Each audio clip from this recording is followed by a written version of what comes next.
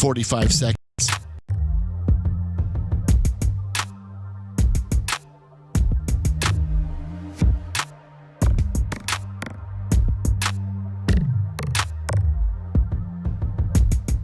Thirty seconds.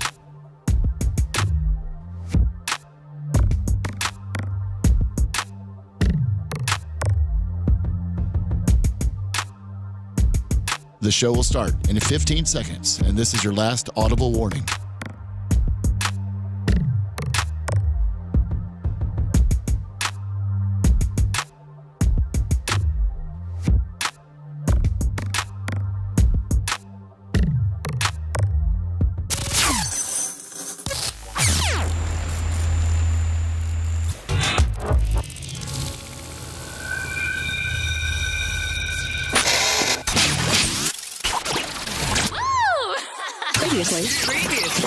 Previously on the Bubba the Love Sponge show.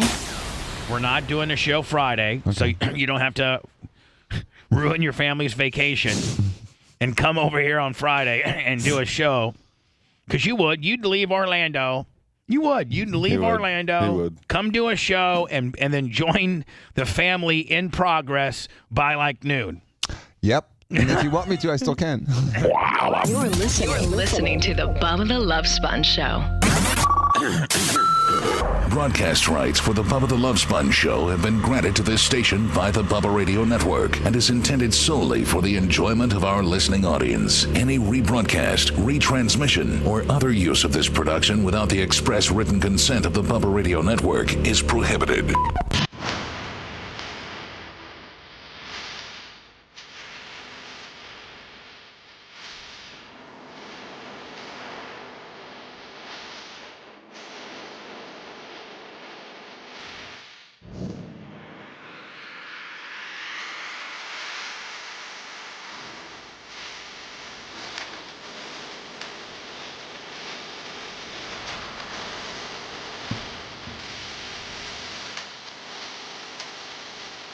Welcome. Last show before a little bit of a hiatus, but we're not anything special because I think most of America, first of all, most of America is taking this whole week off. well, a lot of them really do. I mean, if you're really, that kind of shows, it's kind of a report card on how good you're doing in life. If you own your own business or you're a radio personality and you can take off this complete week, which a lot of people that are, affluent or, like my boy, Richard Fabrizi, who owns Handyman Roofing Lummy. Like he left last Friday to go stay in his 7,000 square foot mansion in Rochester, New York for turkey hunting. Oh, nice. Right. Turkey hunting. So he's been gone since Friday.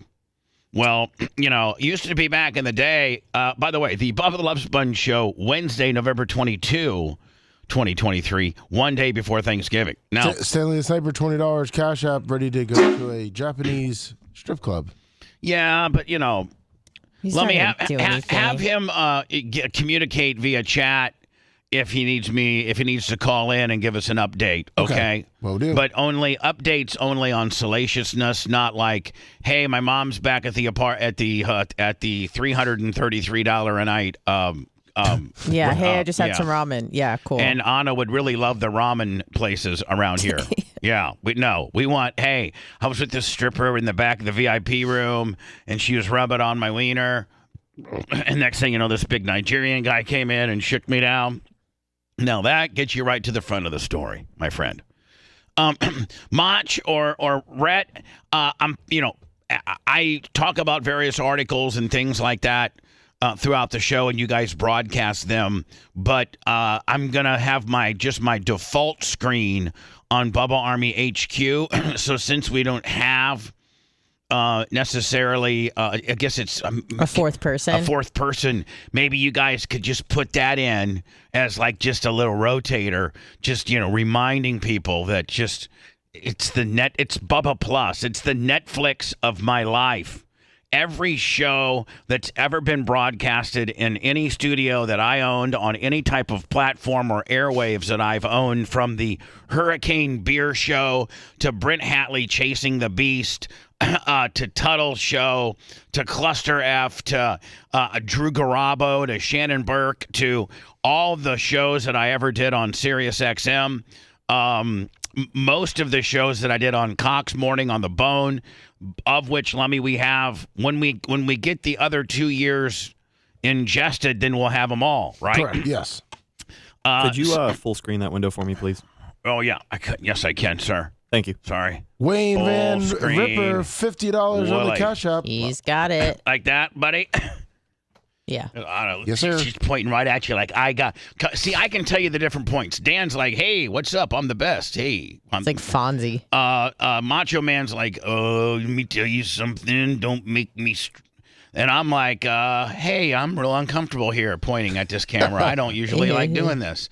And Merch Crick is like, I hope I'm doing it right, so Daddy doesn't get mad. Rhett looks like he forgot to brush his teeth in the morning, and Jay is like, hey, you looking at me? You looking at me? Very mafioso. Babyface is like, That might be the worst one. not Unlike on the me. loafers. That's on you. You're the one that did it. He did it. And I'm like, again, I'm very, very serious He's here. pointing at me on to shut the hell up. Yeah, that's Lummy is like, I'm pointing just because they told me I'm not mad about nothing. And Anna's like, So cute. Anna's like, I got you in that one little thing that you thought you had. Hey, what's going on? My name's Dr. Hey, lady. Dane. You could almost just Do change you into need different some Diacos? personalities. You can just almost have like a different voice with every one of them. You know what I'm Yeah. saying? Like, okay, I'm so very uncomfortable. I don't really like this. I don't like this shirt on me at all. Oh my God, I hope I'm doing this right, or Daddy's going to be so mad and I'm going to get in so much trouble. Okay. Man, this really sucks. I hate. wish I had my wiener dog I wish I here. had my dog with me. I have Just anxiety. had my emotional Hey, support yo, wiener dog. you looking at me? You need a good lawyer? Call me up, buddy. I'm telling you. He did it. He did it. That person right there did it. He really did. That's him. Can you please join my site, bitch, so I can make some money? Thank you. I appreciate it. I'm down on my luck. I don't want to be pointing at anybody, but they told me to point, so I'm pointing. Hope Bubba's man. I got you. See, you got that one little thing going over, but I found out. I did, didn't you? What do you got to say about it? Hey, yo, what's going on? I got a big penis and a big car and everything. My name's Dr. Dan. I'm going to wire up some stuff here in a little bit, and don't you worry about it. Yeah, oh, yeah. All right, so back then. All right. I was going to say, like, how many times do you do it? He could do it Well, for an hour. The whole show? No, I did it until I got everybody in one complete cycle because I started Gotcha. a couple different times. That's my programming reasoning. Does it pass your litmus test? Thanks, appreciate it. Lummy. So, by the way, go to this is our new baby, Bubba Army HQ. It's absolutely our new baby. It is really, really one of. I was. Did you guys see the Mike Rowe? Which one? I hate to bring that up. That's toys. That's toys. When I bring that up, you guys automatically are like, "Oh my God!" Well, let me see. Did I see the Mike Rowe? Did I see the Mike Rowe? What? The 144 emails he sent last night? Which email Yeah, which yesterday? novel are you Which one? talking about? Which one? Or the text messages? Did you see the one, or maybe he just sent it to me, where how many personalities have this much content and are this much ahead of the game digitally to be able to deliver said content with a search engine and thing? Did you see that one, or was that just me I think personally? that was just to you, maybe. He wrote me the. I wish I could find it, but it's true. I'm gonna wait. I'm gonna try to find it. And and it's true, and it's exactly what Bubba Army HQ is. And I even the Howard Sterns, even the Joe Rogans, even the biggest personalities that deliver content, Crowder, Bonagino, Dan Bonagino, who's my Shapiro. Ben Shapiro, just some of the Glenn Beck and the Blaze, just some. Sean Hannity has a radio show. Bill O'Reilly has a radio show. Tucker's got stuff. He's getting ready to organize on TuckerCarlson.com. Mm-hmm. But like, what other personality has this type of website that's this extensive?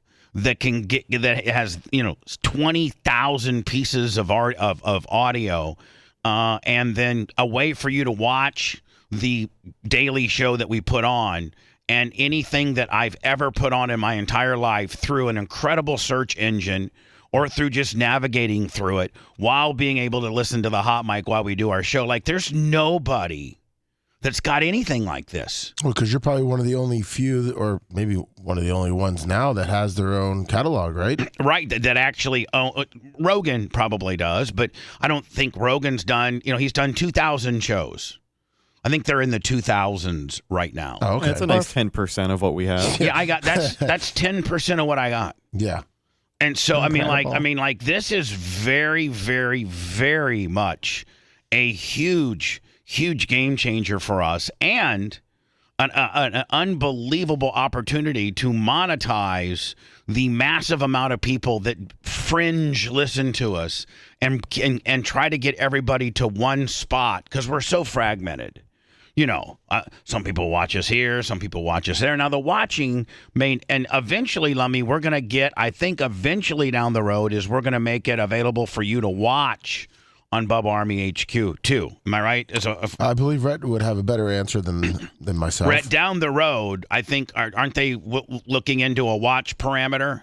Yes, eventually. And we want to get our one main output figured out where we can put ourselves back on Facebook, X, and everything else we were on before. Right. But once we get that tuned in, I do think they have some plans for a visual feature on the site. And then I think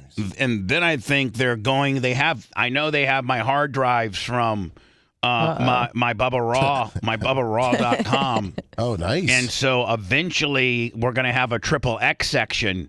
So up on, all the up here, as you guys look around, it says, crew, schedule, shows, listen, blah, blah. It's going to be like Bubba Raw, XXX, adults only. You have to opt into it, verify, Lummy, that you have to maybe probably input your birthday. Yeah. And then if you're like the lieutenant or whatever the highest kind of membership you can have, then you'll be able to watch all the nasty stuff too. Nice. Now nobody's got that. Tell me, chat. I know you guys hate me, and you guys will always call me out when somebody else has got something that I think that maybe I am exclusive to, but really this guy's got it and that guy's got it, and I'm just full of myself.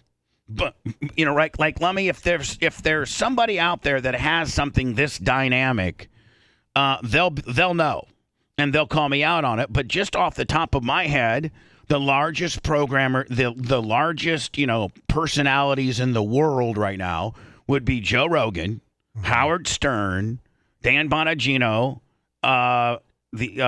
Ben Shapiro, Crowder, The Blaze, Tucker. I'm sure I'm missing a few, but Anna, those are the big, the Theo Vons, there's probably 25 to 30 podcasts that have an unbelievable following, but I don't know I think the biggest ones are like ones that we don't watch, like Mr. Beast and stuff like that. Yeah, but true. But I mean, I don't think Mr. kid Beast stuff. I don't think Mr. Beast has 20,000 pieces of things. Well, he's only like Mr. Beast ain't 25? shocking a puss. What? Said Mr. Beast ain't shocking a puss. Yeah, he ain't shot. Is he shocking? Is he? No. No, he's not. He's He makes content clean. for like 10-year-old boys. yeah. So like this is, we've been working on it a while, and I'm very, very, very proud of it. And we still got a long ways to go with a video aspect, a chat aspect, and then a XXX aspect. But man, I got to tell you, we are well on our way to having something. I mean, like if I'm a radio personality, I'm like, wow, this is all like I don't know that Howard has this. No. I don't know that, because I think SiriusXM owns the rights to his stuff, so they might incorporate it on their website or whatever they're doing, but it's not nearly as extensive as this. And I think the stuff on their site is only as far back as when he started. It's serious, Yeah. if I'm not mistaken. Like those Stern shows from the 80s and 90s. Man, Now, the only way you're going to hear, they're hard to find. The only way you're going to be able to hear like a K-Rock show or an old show would be over SiriusXM's airwaves. but you can't go back and stream it and listen to it or download it. You can't do any of that. No. None of that. So this is honest to God. I'm not trying to be Johnny Hype here, but this is a game. This Bubba Army HQ is an absolute game changer. It really, really, really is. And I invite you to go navigate through it. I think if you're truly Bubba Army, you will very much enjoy it, and subscribe if you'd like. Appreciate it. Or just register, make a screen name up, and give us an email where we can get a hold of you to send you some marketing stuff, and it's free. And you even Lummy with the Grunt membership, that just basically requires you to give us your email. And I think I'm asking the guys to make sure that with the Grunt you do get the hot mic, because that's very important to people. Nice. The hot mic.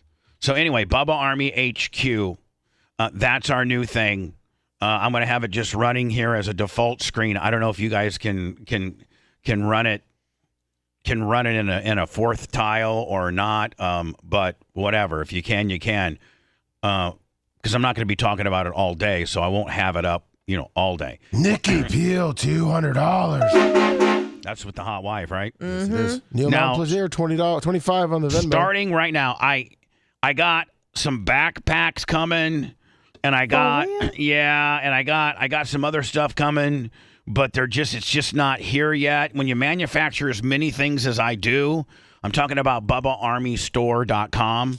When I manufacture everything from the Brian Matroni inspired Polo, polo to the average Joe inspired high visibility long sleeve, to the new black and red stonewashed super soft throw blanket, to the straw hat, Lummy, to the dog carrier, to beanie caps, and now 3 new hats. The black hat being only for kids or women, but the red one and the gray one, they're for guys. They're for adults, but they run a little small. So like if you're a Scott Landers and you had just like a regular head, or a cable dog, or like Joe from the West Side, he's got a regular head, or Kenny Priz, they all got regular heads. They don't got heads like me and you. No. But like me, you, like my buddy Rico from Fatheads, please. giant noggins. Please. So if you're a bigger dude, like I think Iggy's a big dude, but I think he's got a little peanut head. Yeah, it's probably about normal size. Yeah, Kinda I'm not making any comments. He's got a normal head but big biceps. Okay, and that's so much better to have than let's say you had a small biceps and a big ass head. You can pull off the small head, big biceps. It's hard to pull off the big head, small biceps. Yep. Anyway, from now, because everybody is doing the big Black Friday thing and all that kind of thing. From now, because we're not going to be on the air Friday. So from now, if you ever, and by the way, do we have our ducks? I don't know if we have our ducks. Yes. There you go. And they're only Leslie's been going crazy on the Jeep scene in Cape Coral. But she needs to take a picture of them. She does. I repost them. For where? On Instagram. I know. Can you send them to me so we can get them up on X?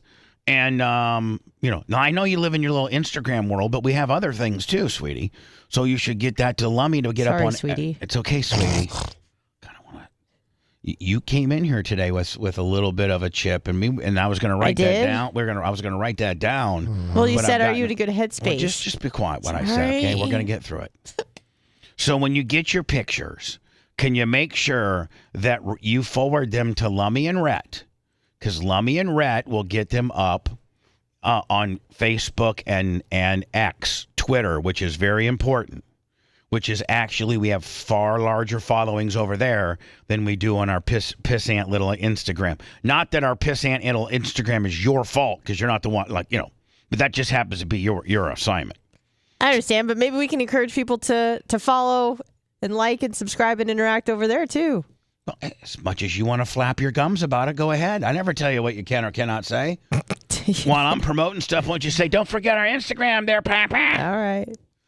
So anyway, yes, we are in the duck Jeep kind of deal where if you see a Jeep, a cool Jeep, you're supposed to put a rubber duck, like, by its windshield or something like that, and it's a appreciation of how cool that Jeep is. Well, listen, literally it costs us $1 to ship these things, and they were donated by Chuck and Ed Leslie. And so we got like 500 of them or something like that. They were so very gracious.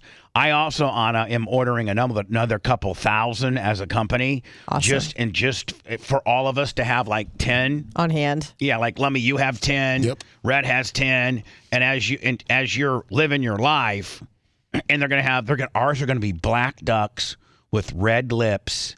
And then a big white Bubba Army logo on the front, and then the QR code like on its butt.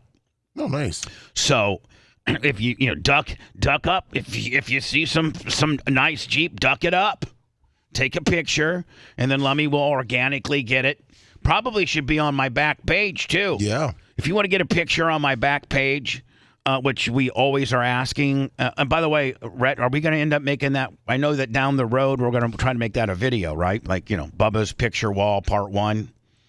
And then like maybe 6 months from now, Bubba's Picture Wall Part 2. Then maybe like 6 months ago from that, like Bubba's Picture Wall Part 3. Hello, are you there? Or are you cleaning up urine? Sorry. Are you good with that?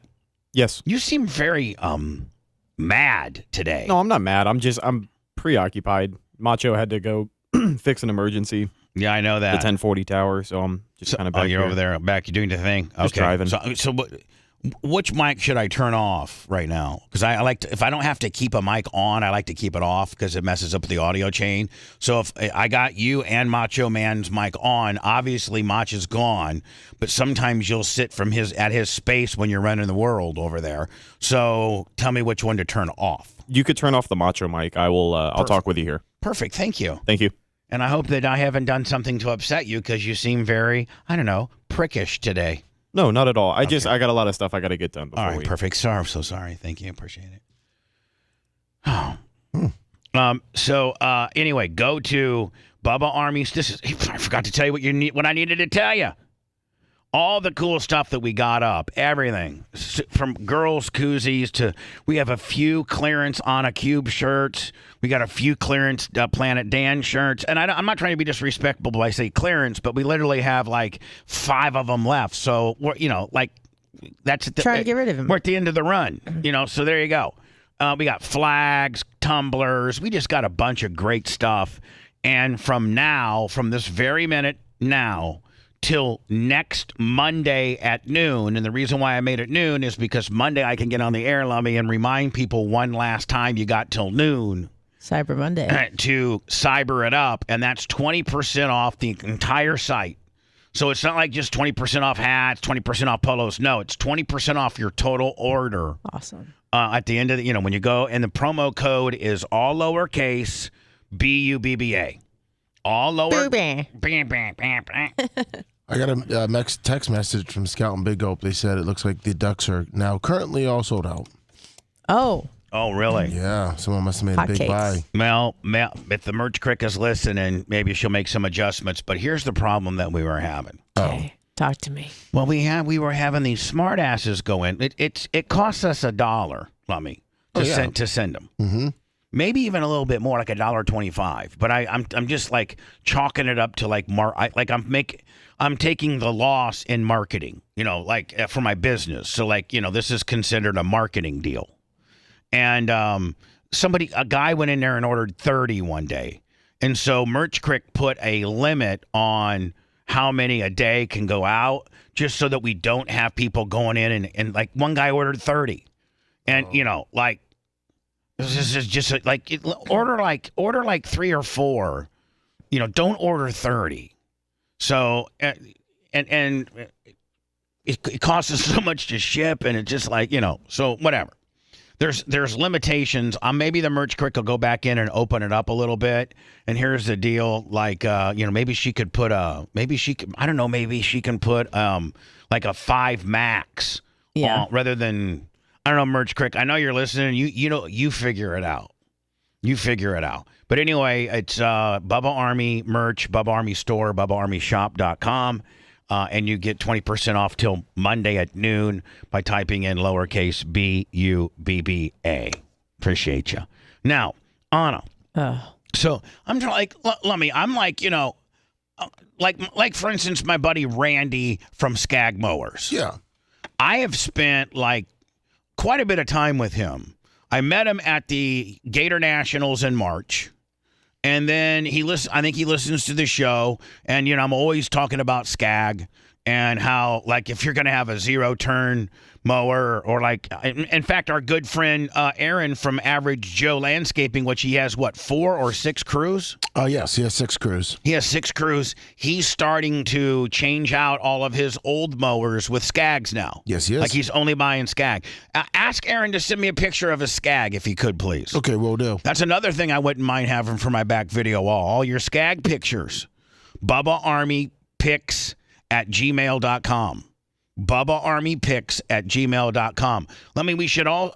We have a way to email us on the website, don't we? Yes, it's the show. It's Connect.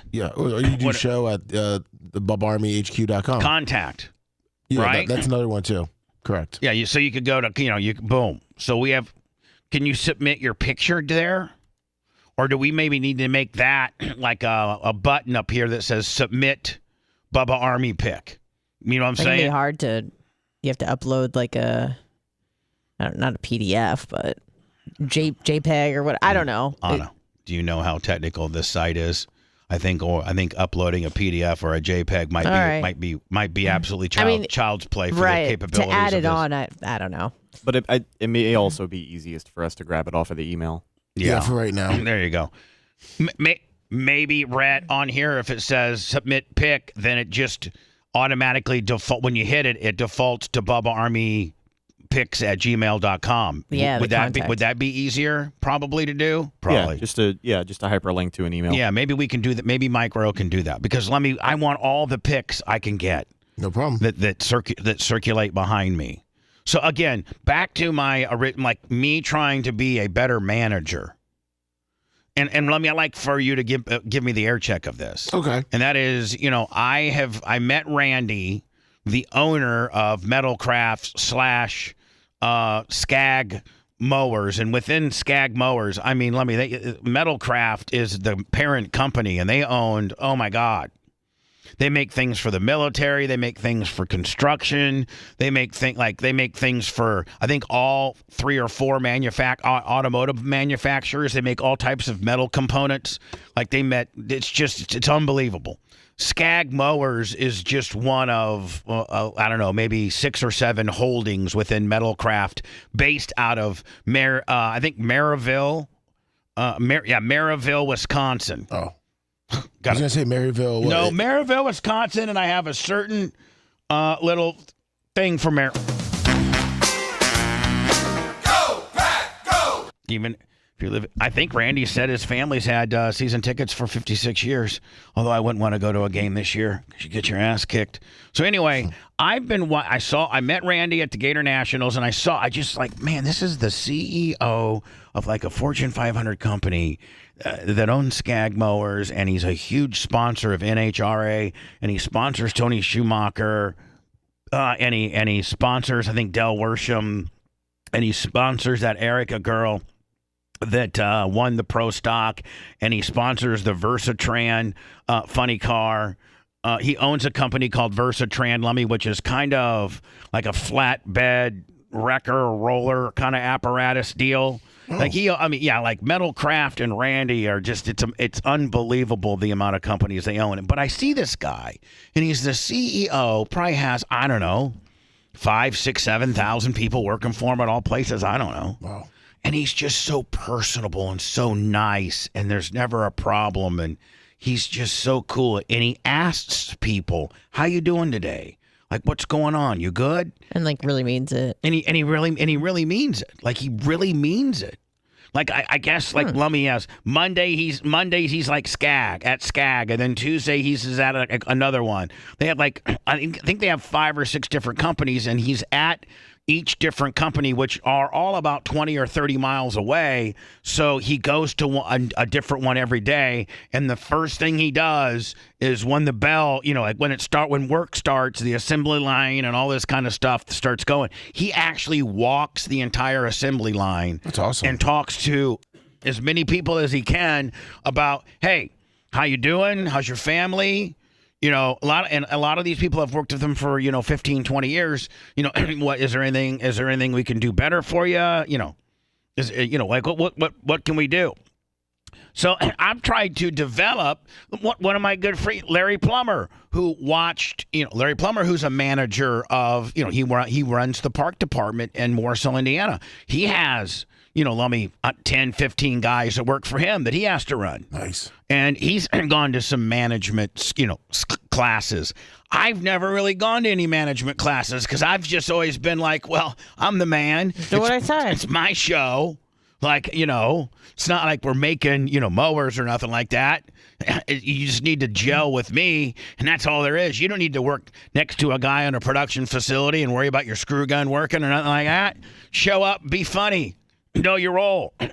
So even Larry's like, man, I could really learn a lot from the way this guy manages people and talks to people. So I've tried to adopt some of Randy's skills, some of the things that I've seen him do. And so when Anna walks in today, I just said, hey, Anna, how you doing? Like genuinely trying to be sincere. Like, hey, girl, how you doing?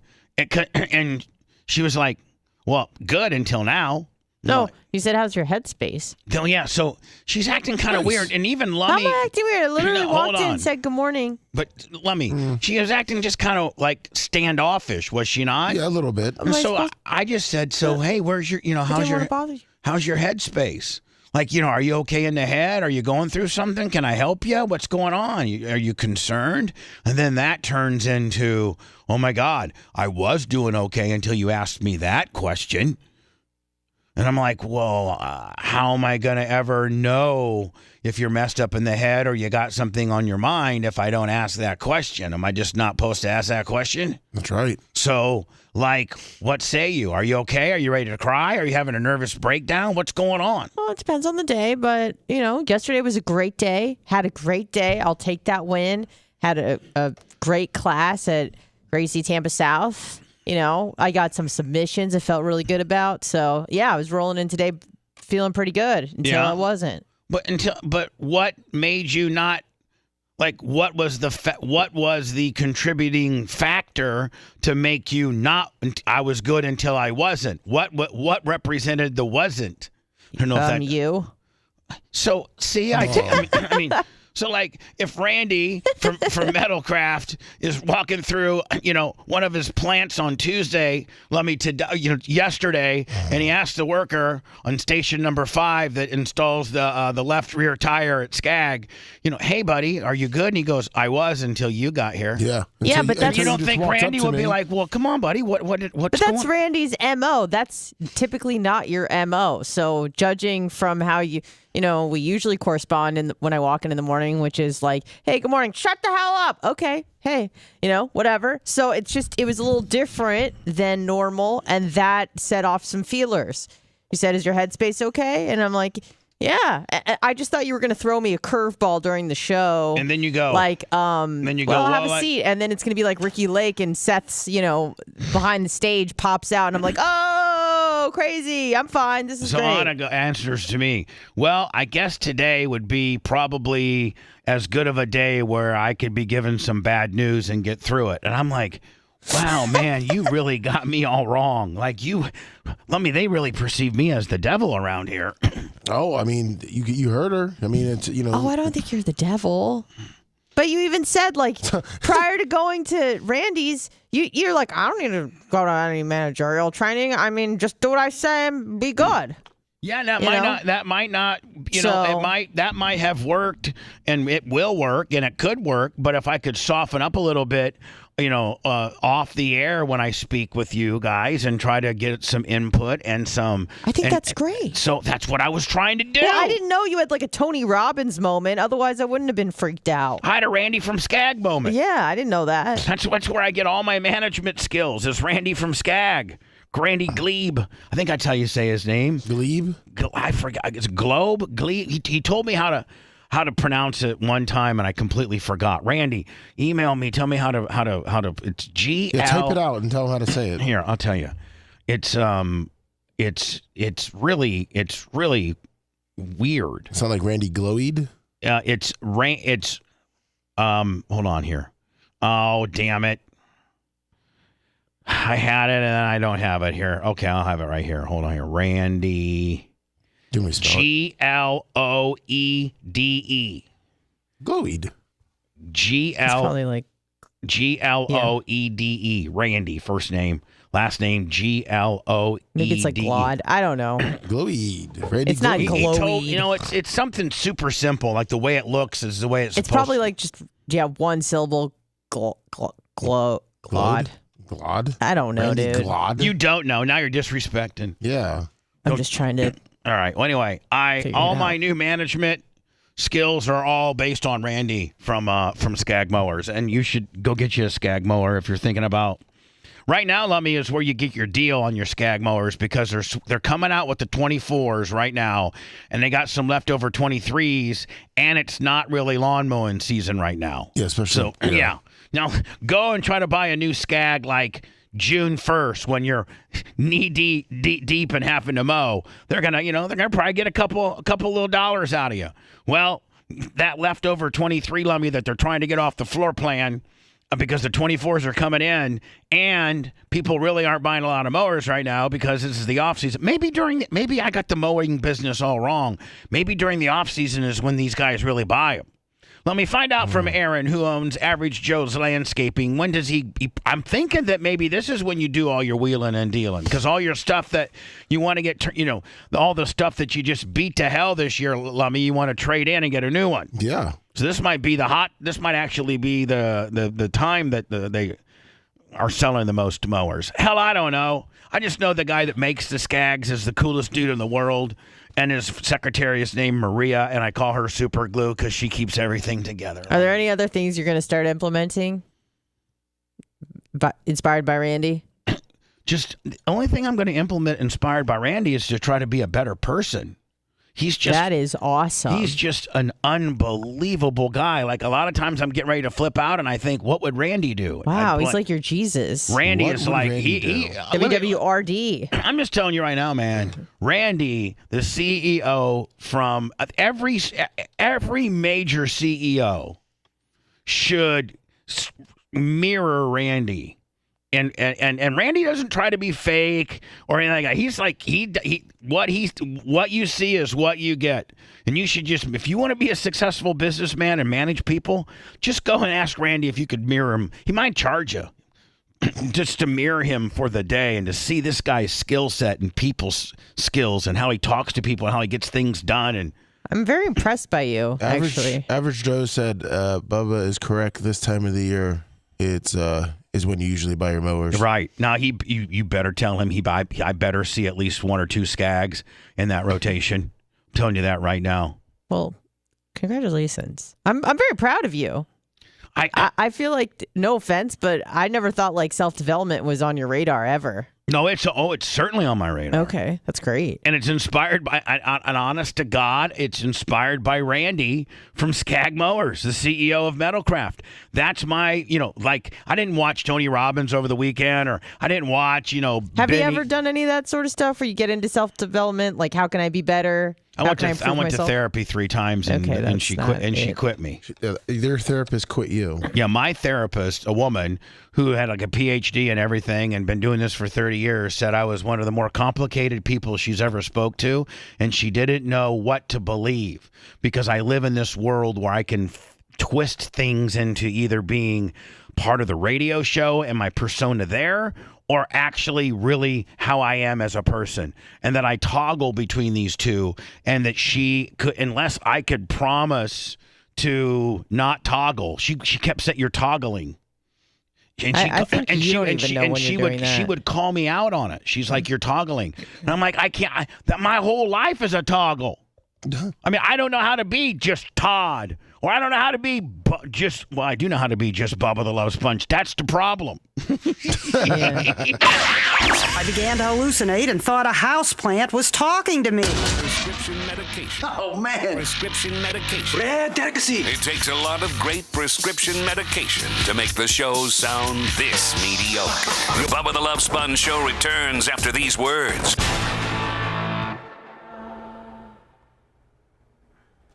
I think we missed some. PayPal's? Yeah. No, I mean I got my PayPal's. I think you missed some other things. I'm up to date on all of the. I'm sure. You got Stanley the Sniper. Yeah, that was earlier. $20. You got Wayne Van Ripper. Yep, 50. All right, I just got to get Neo Mount Pleasure on the PayPal, which I will. Thank you. Yeah, he gave on Venmo too. You what? He gave on Venmo too. He said HQ is the best. I know. Thank you, Neil. Thank you so much. Tough game for the Packers tomorrow, Neil.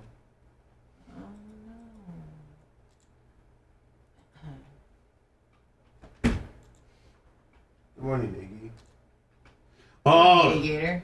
Iggy, how you doing, Iggy?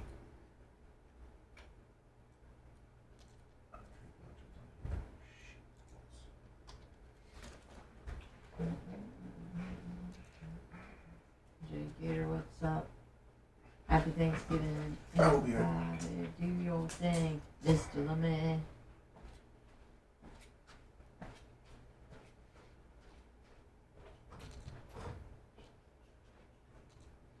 Oh, hello, chat.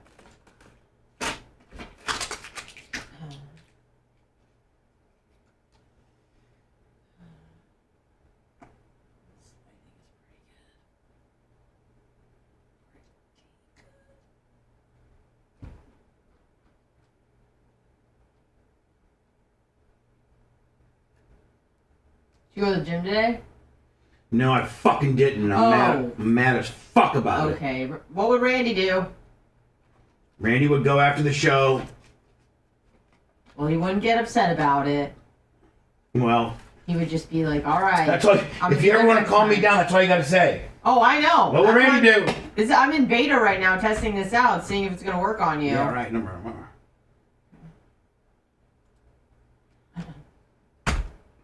Iggy, can't you see? No, Iggy. What's up, Julio?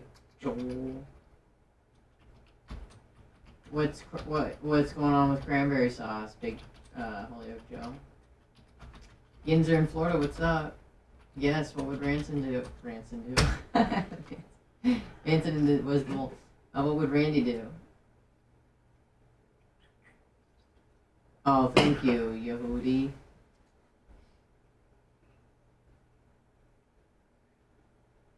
Oh, the Bubba Army's in the chat.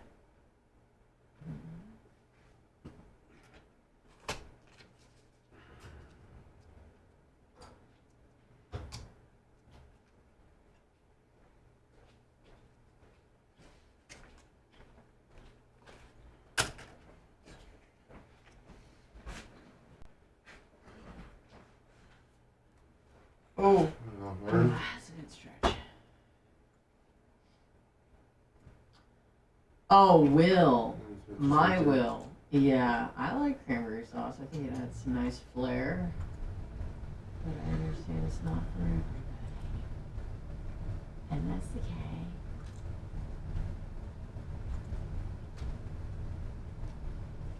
That's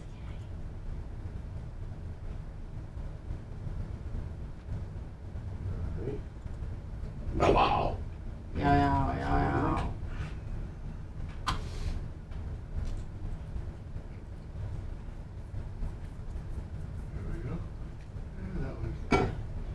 Mommy is dumb. Morning, Country Girl 92.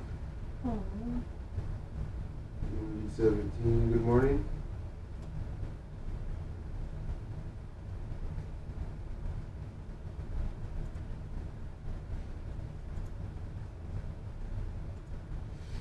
Mommy is dumb. Aww. Is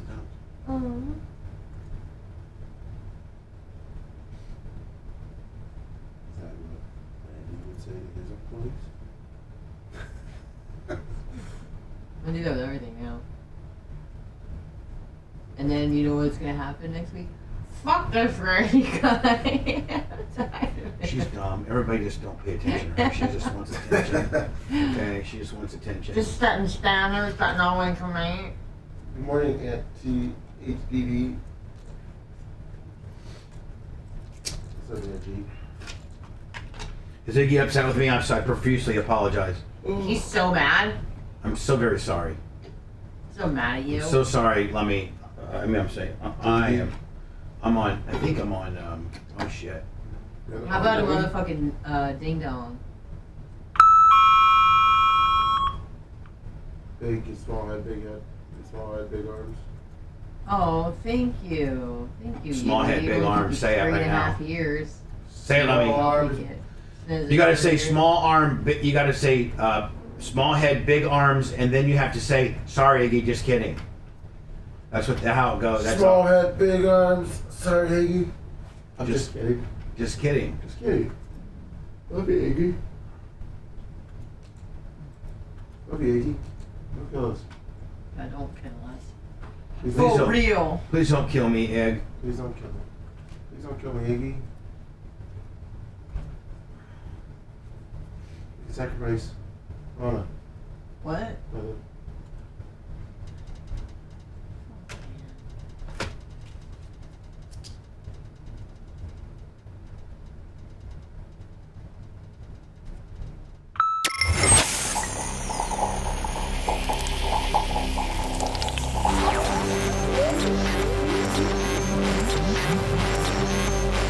What the hell are you doing? Strap yourself in.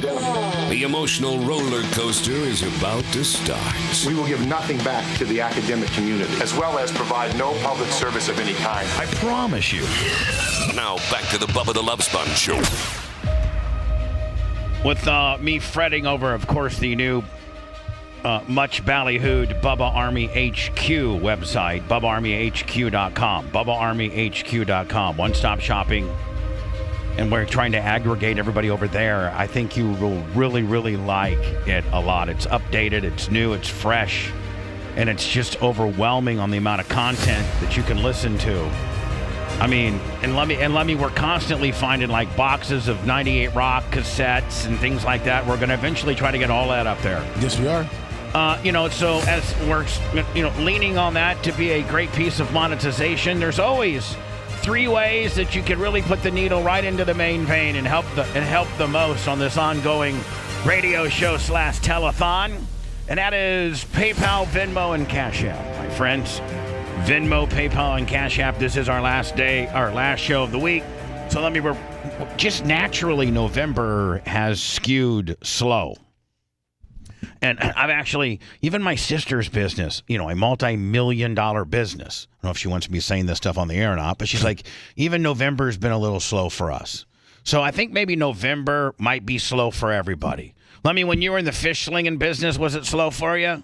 Oh, yeah. November? Yeah. Yes, yeah. November and December were very slow. Neil Mount Plaisir says, I got 25 on the PayPal. Thank you. And especially people having to save for their turkey dinners. Well, the prices are up. I can only imagine. I asked Anna in continuing my self-help or my Self-development, self-evaluation, becoming a better person journey that I just started at the U.S. Nationals in Indianapolis after watching Randy from Skag. Like, literally, Anna, there would be a dealer from, Manchester, Indiana, and he's just a dealer of a Skag. Okay, he owns, Johnny's Lawnmower Shop, right? Skag dealer. But he carries the Skag brand, nonetheless. First one of the day. And, so what Randy likes to do with these, with the drags and with the NHRA stuff is he's a major sponsor, and he has, this VIP pit box that's right at the launch line that, no other sponsor, no Camping World, anybody else that sponsors the Mission Foods. I'm thinking of some of the big title sponsors of NHRA.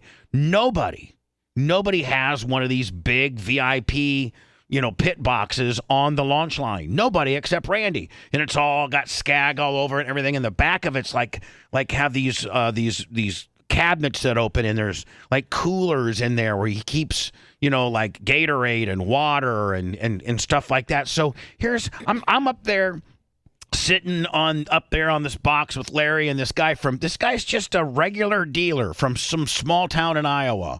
And Randy, the CEO, says, "Hey Jim, you want a Gatorade, buddy?" This is the CEO of the company asking Jim, who slings 10 or 15 skags a year out of his mower shop in Iowa, he's literally running drink errands for this guy. And Jim's like, yeah, I'll take one, buddy. I'm like, hey, Randy, I'll take one too, buddy. This guy's schlepping Gatorades for people at the U.S. Nationals, and he's the CEO of a Fortune 500 company. He knows how to work. He does. That's my boy. That's my boy. What, Lummy, my whole new thing is, what would Randy do? Then I will back down. Just know that may backfire. What do you mean? Because we may be saying that a lot around here. And I'm like, listen. When you start to have a freak out, or get mad at me, or get mad at Lovey or anyone. Are you just gonna blurt it out? What would Randy do? He'd calm down. We'll practice. We'll practice. Get ready. Yeah. Hey, Anna. So anyway, this way. Yesterday, I didn't like that, and I didn't appreciate that, and then a couple times you chimed in on the negative deal, and you're being a real bitch and everything, and I just don't really appreciate that. What would Randy do? Anna, listen, yesterday you upset me a little bit, and let's work on that, okay? Yes. Let's go ahead and talk about it and work through it. Not a big deal, okay? Absolutely. Appreciate you being a good employee, and we'll get through it. Appreciate you. See? God bless. There you go. See, that's boom. You were getting an ass chewing at first. Then you got to calm down, Willie. What would Randy do? I like that. So again, don't forget 3 ways to just directly get right in that main vein, as if we would need some Narcan to kick out of it. Venmo, Cash App, and PayPal, all at the Bubba Army, as I'm continuing on it to better myself. So Lummy was saying, well, one of the reasons why people don't have any money in November is because if you are the host family, like everybody, I think pretty much anybody that lives in a town or a city or fairly close to relatives, all relatives get together at one particular home during Thanksgiving. Oh, yeah. Like Anna, if you lived in San Diego, you would go see, you'd either go see your mom or dad for Thanksgiving. Yes. Right? But they would not want to see each other. So it makes things awkward. But see, there's all kinds of different parameters within Thanksgiving. Like, for instance, Lummy's mom and dad are not going to Ashley's mom and dad. That just ain't going to happen. No. And Ashley's mom and dad ain't going to Lummy's mom and dad. Nope. Not that they don't like each other. They just don't want to do it. Yeah, it's too far. Too far. And Lummy's dad thinks the convenience store on the corner is too far. 100%. He's getting more and more closed in, is he not, Lummy? Yes, he is. They both hosting their own families? Yes. Okay. Yeah, Tevin so Campbell, if you're like 20. a guy. I'm sorry, let me go ahead. Tevin Campbell, 20. Thank you. And we're at? Oh, Venmo. Thank you. Make sure. Yes. That was very incomplete. I know. Thank you. So, Lummy is much like probably what a lot of young families are. And that is, hey, we got to go do a Thanksgiving over at my mom, Ashley's mom and dad's, which will have all of Ashley's family. Yep.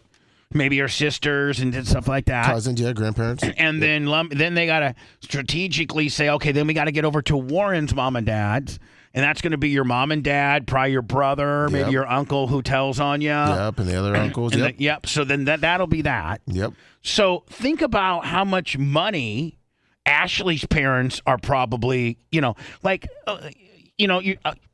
lot of times they'll ask you to bring something, but a lot of times, like my sister, big spending bitch, she's like, You know what my sister told me to bring? And I have been bugging her, Anna, for 2 weeks, trying to... What would Randy do? And I'm thinking, you know what Randy would do? Randy would get a hold of your sister and say, Tara, what can I help with? And then when she says nothing... Oh, thank God, because I didn't want to do anything. That's what Bubba would do. Oh, I'm sorry. Randy would be like, when you got the first, I don't need anything, I then start giving her a list of things I could do. How about a honey-baked ham? I actually texted her, said, how about a honey-baked ham or some the bundt cake thing that I got. Nothing bundt cake. Those are so good. Right. Good. That or something from Alessi's. Like, like such a good bakery. So I gave her like 3 super cool, super cool choices. Mm-hmm. And she's like, no, please. I got everything. I got the ham. I got the desserts. I got everything. I'm like, I feel like almost walking in, Lummy, and giving her a couple $100 just because she won't accept it. I know she won't, but I mean, think about if you're doing, Lummy, this is what Tara's doing. She's doing a honey baked ham. What's that? $80? Jeez, yeah, probably. I mean, she's probably getting a good sized one. All right, she's doing a honey baked ham. Okay. She's doing a medium sized turkey. Oh, jeez. From Publix. You know everything. By the way, she only shops at Publix, so mind you that. Like she's not going to Aldi to get any of their. Winn-Dixie. That's disgusting. My sister's not getting any of her ingredients from anywhere else than like Publix. That's her place. She doesn't care. She's got money. So let me. We got a medium-sized Publix turkey. We got a honey baked ham. She's making scalloped potatoes. I think that requires Velveeta. I don't even know what the hell it requires, but she's making scalloped potatoes, green bean casserole, which is very good. Right. Two old-fashioned cream pies, which are very labor extensive. 2 pumpkin pies. And then I think she's got something from that brunt cake nothing but cake. I think last year she made a chocolate cake that I'm not kidding was the best chocolate cake I've ever had in my life. Bitch, I'm telling you right now, it would be hard to press to find a woman that can cook better than my sister. Now that used to be my mom, but my mom is getting kind of a little bit older, and my sister learned how to cook from my mom. See, that's what's wrong with today's society. Mm-hmm. Back when my sister was a little girl, my mom would, as my sister got to be like 6, 7, my mom would start incorporating her into the kitchen on like when my mom would make things, even things as simple as sloppy joes or just or grilling out hamburgers or, bacon French fries in the oven, just even simple stuff. She always included my sister. And so my sister now is a wizard. Some bitches can cook and some bitches can't. Which one do you think I am? The second one? Yeah. Same thing with hey, listen, I love her to death, the merch crick. Love her to death. Love her to death. Bitch could barely boil water. I mean, she could mess up boiling water. Like, she's the worst. And the reason why, nothing against, I'm not trying to be disrespectful, is that her mom, Virginia, never spoiled her. She was an only child, and she ran the show. You know how kids can figure out, Lummy, quickly that they're running the show? Oh, yeah. She ran the show. Nice. To the point where, like when she has, which she's developed, she's still continued on today. She has, I think you guys, we all could agree, nice shoulders. Damn, hell yeah. Thank you. Not trying to be creepy or nothing. No, please creep. Not trying to be Randy creepy. would creep. I don't Thank you. know. No, Randy would not. Oh, sorry. Randy wouldn't have even brought it up. Oh, No. sorry. Randy would have said it's a female employee and she's on the air and she looks great and I appreciate that. Thank you. And I'll keep that to myself. Bubba Clem says, God damn, look at them delts. I know. Been working on them. I mean, my God, Lummy. Yeah. I hate to bitch, but it's hard it's hard to get heat with her when she's jacked. I know. God, you look good. Thank you. Put some Diacos on you. Okay. Jack that up. Let me put some 315s on her. Well, there you go. Stop trying to fix me up like the BRN, okay? You do have to admit though is the BRN it's always in flux. But hold on, yes, the BRN always is in flux, but is it not absolutely stunning? No, it is. When people walk in here and we have all of our TVs going and they're like, oh my God, I've never seen anything like this. Is this a sex dungeon? Is this a bar? Are we at a club? It's all of it. Someone's house? So anyway, Tara's got scalloped potatoes, green bean casserole, medium-sized turkey. Then don't forget our world-famous, very labor-intensive dressing that she has to make. Yes. Which includes, like, you have to grind up peanuts. You got to grind up green apples. You have to grind up on this hand crank grinder deal. You got to grind up. Okay, here's what I know is in it: green apples, peanuts. Part of the inside of the turkey, like the gizzard. Yeah. Like part of that's in it.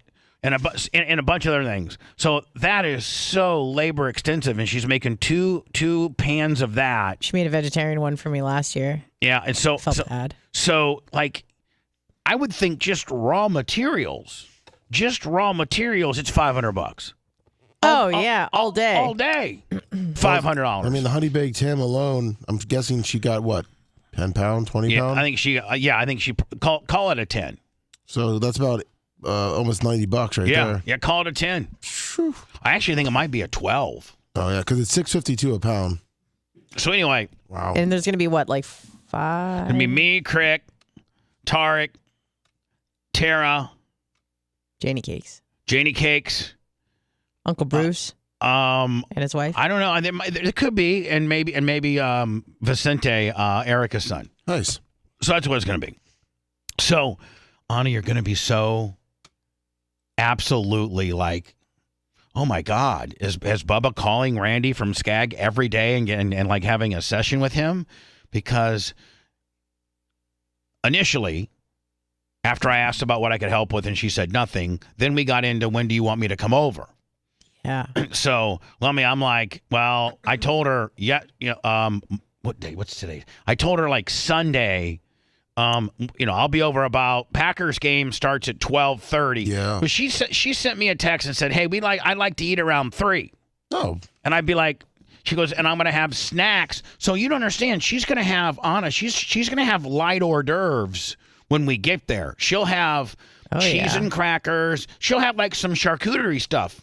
Nice. Don't fill up on that, though. I know it's tough not to. I know. Though. I almost don't like having it there. Yeah, you're right. So you have to But if resist. you don't, then people do get kind of mad. But hold on. Well, not only if you don't, but I mean it's so damn good. It is. Like I mean, the Ritz crackers with a cheddar I get cheese it. slice, And the ham. with a piece of ham on that bitch, dipped into some chicken dip. Hell today, yeah.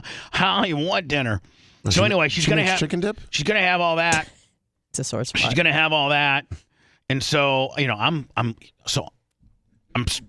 supposed to get there at 12 on on Thanksgiving Day. Tomorrow. And I'll just, I'll graze through the charcuterie, get me a little plate, and plop my ass down to watch the football game. Like they know that's what I'm doing. Okay? Well, all the real work is tonight. Like Tara is tomorrow morning. I think she's working from home today actually because she has like 5 meetings and they're all scheduled throughout different times, and in between the meetings, if she's at home, she can actually start working. So Merch Crick actually brought this up to me, and this is definitely a what would Randy do moment. Okay.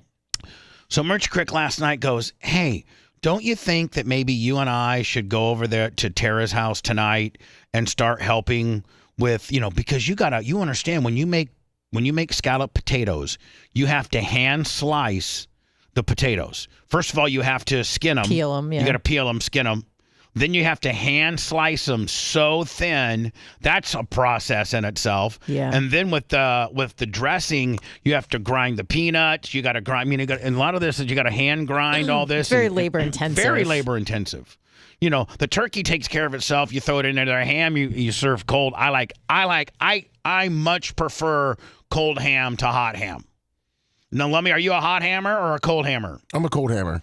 Rhett, I'm not even asking Anna. I'm a hot hammer. You're a hot hammer? Oh, yeah, it's got to be. I bet you. Leftovers are fine on a sandwich, but the day of Thanksgiving, I like a warm ham. No, not me. I like warm tofurkey. Right. Yeah. So, Merch Crick comes to me yesterday, and she's like, hey, listen, I think we should just go over to Tara's Wednesday night and help make all this stuff. Because back in the day when I lived at home, when I was growing up as a kid and my mom was getting ready for Thanksgiving, she'd have me and Tara in there grinding, and like we were all helping, get ready for Thanksgiving because my mom always hosted.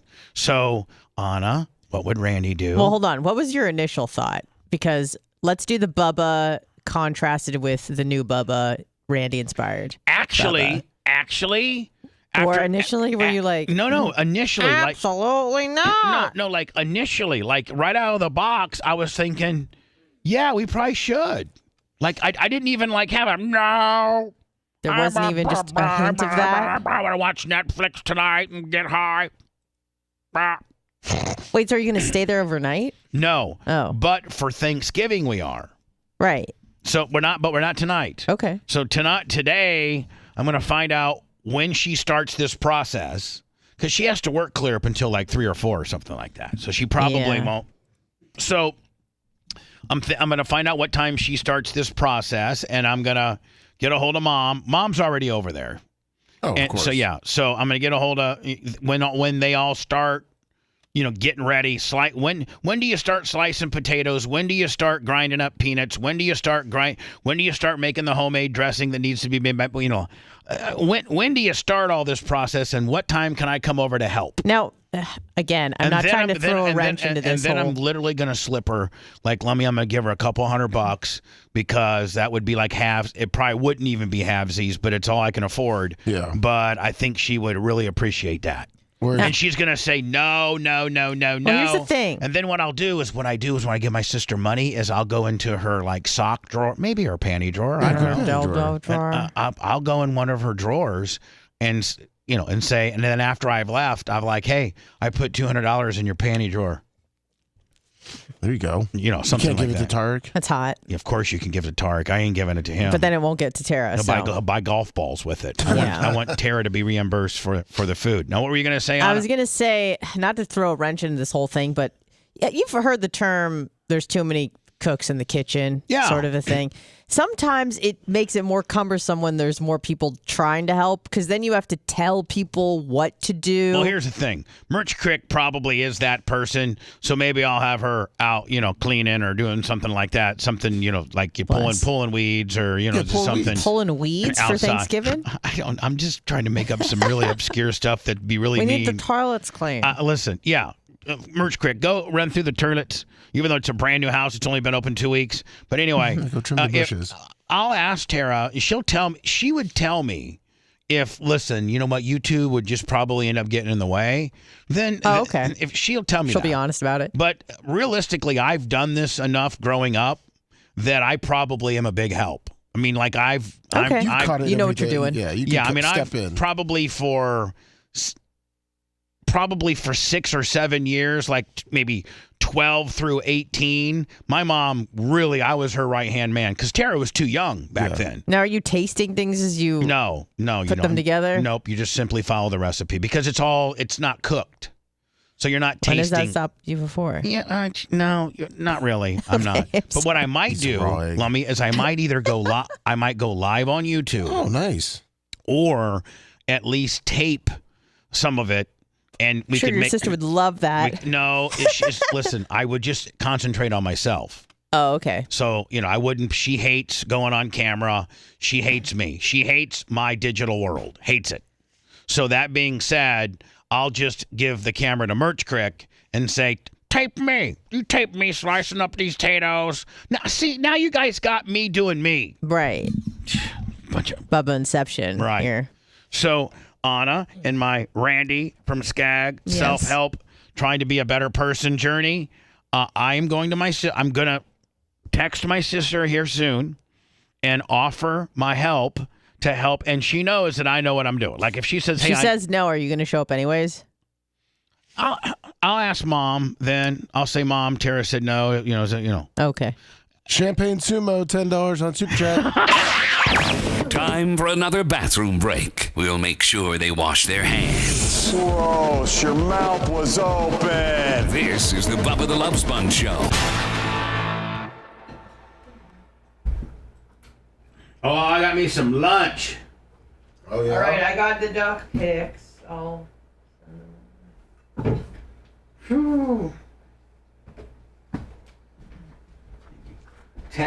Text me if you get that and you find something that blows you away. I will. Okay? Okay. All right, thank you, Mom.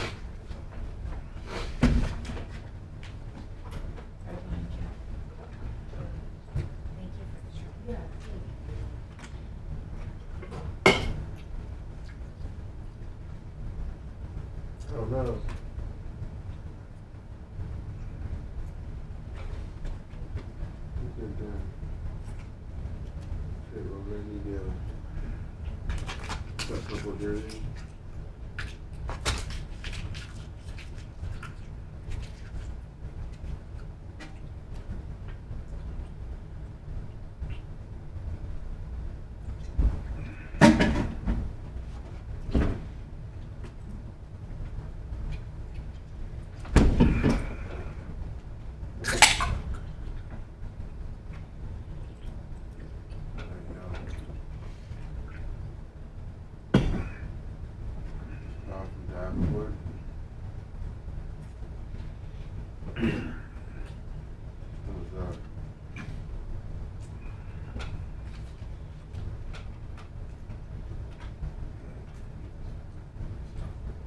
Hi, Iggy. What the fuck? Only 6:05 on YouTube? What the fuck, Lolly? 7. Huh? I need to refresh? No, it's not too bad for right now. What would Randy do? What would Randy do? 600? Randy'd be happy with those 600. Well, I'm not. Because we got the Twitch and the Rumble. I don't gotta be Randy all the fucking time. Big E 7375. And for you 600, smash the fucking like button. That helps me with my algorithm. Yeah, hit the fucking like button. Big God E dang it. 7525 on the Cash App. Happy Thanksgiving, Bubba Army. Yes, Steve Go does, because it's just not true. He is. Hey, Lummy. Yes, Bubba. You think that I'll be alive in 16 years? Of course. Where we can take Walker to the dollhouse? Oh, yeah, of course. Would I get a heat with Ashley on that? Oh, no, she'd probably give us all the singles. So go show this guy a good time. Go show this kid a good time.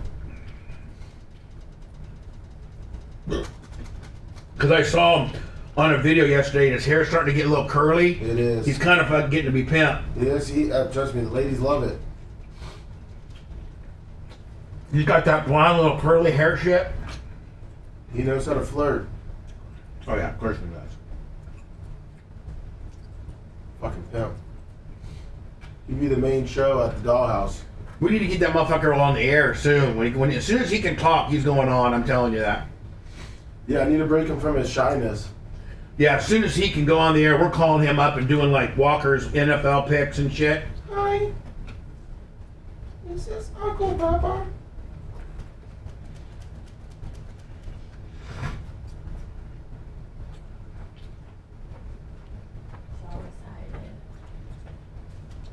He's starting to know the basic fucking words. Crocodile. Your son? Yeah, his favorite word is crocodile.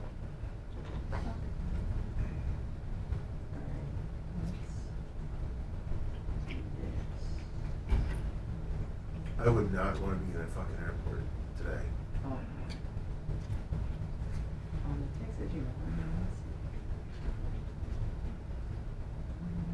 Well, how much did you use to spend? What? How much did you use to spend when you hosted Thanksgiving? 1,000. 1,000? Mm-hmm. Fuck, that'd be like 2,000. Jesus Christ! Well, there you go, $1,000. Yeah, but I had 2 turkeys and 3 hams and. Oh fuck! And 40 French. Chicken, on.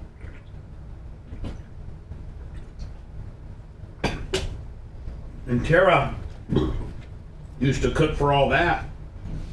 Oh fuck! She's crazy. I think Heather helped her though.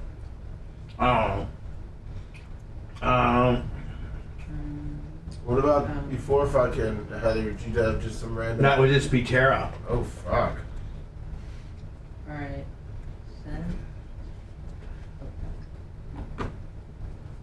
Wait. The network was lost.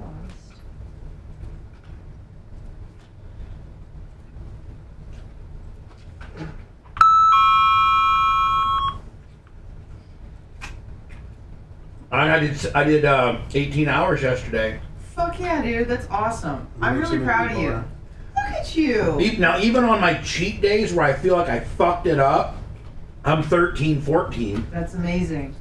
And that's when I get mad at myself. Why? You don't have to do it every single day. As long as it's the rule and not the exception, that's fine. Oh, no, right.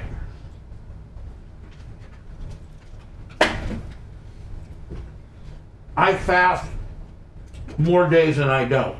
Then that's perfect.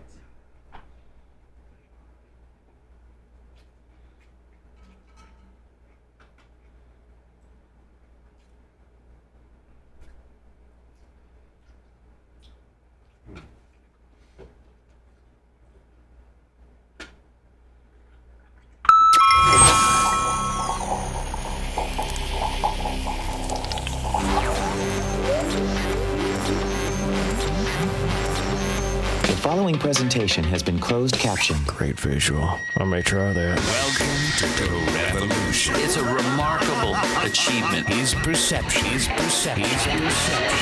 becomes your reality. Check this out. Bubba the Love Sponge.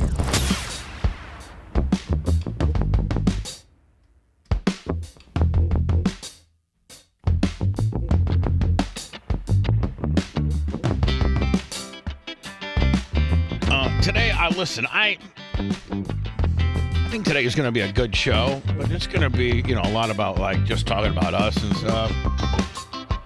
We'll probably talk about some stuff, but it's like, we're out of here.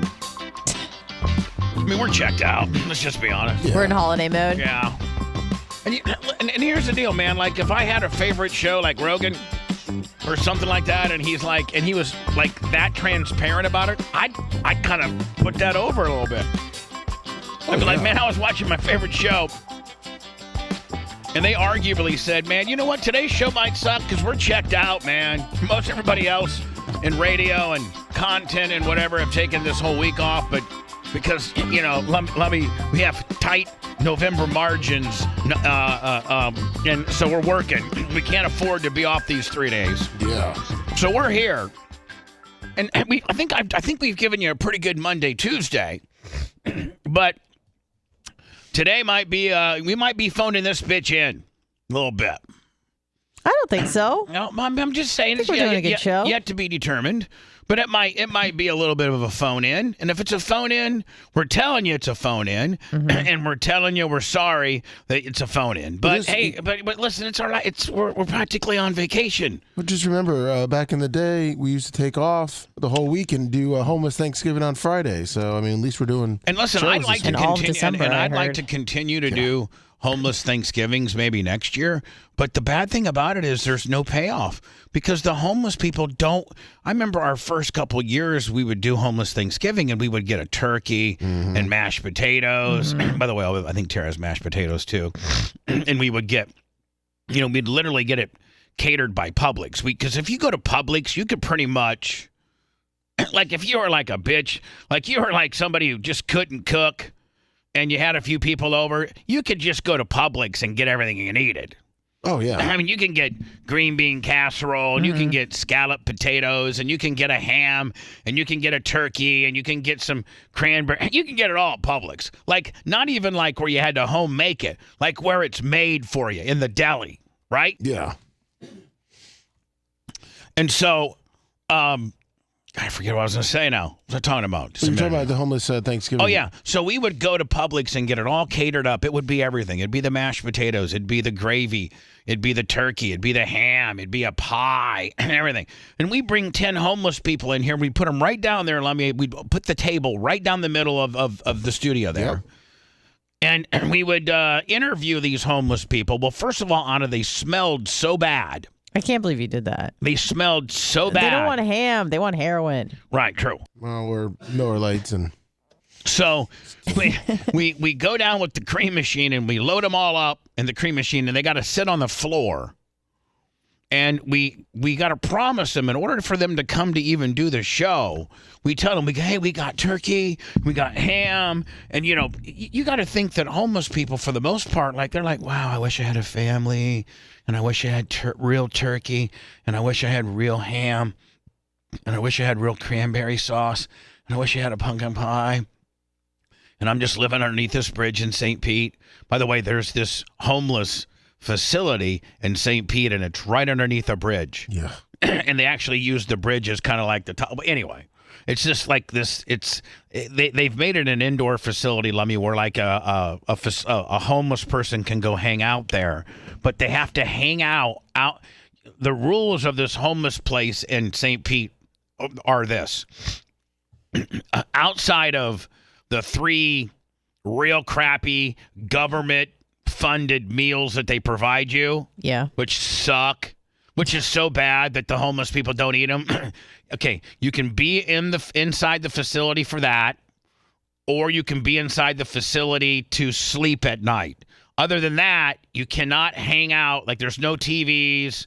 They have toilets, so if you have to go to the bathroom, but most of the homeless people just pee outside anyway. Yep. Of course. And so you can't be in this facility at all during the day. So what they do is they have this big fenced-in holding pen about literally the size of our entire front parking lot. Yeah. Like where the cream, like where the cream machine is. Yeah. All the way to where you park your car, like that. But it's fenced in, and they have this bench that's built all around the fence, and that's where they stay all day. And they got the radio, and they're out there doing drugs. Yeah. And they're worried about when the cops, because the cops patrol that area heavily, so they know where the cops are, so they can't be smoking their crack and anything. So we would go down there. And we would say, hey, we need 10 of you, and we got a whole. It's for the Bubba the Love Sponge show, and we're gonna have. It's called Homeless Thanksgiving. And I'd send like Miller or Hamill or a couple of my video guys down there to cut this deal. Yep. Sometimes, Lummy, you were part of that. Yes, I was. And you go down there and you tell them, hey, we got a full blown, Thanksgiving Day meal. Pumpkin pie, everything. We got it all. The Miller Lights and cigarettes? And we're gonna and we all they would want was beer and cigarettes. Yeah. They're like, we don't care about any food. How much money you're gonna pay us, and how much beer and cigarettes do you got? So we finally figured. So we bring him. We load them all in the cream machine. We put them out back. In lawn chairs. We put them out back in lawn chairs on, and that's before we had the car lift, and that was just when it was pretty. There was not. I don't even know that there was even sheds back there. No. Certainly not the goats. No, definitely not the goats. And so we wouldn't let them inside, Anna, because they stunk so bad. Right. So starting at 6, we would have Janessa Brazil dressed up as Pocahontas. And oh my God. And we would we'd have brand new Bubba Army T-shirts for them, and we would bring them in one by one and give them an on-air shower, and she would use like a boat brush. Would they get nude? Yeah, full nude. They didn't care. Yeah, they were getting paid. And she would use like Dial antibacteria soap and a boat brush. And just boat brush them right on down. We give them a toothbrush and toothpaste, make them brush her teeth. Yeah. Well, she did it one year, but we had other girls do it. Like she wasn't we had. No, I know. Girls from 2001. Yeah, we just bring any chicks in, give them $100. I'll do it. Oh, I see. Okay. I mean, Anna, like she wasn't in, but she was just in like this Native American Pocahontas outfit. She wasn't getting. No, I know, but like I would think she wouldn't want to touch them. She didn't. Boat brush. She used. Are you not familiar with a boat brush? A boat brush is. Let me give her a copy of a boat brush. Yep. So Anna, she would take a boat brush, get it wet, get the bristles wet. Okay, yeah. Get the bristles wet, and then she'd glob on a whole bunch of soap, Dial antibacterial, and completely just scrub them down. Testicles, ball, everything. Testicles and their balls? She would just, scrubbed everything. Then she'd scrub. Then she'd put a big old glob on her hair, and then she would scrub their hair with the boat brush, and then they would be brushing their teeth. And we could get one done like every 10 minutes, so we could get them all done. Crew. They get here at 6, and they'd be all clean. And then we put a brand new Bubba Army T-shirt on them, and then you would start dinner we'd start the festivities like at 8:00. But all they wanted, all the food would go to waste. Yeah. Because all they wanted were cigarettes and beer. Right. And then they'd start fighting with each other. Yeah. We had this one woman, her name was Atlanta.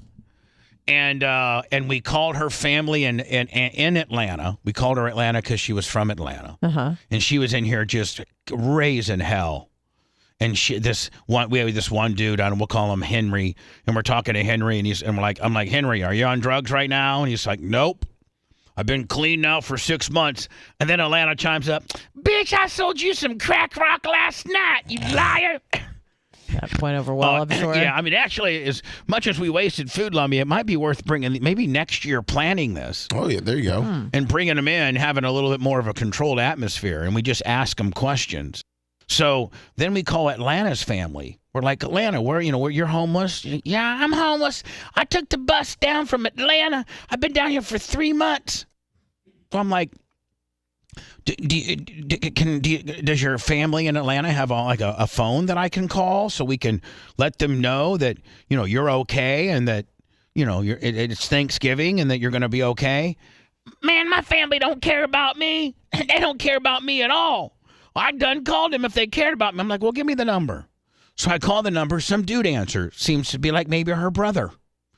And we're like, hey, buddy, what are you doing? He's like, yeah, what's up? I'm like, hey, your sister, and let me, I don't think her name was Atlanta. No. We used her real name. Yes. Your sister, Tamika. Yeah. She is homeless down here in Tampa in St. Petersburg, Florida. And we just wanted to let you know that she was okay. And now, Anna, I then said, hey, if your family would want you back, I would buy you a bus ticket. That was the deal. But they didn't want her back. So I go, so listen, Jerome, or whatever the hell your name is. After Thanksgiving, like on Friday, if you guys will accept Atlanta back into your home, I'll buy her a bus ticket. And he's like, man, do not send that crazy bitch up here. I'm telling you right now, do not send that crazy bitch up. Then she's like, screw you, Jerome. I tell you. That she starts getting in a fight. Imagine that. Yeah. So let me, as big of a pain in the ass as it was corralling them up, maybe if we would ask like maybe Big Red to help us or something like that. Yeah. If we had if you had a helper to handle these homeless people, I think we bring back homeless Thanksgiving next year. Really, the worst part was just trying to get them out. Yeah. Get them to go back into the car and take them home. Hopefully, Lummy, we'll have the cream machine running by then. That gives us a year. Yeah. And because that's the way to shuttle them. Today's after show is the Lummy Sports Show. Woo. So Lummy, about 9:15 today, it's just going to be me, you, and Rhett, and maybe the Mach. So I think we'll be okay. Lummy is going to finish the Christmas tree trimmings. The Christmas tree, the Bubba Army Christmas tree has officially been erected. We have a show Christmas tree, which is my old hand-me-down right tree. behind me. And Lummy, what is it, 12 feet, 13 feet? That's about 12, 13 feet, yeah. And it's when I lived in a big-ass mansion and had, 14, 15-foot ceilings. Actually, bigger ones in the entryway, but where we lived, there was like 13, 14-foot ceilings. You know you're a pimp when you got 14-foot ceilings. Vaulted ceilings. Yes. Yeah. So anyway, I got this Christmas tree for my family for years, and I used it for years and years and years. And then after I lost my house and my family, my life, and I was living in a 31-foot trailer behind the facility here. You didn't need that. I didn't. But Lummy, I didn't throw away my Christmas tree. That's right. So we've continued. It's Lummy, you're saying this might be the last year for it? Yeah, it's because if it is, Lummy, if it truly is the last year for it, then I will go on ChristmasTrees.com on the 26th and 27th of December and buy a new Christmas tree for the show. Yeah, so, is this the last? So, Lummy, when we take this one down this year, you think it goes right to the dumpster? Yeah, probably. I mean, like beyond, like none of the lights work when it's. But hold on now. Trying to fall apart. Oh yeah. See, that's where we really have the lights working doesn't matter because we can string lights on it. What really matters is the fact that it's starting to fall apart now. Correct. The branches are coming off. But I got to tell you something. You can't ask anything more of that Christmas tree. I bought that tree in 2005. Oh, you got your money's worth for sure. I bought that thing in 2005. And Lummy, when I stored it at my house, when Craig the Bulldog, who's my personal, handyman, used to store it, he stored it very carefully. It was in my house. But there was a couple years here that I had some employees that were real dicks and just really thought it was funny to smash the tree. And so the tree went through, a couple years of some drama, which has caused it to be probably in the condition as it is today. Correct. I was really hoping it would make 20 years too, because damn near did though. Yes, it did. We were close. God, it came 2 years from making it 20 years. So let me. This year, throw it away. Okay. And then I'll buy a new one.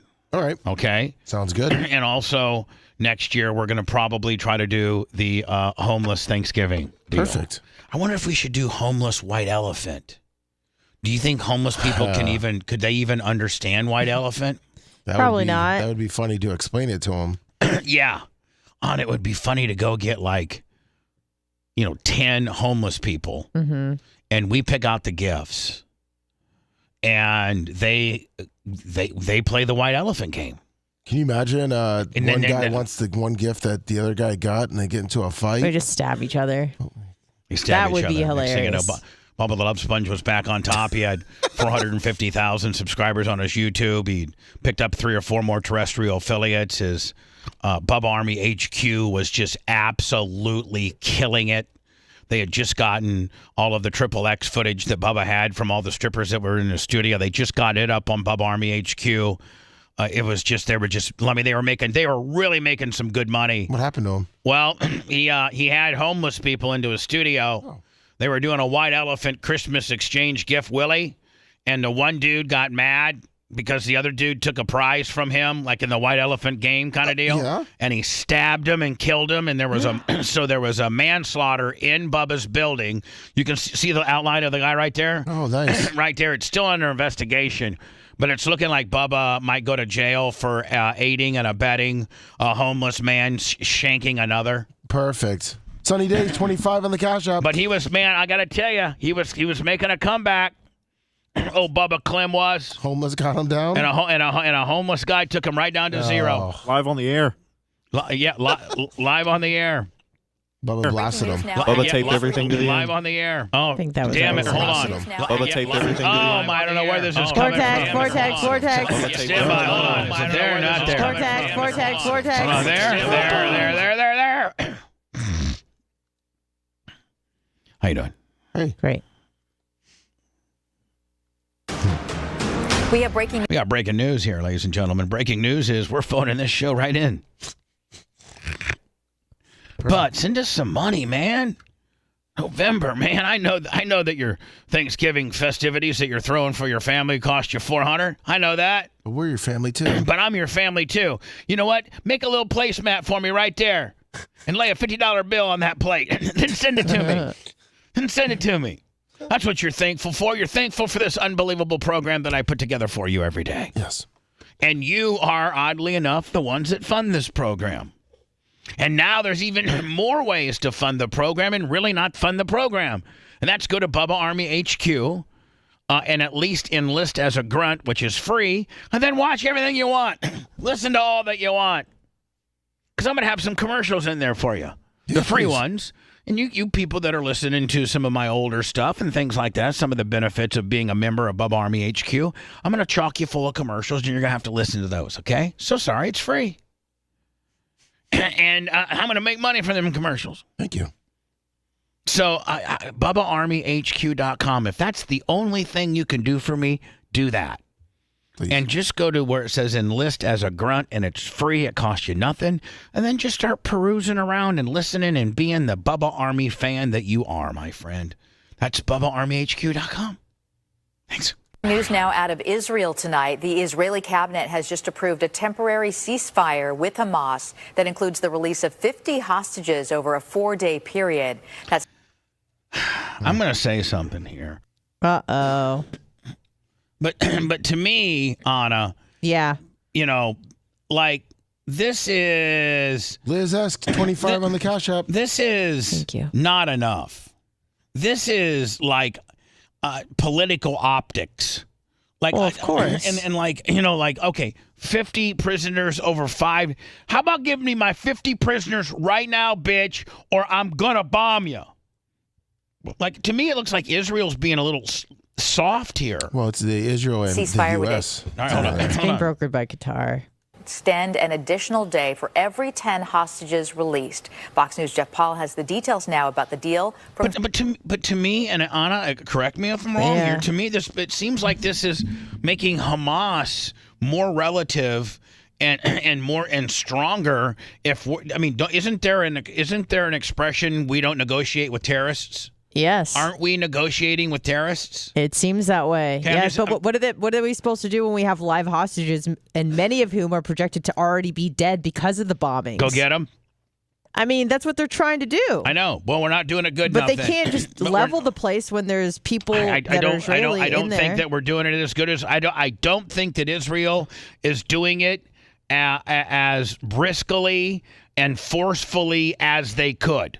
Oh, of course they're holding back. They could turn the whole place into glass if they wanted to. I'm thinking they turn up the intensity a little bit. Samantha Instead, Fox. we're doing 50 hostages in 50 days with a 10-day kicker. Who was that? Samantha Fox. jet skis, $50 super Southern chat. Israel. Not even putting that over. Surrounded by the ruins of war, Israeli forces fire from... Man, I want one of those guns. Oh, yeah, those are nice. Wow. Now, that's an assault rifle. You got to remember, too, Bubba, we're releasing, it's a 3-to-1 ratio on the release. We are the worst negotiators ever. Look, we got ripped off on the Brittany Grimer deal. we got ripped off on they'll give you 6 hostages, or I don't know how many Iranian hostages, along with a couple, and then we're going to give you $6 billion. We suck. Yeah. Israeli forces fire from window... Man, I want one of those guns. ...positions, while tanks blast their way deeper into the Gaza Strip. Yeah, you're not. If you're in one of these apartment complexes, like first couple floors, and you got this bitch, rolling up on you. Yeah, and I got to think that he's probably trying to take out all of the bottom so that he can make all of it collapse. That's what I'm thinking. Why, right? As soldiers encircle Jabal, if you take out all the foundation and infrastructure of the first couple floors, then those things fall over. Mm-hmm. One of the last Hamas... Oh my God! Now, is this the Gaza Strip? Yes. Mind you, this is like This is on the coast of the Mediterranean Sea. Like it could be. It could be like Singapore. It could be some of the most beautiful Not property. that Singapore's in the Mediterranean, but you understand, like a beautiful city. No, right. This could be some of the most beautiful real estate ever. 25 miles along the Mediterranean Sea. Yeah. And it looks like Gary Grubbs' Lime Rock Pit. It could be like Croatia. It could be like Positano. It could be like Dubai. It could be like it could be so with the beautiful. Hundreds of millions of dollars that these people have received from international. It could be like little Miami, right? Like Oh yeah. Strongholds. But instead in of building Gaza, hotels and resorts, they build tunnels and friggin' rockets. Diplomatic front. But I hope we will have good news soon. With the help of the U.S., Egypt, I'll give you some good news. Egypt and Qatar, Israel and Hamas appear to be nearing a potential deal. We are now at the closest point we ever have been in reaching an agreement. Israel would get as many as 50 hostages, women and children. In exchange, Hamas would receive a group of Palestinian prisoners and a multi-day pause in combat. Okay, hold on. They're going to resume fighting afterwards. Hamas chief Ismail Haniyeh said on Tuesday... That beard's on point. Mind you, that guy is not in Gaza. That guy is in a luxury hotel in Qatar. So this guy is the leader of Hamas? Yes. Pretty much? What was his official title? Chief executive something? Pause in combat. Here we go. Hamas chief Ismail Haniyeh... Hamas chief. Haniyeh said on Tuesday they were close to reaching a, quote, truce. But Israeli Prime Minister Benjamin Netanyahu reiterated the war is twofold. Prime Minister Benjamin Netanyahu reiterated on Tuesday they were close to reaching... Until they take out this dude, you're always going to have problems with Hamas.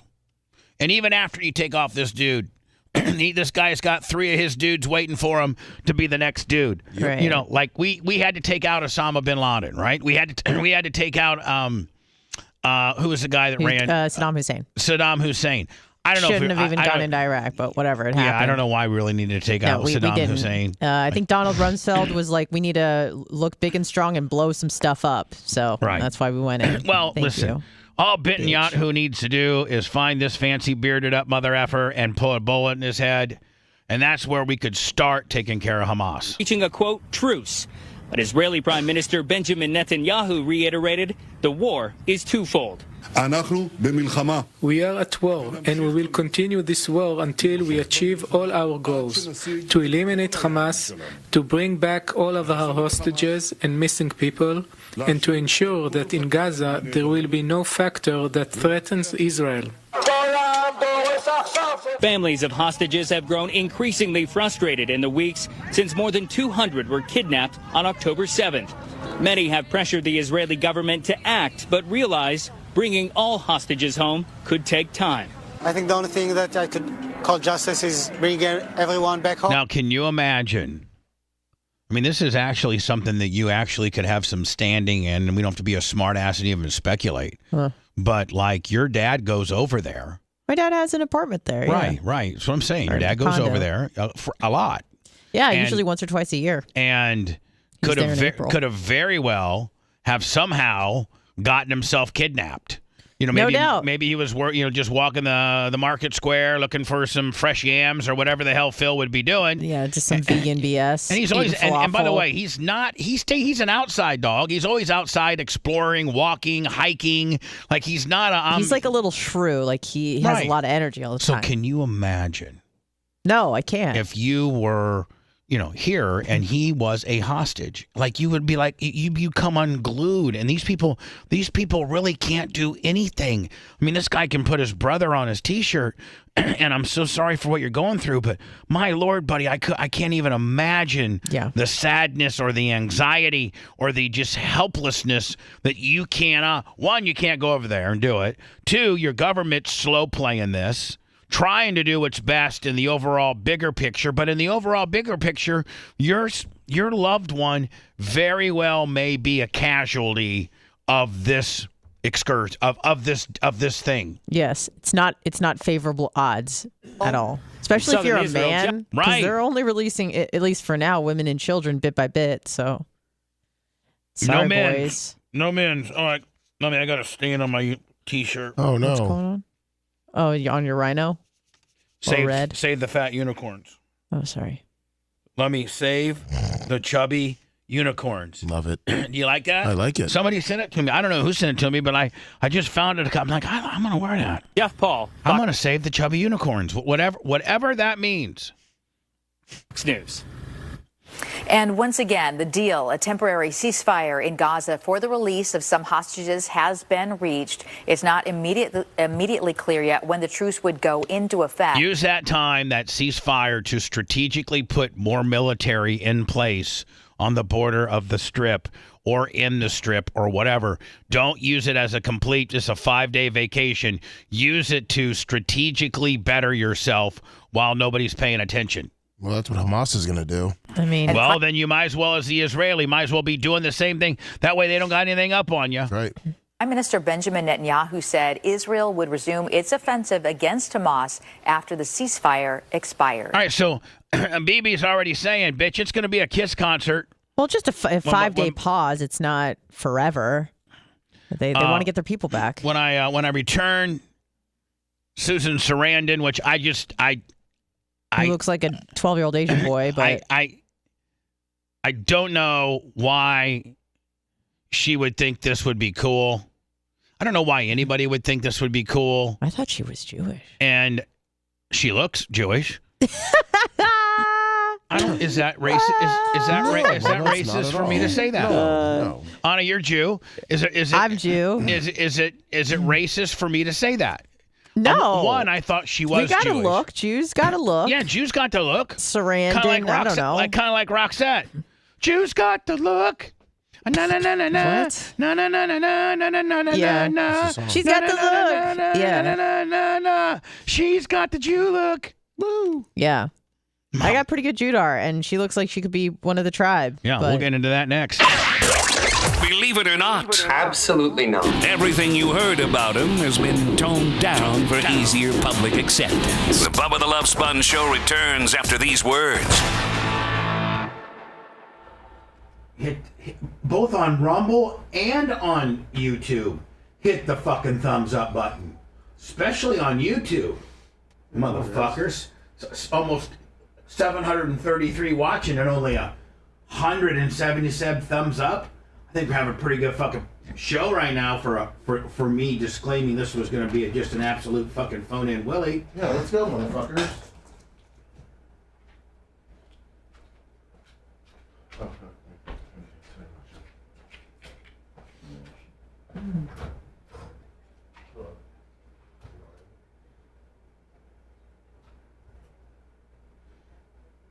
Thank you, T-shirt Will.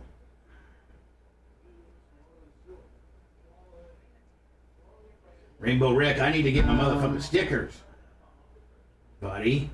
Well, the leaders of Hamas have more money than the Kardashians. Oh, I would.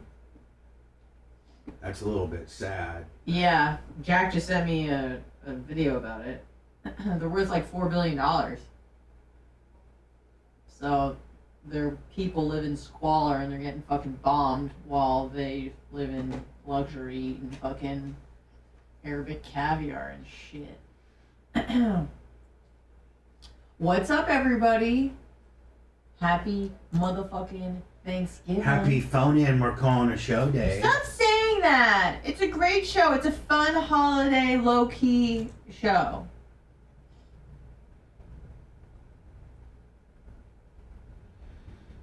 Okay.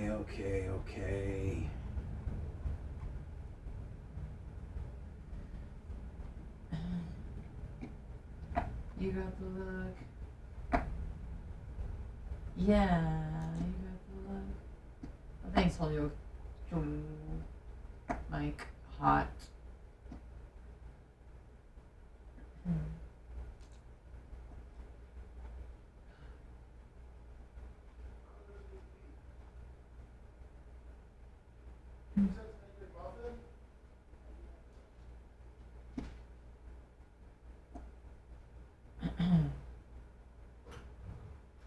Hey, Bubba. Hey, what, Warren? Macho asked, would you like a McChicken or an Egg McMuffin? No, I'm good. Tell him thank you, because I'm on my fucking gimmick. Okay. Tell him thank you, though. I'm good, too. I'm good. Thanks for asking.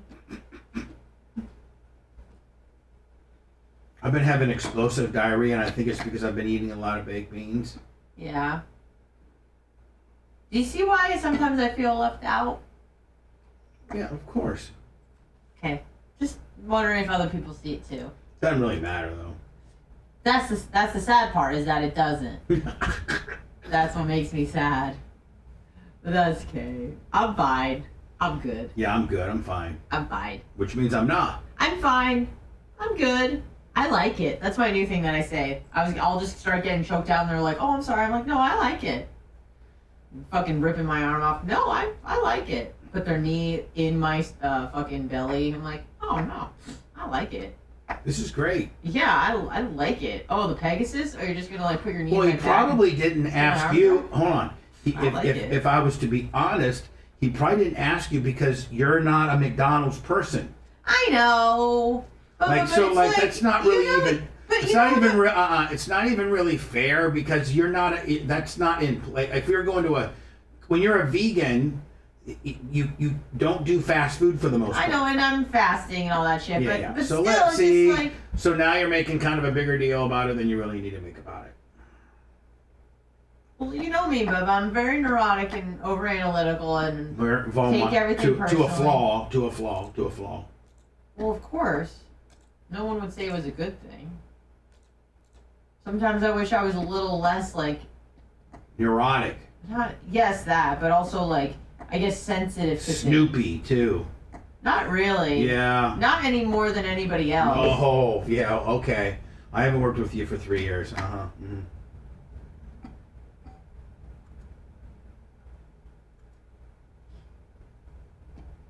Well, anyways, I'm fine. I'm fine. I'm fine.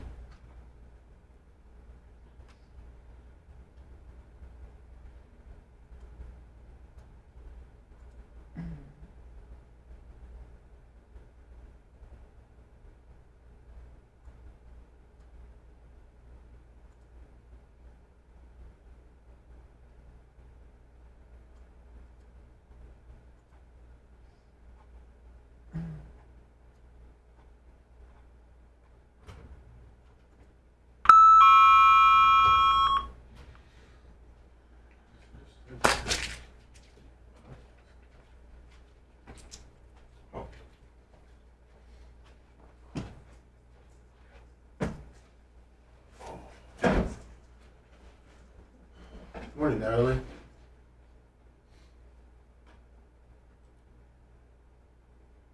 JJ Hitman 65 months.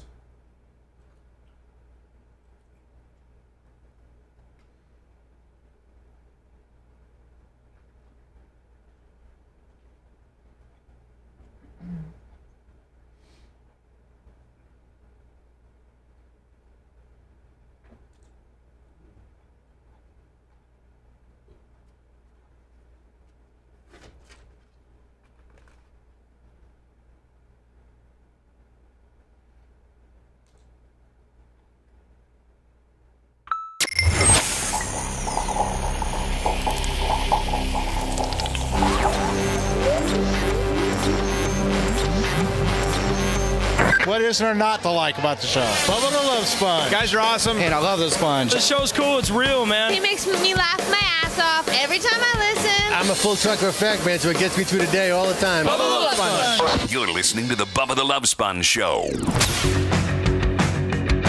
I had to talk on. By the way, the Bubba the Love Sponge Show. Hello. Day before Thanksgiving, Wednesday, November 22, 2023. Most shows are off this week. Not us. We're grinding, bitch. We're like those strippers, Lummy, on the we're daytime strippers, grinding. Please, give us some money. We're trying to start an OnlyFans account so we can do the grinding virtually, digitally. But we still physically have to come to the studio every day and get up on that pole as day shift strippers and shake that ass. Show me what you got. Shake that ass. Louis De Peretro, 20 on the Venmo, and Amy Morris from Morris Family Farms, 50 on the Venmo. Let me, that all just slurred together. I mean, can you please enunciate a little bit better? Like, sorry, Shirley from Farm. Pretend you're at the Florida Man Radio event. Louis De Pietro, 20 on the Venmo. So much better. And Amy Morris from Morris Family Farms, 50 on the Venmo. Oh, my God. Look at that. Jonathan Morris did make it right for me and got me a bot. Well, he never did me he never did me dirty, but he had some ordering conflicts with a bunch of good Bubba Army that were, that he messed up. He has made them all correct. He has got everybody whole. And, when we come back from vacation, Lummy, I'll cut a Morris Family Farms 30. Oh, nice. And try to help the guy out a little bit. Oh, that's nice of you. That's what Randy would do. That's what Randy would do. Bubba would be like, screw you, Jonathan Morris. I gave you an opportunity of a lifetime. You blew it, and now there's no second chances.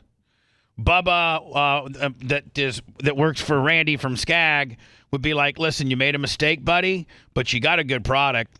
I swear to God, he's got some of the best hand-cut, family-raised beef I've ever had in my entire life. You say you got your act together. We'll give you another shot. That's what Randy would do. That's what Bubba's going to do, Lummy. Yeah, you're the best. Lummy, this is the last year for our Christmas tree, yes. Our BRN, Bubba Army Christmas tree. So enjoy it when you can. It'll be on camera starting on Monday. We will do the lighting of the Christmas tree on Monday, Lummy. Like probably, 7:15, 8:15. Perfect. I got 720 of you mother effers over here on YouTube and only 239 thumbs ups. When you get thumbs upped, it gives you like a certain kick in your algorithm, Willie, and might maybe recommend your particular show to some people that normally may not get it. So you lazy bastards up in the cut on YouTube, give me a thumbs up, bitch. There's no reason why. If I have 726 watching, I shouldn't have 700 thumbs up. Maybe there's 26 dicks in there that don't like me. Well, come on, people. Doesn't take anything to give me a nice big thumbing. Appreciate you. So Lummy's going to trim the tree for the final time, this tree, at 9:15 with Big Red, right? Yes. Me and Anna will just do that 45 minutes, yippee-yo. Mm-hmm. And then you and Rhett are going to do your sports show on, I think, Rumble, YouTube, Twitch. Yes. Bubba Army HQ, starting about 10:20. And thank God Rhett's okay. He bit into that McChicken, and there's a big bone in it. What? Over to Rhett. Microphone's wide open. Rhett, did you almost swallow a chicken bone? Yeah, it was in my mouth. Hold on. Stand by. You're so stupid. I told him to choke on it. You should have choked on it, Rhett. I should have choked and died. All my problems would have gone away. Listen to me, buddy. We don't want you to die. Here's what you do. You bite into it. You're choking on it. You're on the ground. Lummy whips out his phone and starts recording. Yeah. I then get down on my knees. Takes me a while to get there. While you're flopping around, and I dig out that chicken bone. Mouth to mouth. Because I don't care. I mean, my hands, please. Cut it, Bubba, off for 40% of the settlement. Shut up, Lummy. I'm cutting this deal, not you, bitch. You just worry about getting it on tape, okay? Yes. By the way, flip the light. Mach hurries and flips the lights on because we don't want any darkness on our proof. Correct. Rhett, you kind of kick around a little more than you need to kick around and really sell it, yeah. Right. And Lummy, you scream out, oh my God, he's dying, he's dying. I'll get down there, I'll pick out the chicken bone last second before he takes his last breath. he'll then be like, and we'll save him. And bitch, I'm telling you right now, we'd have $10 million in our pocket. And we sign up Brian. We sign up Brian, Jay, and Kevin, the dream team. Oh yeah, right? Like, you guys go out there and get us $10 million. Boom.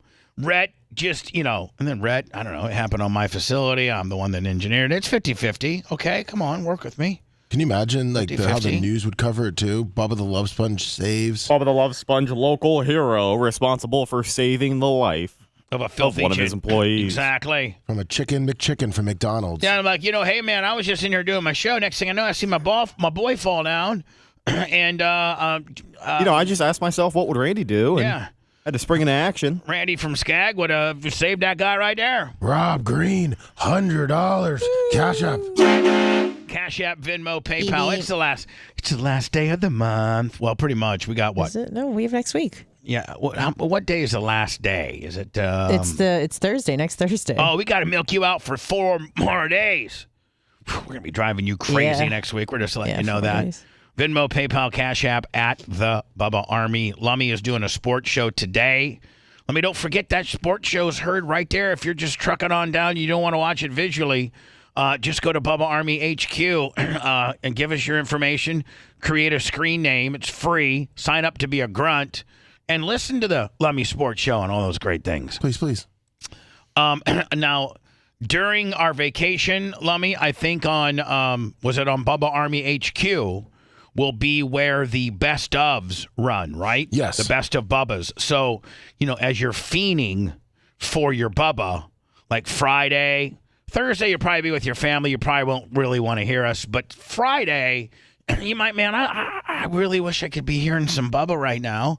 Like if you're a Susan Poitras or a real good fan, well, Wizzy or something like that, Iggy, big arms, widowhead. Just kidding. You always got to put that just kidding. That's right. Please don't kill me part in there. But let's say Iggy's out there in the shop. He's water sanding. He's like, man, I really could be hearing me some Bubba right now. Well, you can go to Bubba Army HQ and get a best of deal. And make sure you sign up. Otherwise, you will not be hearing that. Yeah, and listen, if you just, there's no money. You just got to create a screen name and sign up. That's it. We ain't asking for a credit card or nothing. Nope. But that will give you the ability to be able to listen to the best of, and I think you get the hot mic with that and all kinds of great stuff. Lummy, I also might go live from Tara's, so make sure you're following our Facebook and more importantly our YouTube, because if I go live, Lummy, it'll probably be on YouTube. All right. And Instagram at the Bubba Army. And Instagram at the Bubba Army. See how she still threw it in there as she was told to do? She nailed it. Love her. Nice. See, that's what Randy would do. See how much better she feels about herself? I implemented a situation for her to start using, and she did it right, Lummy, within one show. Good job. Yeah. So, again, Bubba Army HQ. Appreciate it. You're going to love it. There's some stuff up there that you probably haven't seen before. So, Susan Sarandon, she is would it 1,000 years old? Well, I was getting ready to say kind of pretty much a washed up, not relevant actress. Would that be fair? Yes. She washed up. I feel like as actresses and actors age, oftentimes they just get different roles, But I haven't just had a role in a while. Yeah, I don't think so. I'm going to actually... Meryl Streep, for example. Still relevant, but older. Here we go. Susan Sarandon. Susan Sarandon is 77 years old. God damn. And I'm trying to see, her last, you want to know what her last movie was? Yeah. She had one in 2023. It was called Blue Beetle. When's the last hit? Okay, that she had? Scrolling. Might have to go to IMDb. I'm in IMDb. And find out when the last time she was in a movie that was pop culturally cool. Thelma and Louise, 91. There you go. That's the last time that Susan Sarandon was a household name. 1991. That's worse. I mean, she's lost it worse than I have. Whew. I've been relevant. Let me well, god dang, I'm still relevant. More so than ever. BubbaArmyHQ.com. So Lummy was literally Thelma and Louise like her last hit? Probably not. She's had a lot of movies. She's done TV, a lot of movies, but none that have been like really big hits. I'm going into 2000s now. Yeah, it's not looking great. Yeah, all right. Well, fine. Let's go with Thelma and Louise. Stepmom was kind of a big one. All right. Well, here she is, Susan Sarandon. Susan Sarandon, which this is her, by the way. Dead Man Walking. We'll go with that one. That was 1995. I never even heard it. James and the Giant Peach. She was in that. Susan Sarandon is facing swift backlash over her pro-Palestinian and anti-Jewish rant because a famous Hollywood talent agency just showed her the door. The Oscar-winning actress. Oh, she's won an Oscar. I mean, Anna, doesn't that kind of put you like? There's a lot of actors and actresses that are unbelievably talented and have unbelievably successful careers that don't win an Oscar. Isn't there? Who is it? Like Matt Damon? There's someone that's like nominated every year and never wins. I forget who it is.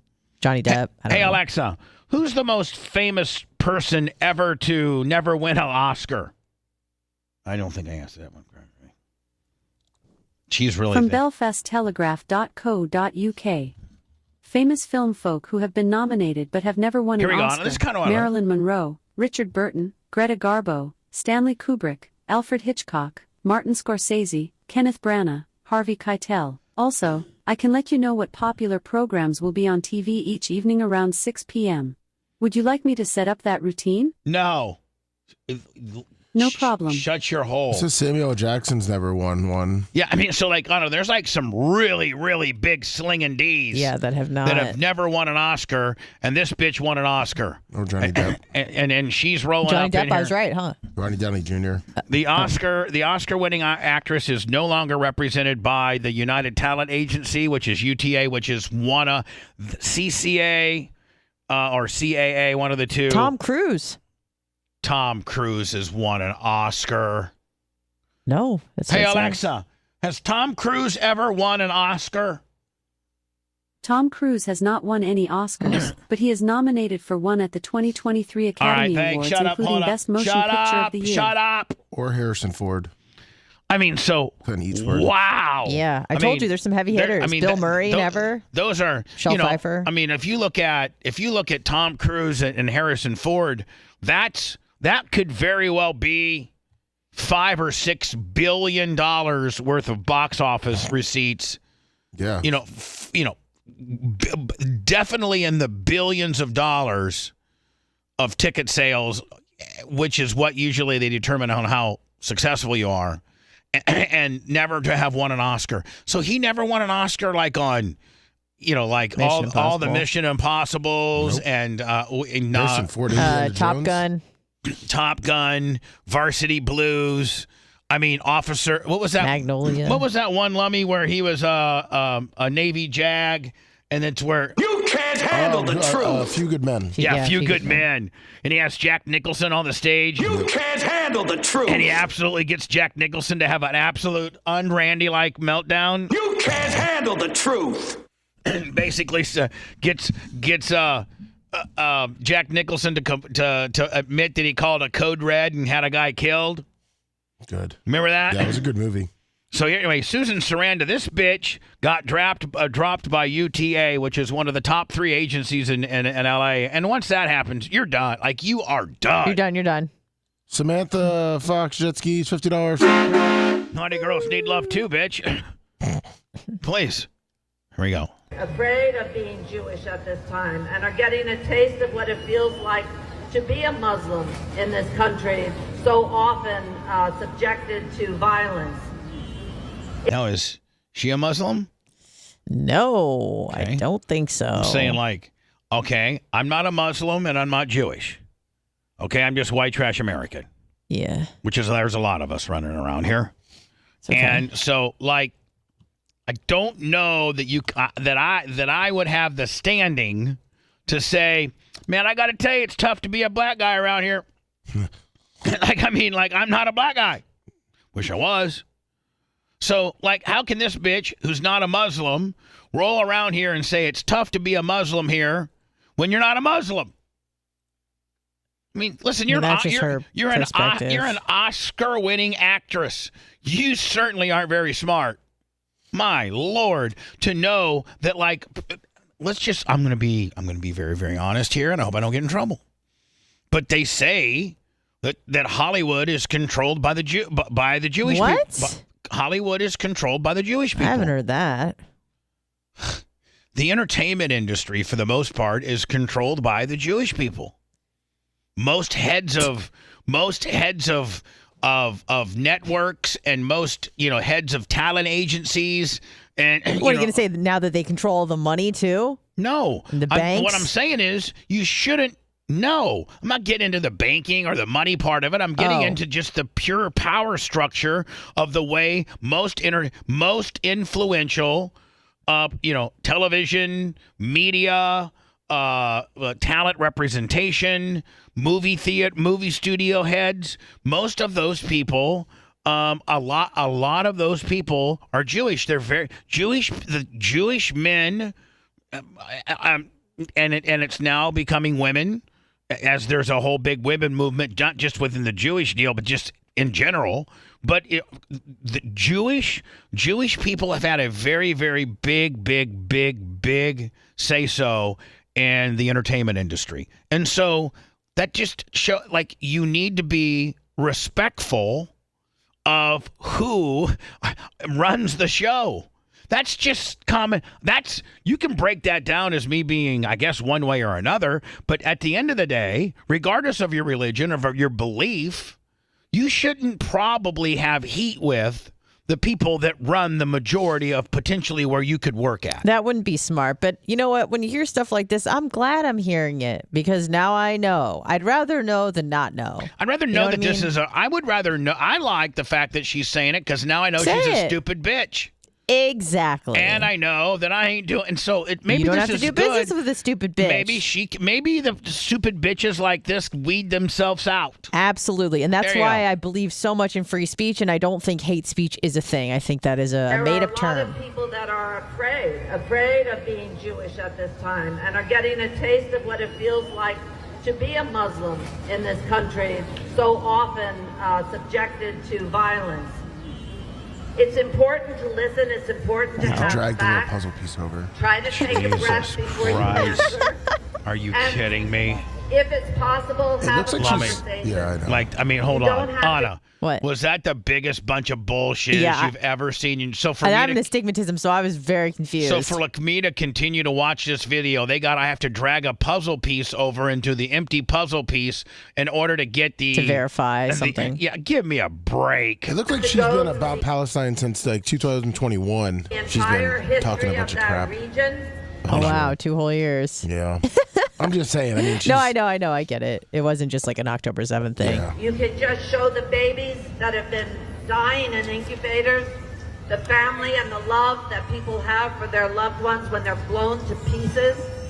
Those images are enough to show you that something is drastically wrong.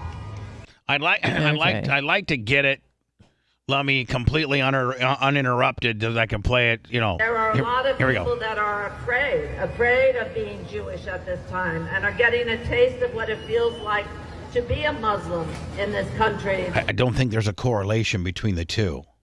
Afraid to be Jewish and know how to be a Muslim. I don't think that. No, now you know how it feels to be a Muslim. Oh, okay. All right. So often subjected to violence. Coming from a person that's not a Muslim, right? It's important to listen. They'd be like saying, "Hey, Anna, I just want to let you know for being a bodybuilder and everything, I want to give you this information."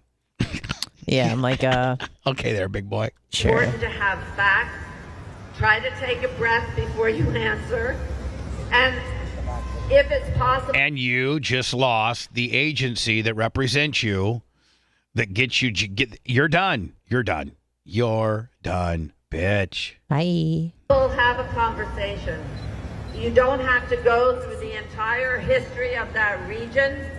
You can just show the babies that have been dying in incubators, the family and the love that people have for their loved ones when they're blown to pieces.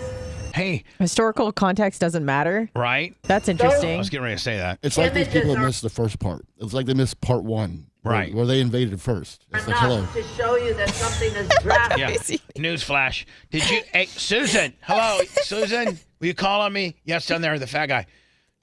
Did you forget that they invaded? They didn't start it though. Do you know that? Oh, that doesn't matter because you're Muslim and you know. Sorry. Shut up, fat boy. Here's the deal, man. Anybody can get mad at me as you want, all you want, but like if you're a certain type of person, such as a white guy. Oh. A white fat guy from Warsaw, Indiana. Ugh. And I'm getting ready to sign up a big ass contract with this new distribution, whatever. Yeah. I'm getting ready to go do I got $1 million deal. I'm not even gonna say like what it could potentially be, but I got like $1 million a year deal or something comparable like to what I used to make when I was really rolling like $4 million a year. And the guy, the people, the management of this new company I'm going to work for is, well, I can't even really tell you. I don't necessarily have anybody I dislike. Like, I don't have a group of people that I dislike. I got to be honest with you. Hamas might be there you go. Unless I was signing up with a company that was owned and ran by Hamas, I don't think I would. I'd just keep my mouth shut. Just be like, I'll work for you. I don't care. I don't got to believe in what you believe. I just got to come in here and do my job. I can keep my beliefs to myself. I don't need it, And first of all, I can't even think of any outside of terrorists or pedophiles. I don't think I'd have a problem. I wouldn't have a problem with a black CEO. I wouldn't have a problem with a woman CEO. I wouldn't have a problem with a Jewish CEO. I wouldn't have a problem with a Muslim CEO. As long as they're good people, right? Well, what if their values didn't align with your values? What's my values? I don't know. Like they're like, oh, abortion should be illegal, and you shouldn't smoke weed, and put your guns in the bin. We're gonna burn them. I'd be like, listen, you hired me to talk about funny stuff and the things in my life, and those things are very much in my life. So are you asking me to cut that out? Yeah. If the money's, I'm gonna just be straight honest with you. I ain't gonna lie. If the money's big enough, abortion's bad. No more guns. Can't get high. Bitch, I'm a hired gun. We all are. Anna, you'd start eating hamburgers for $5 million a year. Oh yeah. If they I do it for far less, by the way. I'm telling you right now, if they said, "Hey, Anna," yeah, big time talk show host, female middays. Yeah, that's me. What's up? Groomed by one of the greatest broadcasters of all time, Bubba. Oh, that guy. Spent 5 years with that guy, so we know that radio. Like there's just and let me. Anna, having been groomed by me, also gives you a certain amount of credibility of being. Oh, no doubt. Of being kind of hard edge, like Yeah, I can handle. You can't things. be soft working here. No. And listen, if I do cry, it's a loan in my car. Thank you very much. Exactly. But we're gonna have Hamburger Fridays. We're paying you. But I don't eat meat. Yeah, I know. But your contract's $250 a year. $250,000 a year. Yeah, I like that. And that's 10 to 2. You know what? I don't want to 10 to 1. Make it 3 hours. Okay. 10 to 1. Yeah.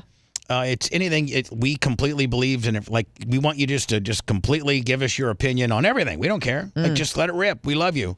But our show is sponsored by McDonald's, and that's going to require you to eat like a cheeseburger every Friday on the air. Every Friday? Yes.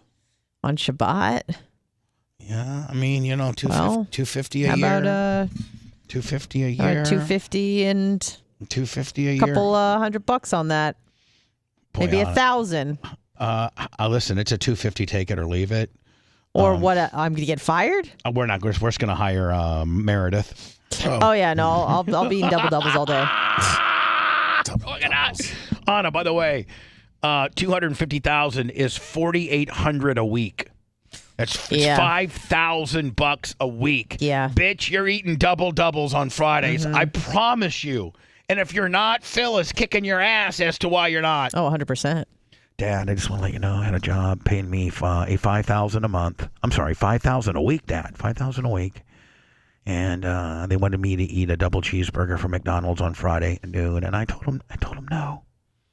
So you're telling me you not have that job no more, Anna? You turned the job down for just eating a hamburger? It's my dad from Bangladesh. When you could have just gone to the bathroom and thrown it up after you got done on it. That's not how I taught you. I taught you to get the money and to make the money and to save the money. And you messed up. I will now like your sister more than I will like you. Yeah, right. Uncensored. Yes, a lot. Unflappable. I drink dirty bananas and laid by the pool. And uneducated. Unhealthily. Is that a word? Unhealthily. The Bubba the Love Sponge show returns after these words.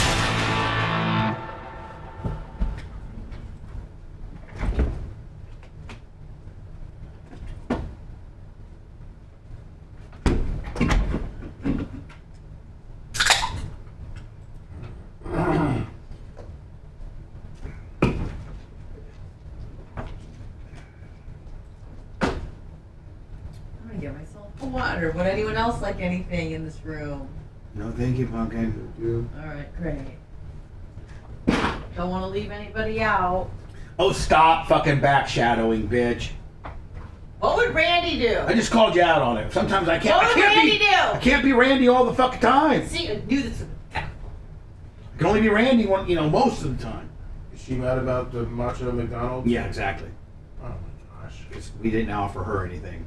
There was nothing to offer. I had to fucking listen. I had to calm her. I'm the one that had to deal with her bullshit. I had to calm her the fuck down. Oh, so she's mad at me because I asked if you wanted nachos. Maybe you should get this on the air and shut the fuck up, okay? Okay.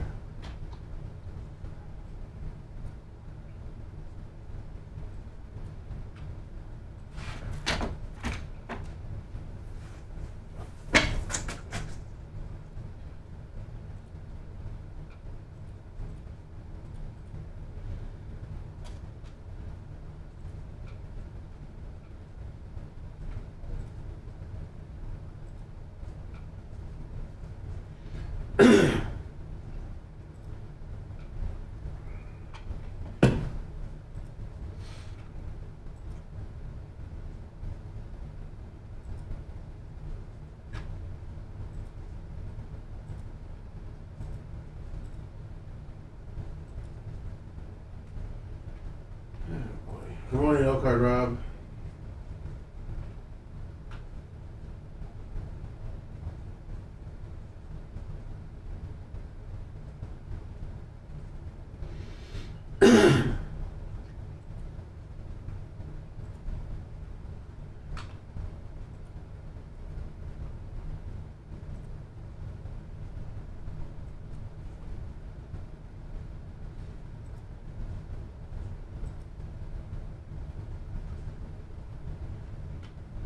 Just can't win, stuck in Dion's tub. Lindsay, Hi, Lummy. 40, happy Thanksgiving, Bubba, on the Venmo. Lummy, can't you see? Sometimes you're stupid when you're not with me. I'm sorry, I didn't offer anything. 25, Daniel Devout. I will get into that. Hold on. Havik, the Havik. Thank you, 25.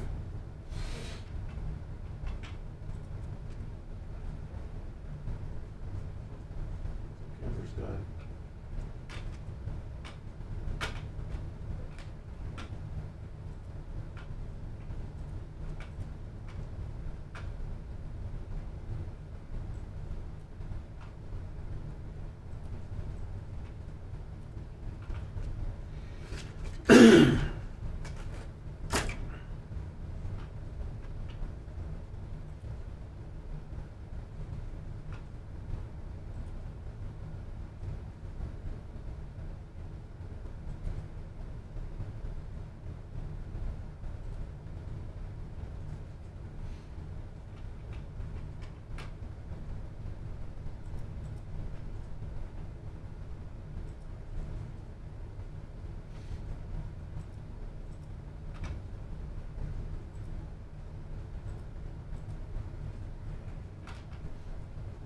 Hi, Lummy. Hi. Hi, Bubba. Fucker.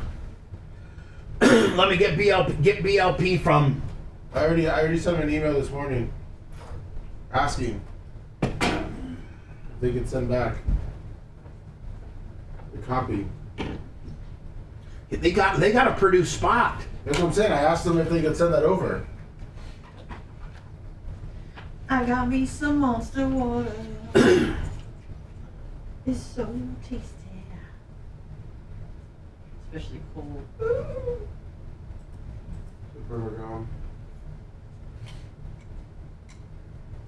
I mean, we could really get it. We could go for it. Oh.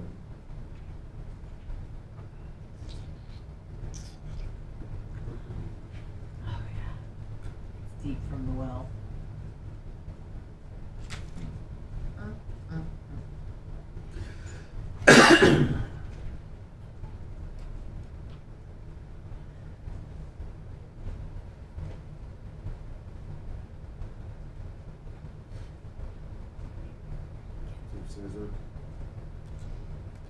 Is on Brizzy. Are we talking to Alex today? Yeah.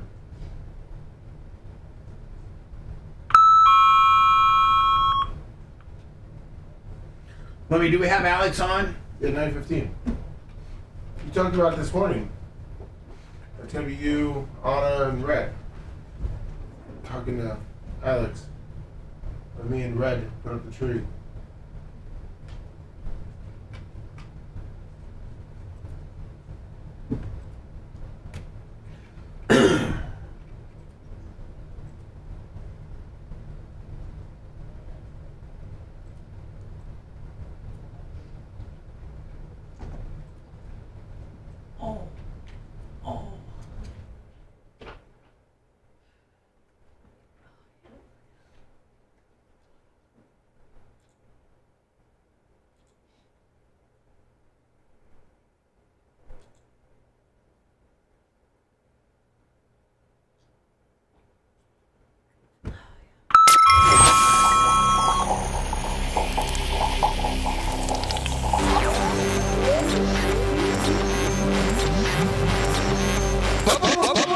All day, every day. I'm an FTE. Full tractor effect. You're my savior. I listen to it in the morning and at night. It keeps me awake all night driving that big rig down the road. Bubba the Love Sponge. We love you, brother. The Bubba the Love Sponge That Show. little dog likes to piss. Little dog pisses a lot of times. So that little dog four-wheel drive on my couch on his.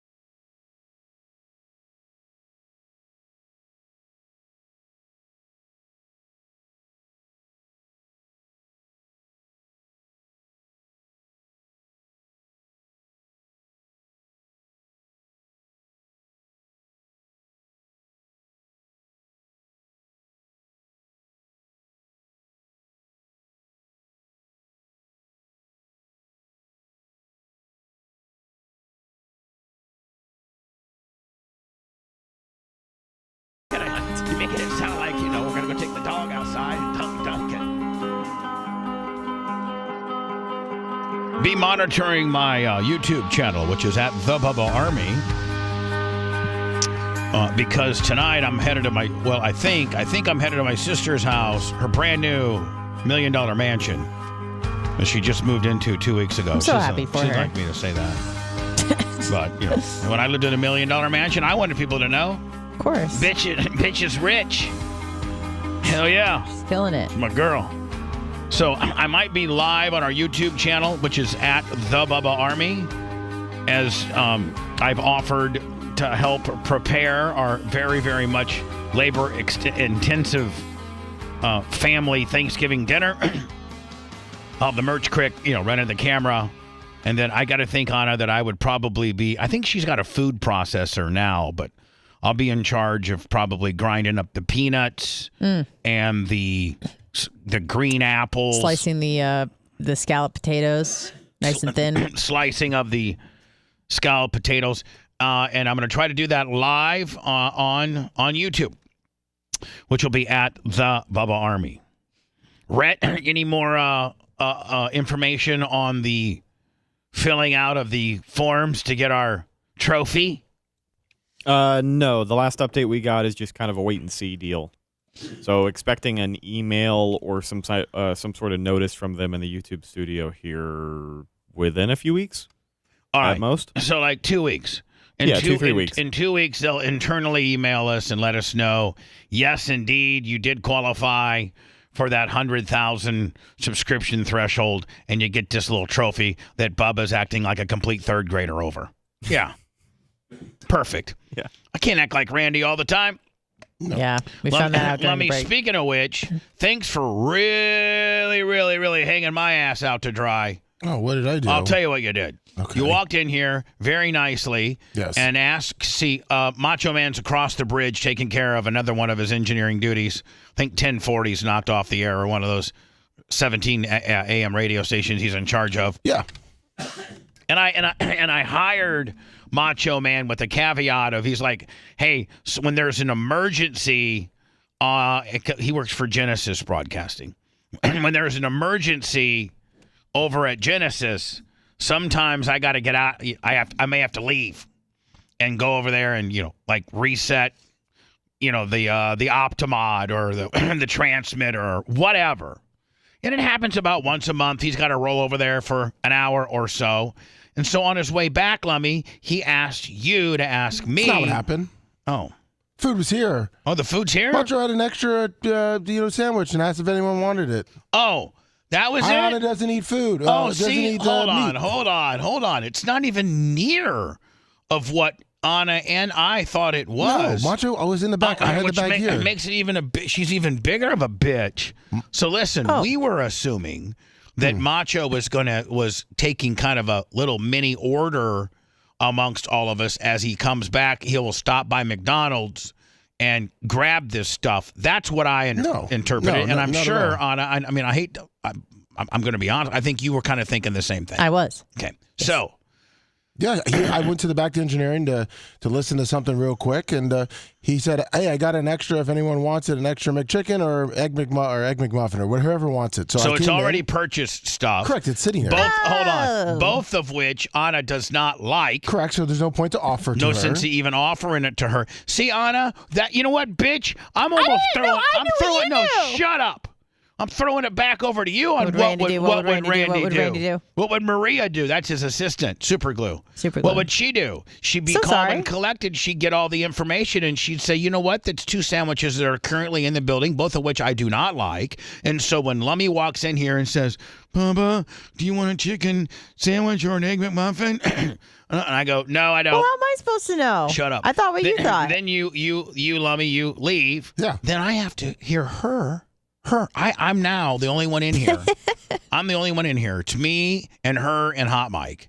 And she starts into her martyr, she even broke it down to see Bubs, can you see how I feel now? Because she sometimes feels left out. Because it's kind of like sometimes we do guy stuff that we don't want her necessarily knowing about. Well, it's weird. Yesterday when Rhett bought donuts for everyone, I offered donuts to everyone in this, and she did not take any. So I offered it to her. And so, hold on. Furthering your statistics, 9 times out of 10, anything, she always says no. Yes, I will probably always say no. Food-wise. Yeah. So doesn't mean you don't want the invite or the offer. So let me. Here's what I hear. Let me. You leave. Here's what I hear. So it's really nice that they offered me something. No. This is what I said. Let me ask you if you wanted it or if you wanted anything. By the way, is it still available? Is there still? I believe just the McChicken. I'll take it. Is left. Bring it in to me. I'd like to have I'll go grab it then. If you want. No, not now. Oh, okay. You can get it next Yeah, break. not now. Okay. No, he asked you if you wanted anything, and then he closed the door, and I just said, I'm good, thanks. And then you laughed, and then we started talking about it. Yeah, and that talk included, but was not limited to her things like, see, Bubs, can't you see why I feel left out? And then she gets Chat involved, and she's talking to Chat to woes me. I'm supposed to talk to Chat. I'm always left out, and can't you see where I'm coming from? And I just tell her in a very not what would Randy do. Shut up, Anna. Jesus, you're making a big deal about nothing. It's really not But a if big you were deal. left out, if Lummy came in and asked me if I wanted something and not you, you'd be mad. That'll never happen. But you would have to think about this. I didn't say, Bubba, would you like anything from McDonald's? I said, Macho wants to know, do you want an egg McMuffin or McChicken? Listen, we both thought that. We both kind of interpreted that it was coming from there. But that being said, she jumped the gun, turned into a negative bitch, and I had to babysit her. You threw a grenade in here, then left, and I had to sit here and deal with all of her, feeling sorry Deal with for me. her. All you did was tell me to shut the hell up. And I told her I said, let me tell you what Randy wouldn't do. He wouldn't say this. Shut up. Yeah, exactly. It was very anti-Randy. So, Anna, now you know that it didn't go down. I feel much better about the situation, and I was texting with Macho, and everything's grand. So thank you. You're such a pain in the ass. Well, I'm going to go live from Tara's tonight on the YouTube, so make sure you follow us on YouTube at the Bubba Army, okay? I'm going to go live in some capacity from her house. My mom's going to be mad as hell, and my sister's going to be mad. I'm going to get a ton of opposition by going live because my mom's like, I always get the same thing. You always are trying to tape stuff and always trying to be a smart ass and always trying to be on and be Bubba. And can we not just enjoy the holiday without you having your camera rolling, trying to be funny, trying to be over the top when we just want you to be yourself and watch TV and be fat and shut up? So you're going over there to help, but then you're going to go over there and do stuff that they don't want you to do, like tape? Like roll tape? We don't know that they don't want me to do that yet, but they... You just said that they always tell you to put the camera away. So I'm just going to say, listen, guys, with me comes the ability... Then they're going to be like, don't come. I'm an influencer, bitch! Yeah. Please don't say If that. you don't want a content creator / influencer to come to your part, then don't invite me, because know that I'm trying to create content. It's how I pay my bills. It's how I make a living. That's right. It's how I'm able to have this vehicle and put gas in it and make my fat ass over here.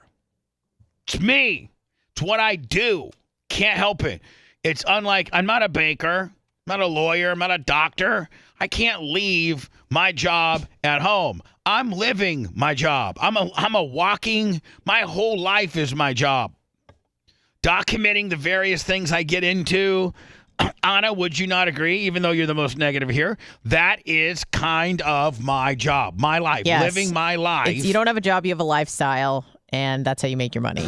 And you know where the majority of our money comes. You know our business model, and the content that I create outside of the radio.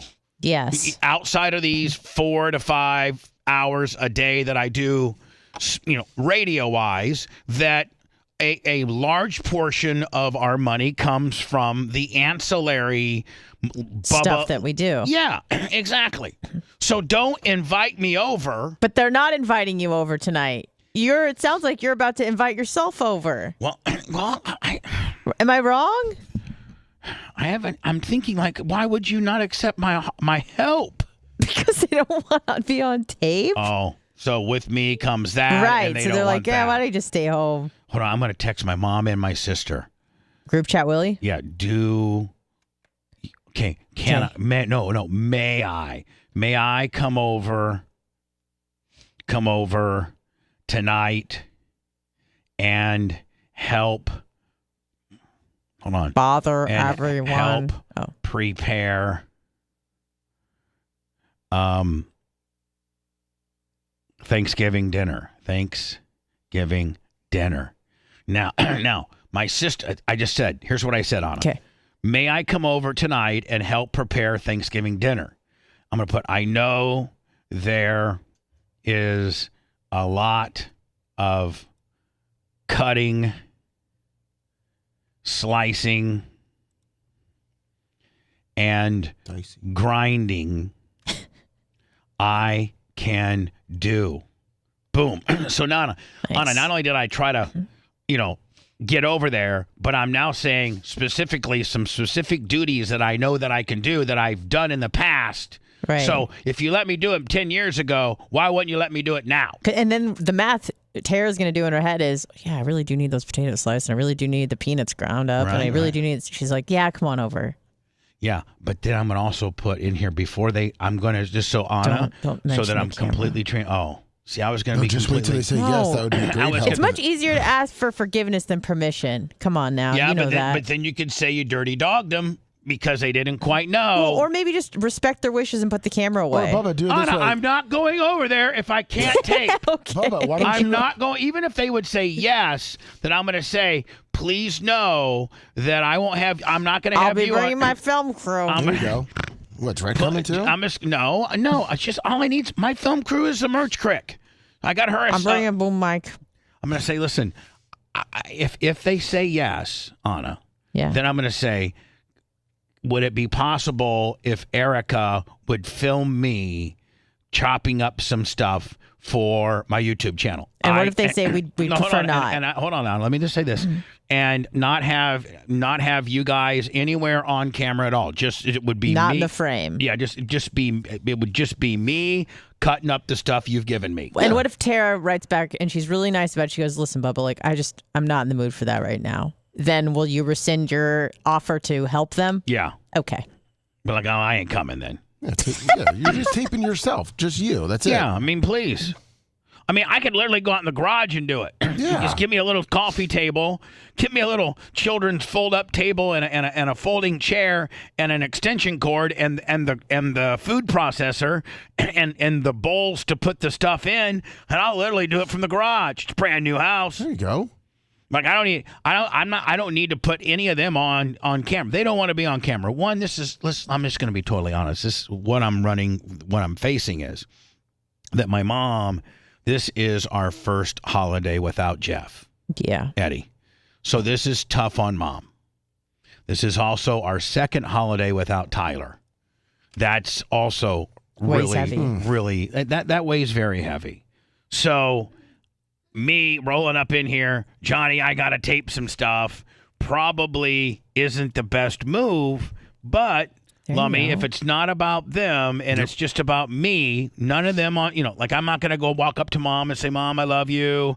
But like I'm not going to do next time guns. Yeah, show you the next time guns. Oh, let me see your button. Let me the last time I popped her button, we got 1.5 million views. Sure on did. it. It was so good. So, but I like if it was under different times, I would ask to pop her button and she would let me. But Mom's really bummed right now. So I'm not going to do anything involving her. Tara is just a straight uptight bitch anyway. And I don't mean that in a bad way. She is completely opposite of me. As public as I want to be, she wants to be private. As public as I want to be, she wants to be Lummy. She doesn't want people to know that she's got a new, 6,600 square foot house. No. She didn't want that. She doesn't want people to know that, all those details. Yeah. So, Lummy. Austin Wolf, $100. Stab wound victim. Thank you. Speaking of which, Austin, I hope your ears are ringing today because me and Lummy got a special operation going on, don't we? Yes, we do. I'm sorry. Operation Whiz and a Riz Eye. That's right. And we have, and Lummy, we should make that content too. Oh, 100%. Here's what we have to do on that one. Lummy and I are gonna get a hold of Austin from Wolf Fencing, and we're gonna fence off half of the area in the back because Lummy threw some some grass seeds down. By the way, those goats have eaten every shred of grass out there. Yep, there is not. It's just a dirt. It's a dirt lot now. Yes, it's completely a dirt lot. So Lummy threw some grass seed down. That and with some of the rain that we've gotten, there's a little bit of grass growing out there. It's super cool. Sure is. But those little bastards are eating it up as soon as it's growing. So I'm like, Lummy, why don't we give them the front half of where the goat shanty is and stuff, clear up till the fence, and then put some temporary fencing down to the pond, and then on the other side, Lummy, put some temporary fencing down to, because by the way, Anna, they will not go in the water. They hate the water. Right. Like they sometimes, Anna, Lummy will go ankle deep just to get a couple real good, if some real good grass is down there. Yeah, but that's it. Yep. So we could half that whole area back there, Anna, and then really lay down some nice grass seed, water it, and actually get it pretty long. And it might take 6 months, but that stuff goes pretty quick. I mean, a month or two. It would be pretty long. But we do that through, like, Wolf, you've got to have some tear down junk playground fencing laying around. Like, we don't even want it. Like, we just need it to keep these goats out. That's it. Yeah. And Lummy, once he makes it, once we configure it, we could then maybe put it behind the shed so that when we need to do it, we need to maybe do it once or twice a year, to grow some grass for them, right? Oh, yeah. Then we could keep that. We could keep it so that the next time we needed to do it, we could do it again. Operation Grizzo, some whiz and a riz on. That's right. Yeah, and Wolf just put in chat that he has some. Yeah. So we're good. So, Wolfie, I'll give you a couple $100. Come out here and do that one of these days. Appreciate you. So anyway, Anna, if this is probably way too early to have texted my mother. Okay. Here's what it says. Today, 8:33. May I come over tonight and help prepare Thanksgiving dinner? I know there's a lot of cutting, slicing, and grinding that I can do. I think on the surface, Anna, Tara's going to say yes because she wants me to come see her house a day early, and I could really help with that. Now, when she says yes, do I say, please no, I think this would make for some good content, and Erica is going to videotape me doing this. I don't need either one of you anywhere near the camera. This is just about me chopping stuff up. I think that should be okay, actually. And I don't. You just have to assure them that they're not going to be in the frame. You're not going to try to do anything inappropriate. Grab their boobies, their butt. Because that's what I do. I grab their boobs. Give them what was it called? Next time guns. No, a bandit. You're not going to do any of that. No. But it's tough for me. As soon as I walk in, I'm not going to be taping this. But I got to tell you, it's tough for me to walk in. I love just to grip the hell out of my mom's and my sister's ears, and then I like just to just really grab up on their knockers and stuff. That's just the way our family. You grab with one hand or two hands. I'll just go like. Pew, pew, pew, pew. You just hit them a little. Yeah, just be play the bongos. Pew, pew, pew, pew. That's what I do. Oh, nice. That usually they probably love that. I'd be like, "Hey, what's up, Mama? What's good?" Yeah. That's what I do. And have they ever been like, awesome? She's like, "Oh, quit, quit, quit, quit, quit, quit, stop, quit. Stop that." I'm like, okay. Then when I get done doing my mom, then I'll go I'll go knock her up my sister a little bit. But like, pew, pew, pew, pew. It's like I'm somewhat autistic, and they just know that's what comes with the terror. Yeah. When I'm rolling in on my family, and I don't do that. I don't do that to anybody else. Right. Like I don't do it to Erica's mom, or I just do it to my mom and sister. It's our thing. It's kind of our thing. Sounds like it's more your thing that they have to just tolerate. Oh, it seems like they like it. They do like it. Tom Brady was on the Stephen A. Smith show yesterday, and man, for a guy that just signed, what was it? His 10-year, $250 million. Wasn't it $35 million a year? And the kicker was whenever you're ready to do it, something like that. It had to be It has to be by next year. It has to be by next year, or I think he loses it. Yeah. Yes. For a guy that's getting ready to go make $35 million a year next year, probably, as the Tony Romo / Troy Aikman color commentator for Fox. I don't know if you should be talking bad about the product, because we all know, even though you're the greatest of all time, that nobody is bigger than the Shield. Nobody is bigger than the brand, and they don't care. Right? And they can very well tell Fox, you can't. Tom Brady is not acceptable. And Tom Brady says that this year's NFL is kind of mundane and sucks a little bit, doesn't he? Yeah. Hold on.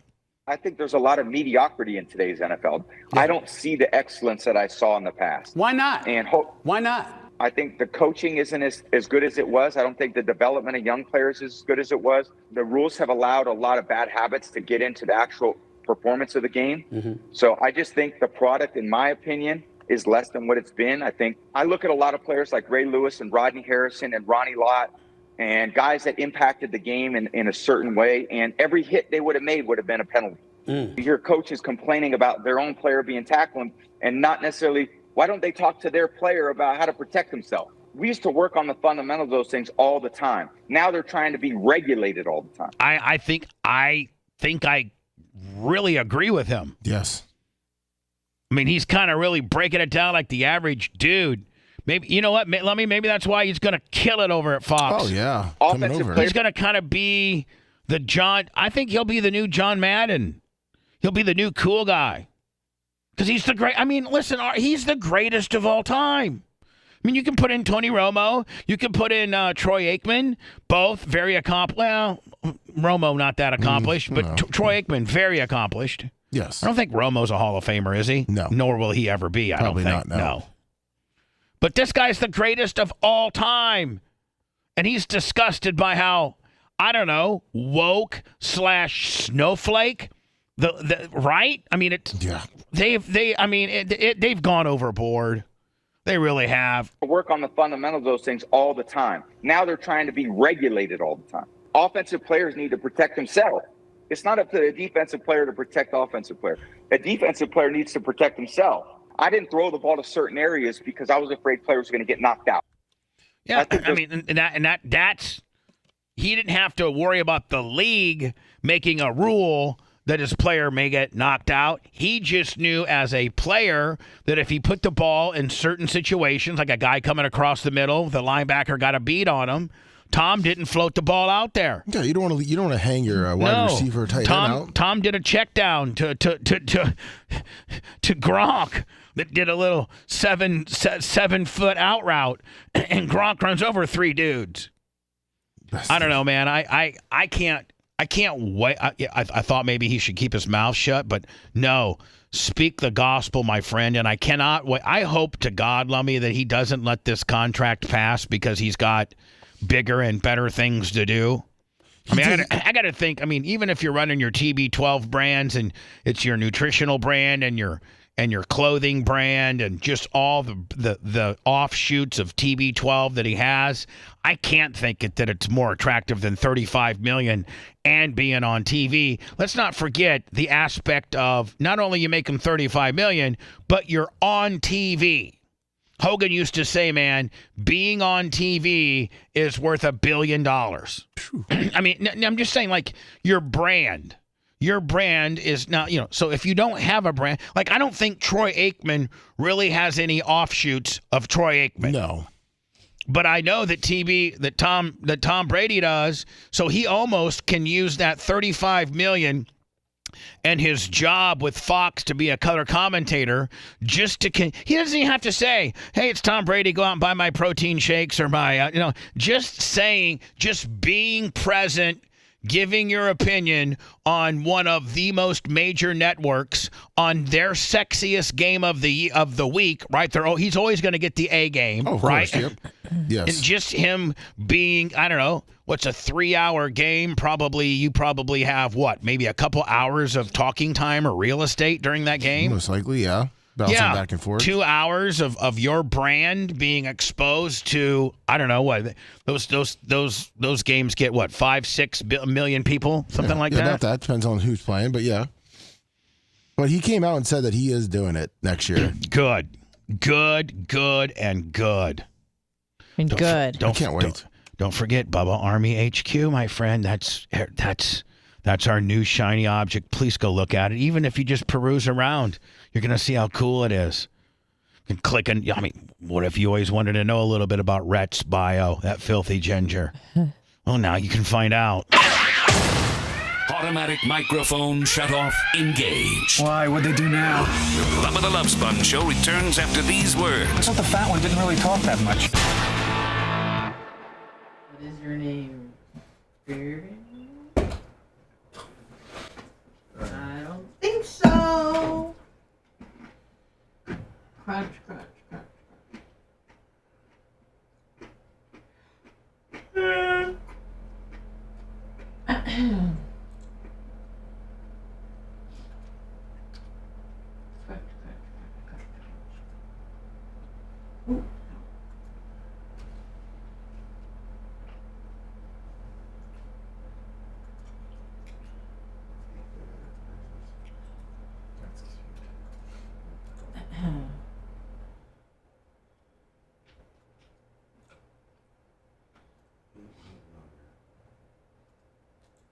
Let me. How about that chicken sandwich? Oh, you forget? Okay. Yeah, sorry. I was saving the audio. That's okay. No big deal. Sorry. I'm gonna go and get it. Would Anna like anything? Oh, I'm good. Thank you for asking. Are you sure you don't want water? Let me. You asking her, making you not get mine fast enough. What? That's not very Randy-like. Shut up, what? Got it. I didn't know there was a hash brown in there too. But would you like a hash brown or Anna? A hash brown? Oh, thank you so much. Actually, I would like it. I wanted a goddamn hash brown. I had to make sure I asked Anna first, Bubba. I didn't want to give you. No, she gets it. You asked her. There you go, Anna. Oh, thank you. Man, I wanted that hash brown.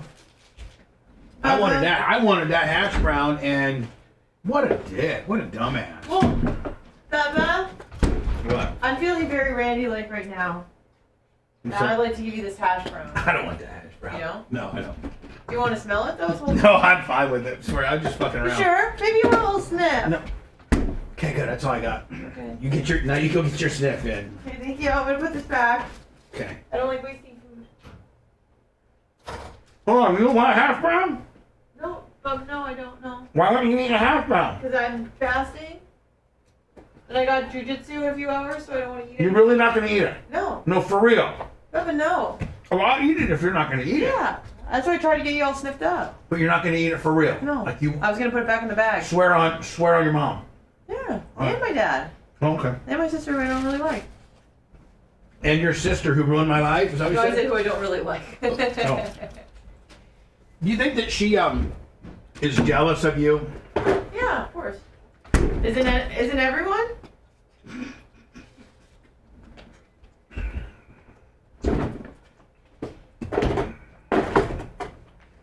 Jiu-Jitsu, Dr. James Lumen Onion Maker. Did I see you on Saturday night? I feel like I did, as I was panicked and walking to Susan Poitras's car because I was having hallucinations, talking to demons, but I think I did see you. And I apologize for my mishap that I had. Oh, would you like a hot glazed donut? I just reheated. No, I'm glad. 11 seconds? I ended up getting that hash brown. Oh, okay. So I'd like for you to eat it. Let me offer it to Anna first. Anna, would you like to have this donut? Oh, thank you. I will accept But it you and give didn't it want to that hash Bubba. brown. I don't want it, motherfuckers. Mommy, you eat it. I was on fucking shrooms, Unity, and it was Money horrible. maker. It was horrible. But honestly, it was my bad. I'm a fucking idiot. Do I ever shart while training? Not usually. Oh, my hip pops.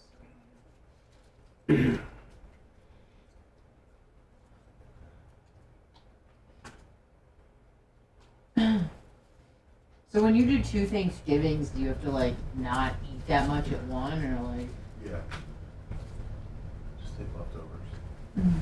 They just give you food and then you leave and then you just go get food somewhere else. Yeah. That's kind of cool. You just fucking collect some shit. Be eating for a week. Pretty much how it goes. Yeah. Turkey sandwiches. Turkey sandwiches. Well, I'm gonna do a quick break so I can get into Alex. Sounds good.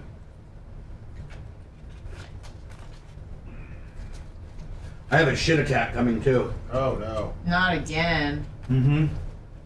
Because you said you've been eating a lot of beans? I did. Like, of the baked variety? Of baked beans. Yeah. Those are so good. Oh. Like with some pasta salad, potato salad, and baked beans. Honey, what the fuck is that dog? I think Big Red's here. I think Jay's here.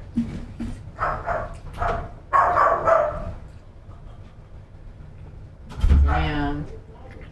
That dog don't play. Oh. I think the redness. Oh shit. Oh, just tape. That was part of the headphones. Peanut butter is empty. It sure is. The biggest of redness.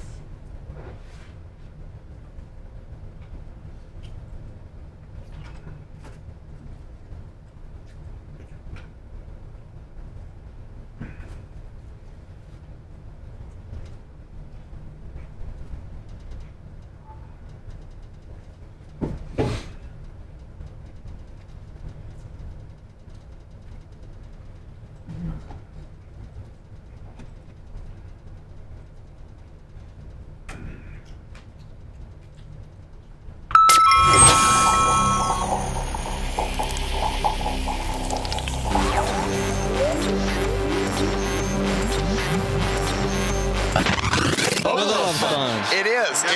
I'm here for the sponge. Me. It's all about me. It's got to be Bubba. I laugh so hard. Bubba the Love Sponge. The Bubba the Love Sponge Show. Brian, you don't recognize, you just keep getting these hacky, schwarmy, put toothy in there too. Toothy. You can eat with Danny, and you piss off Bubba too. If you were an employee, he would have fired you. Mouthy, toothy, dookie, dookie. It looks like Brian Latroni has 8 rows of teeth. When he's in the studio, the fans don't pay a dime. Bubba would be rich if we could snipe his mic time. Bubba Army, he's so smarmy. It looks like Brian Latroni has 8 rows of teeth. 8 rows of teeth. We love them. 8 rows of teeth. Looks like it's hard for him to breathe. He's a rookie co-host, so he brings Bubba food. But with teeth like Brian's, you could host Family Feud. Mouthy, toothy, dookie, dookie. It looks like Brian Latroni has 8 rows of teeth. You can't just mess up everything, piss everybody off, and then come in and bring me beef jerky and think everything's gonna be okay.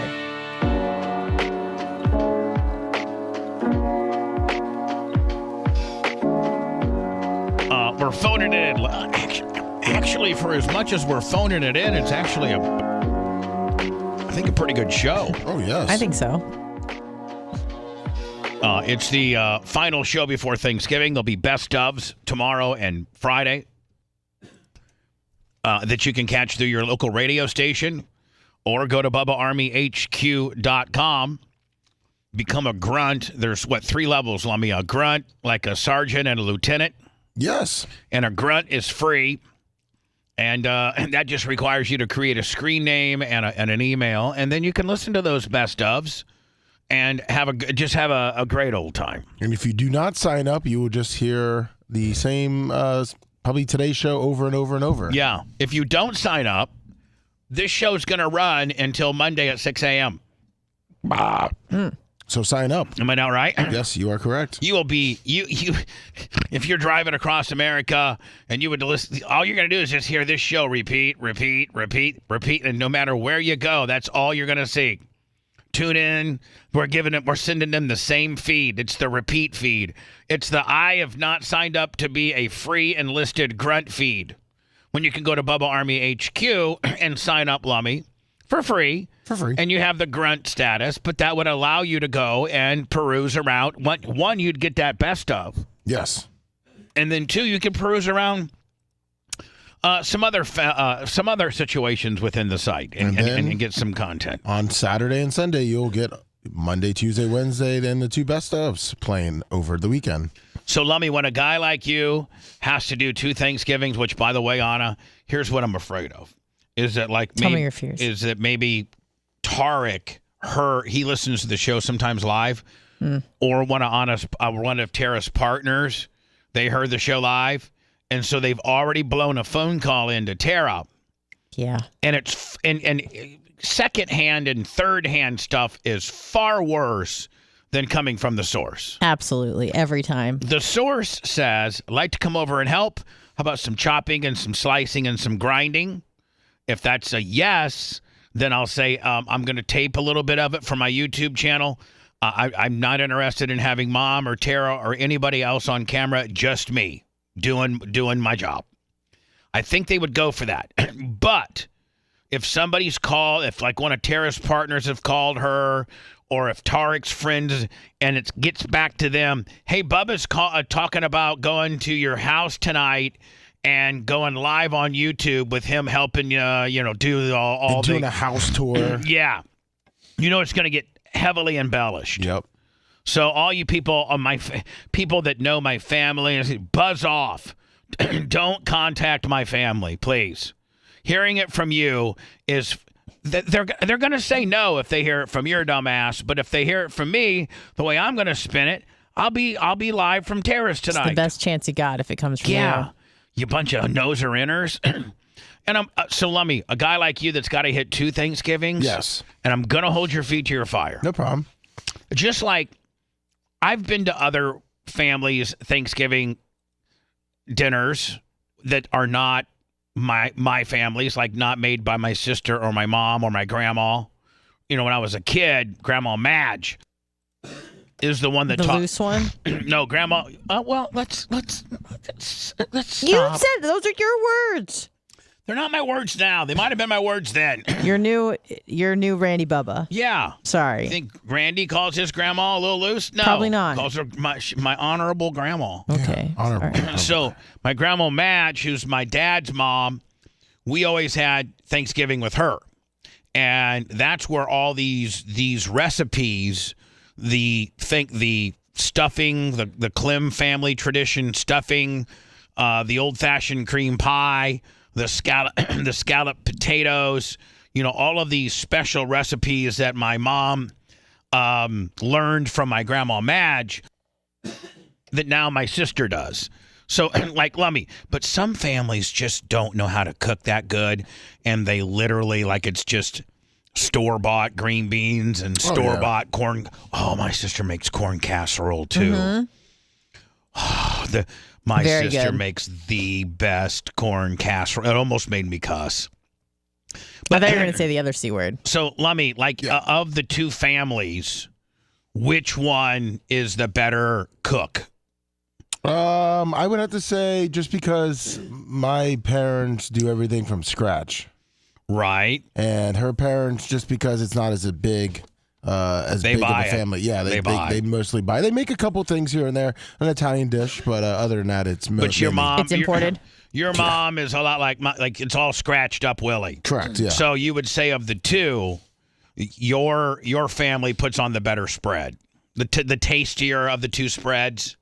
Yes. Which one are you? Let me ask you this. Which one are you hitting first? Her parents. Yeah, that's what I thought. Yeah. And then save your appetite for the dinner you want to eat. Now, let me. Will you regulate what you eat there at Ashley's parents, knowing that you're going to load up on Mama's? You know, because your mama is your mama, and that's what you grew up eating was your mama's stuff, right? Yeah. And I didn't say you grow up eating your mama. Yeah. I said you grow up eating your mama's stuff. Yeah, of course. So that would be what you probably would prefer. Yeah, and I still feel that way of like overloading my plate at her parents' house compared to my parents' house. They don't really give a crap.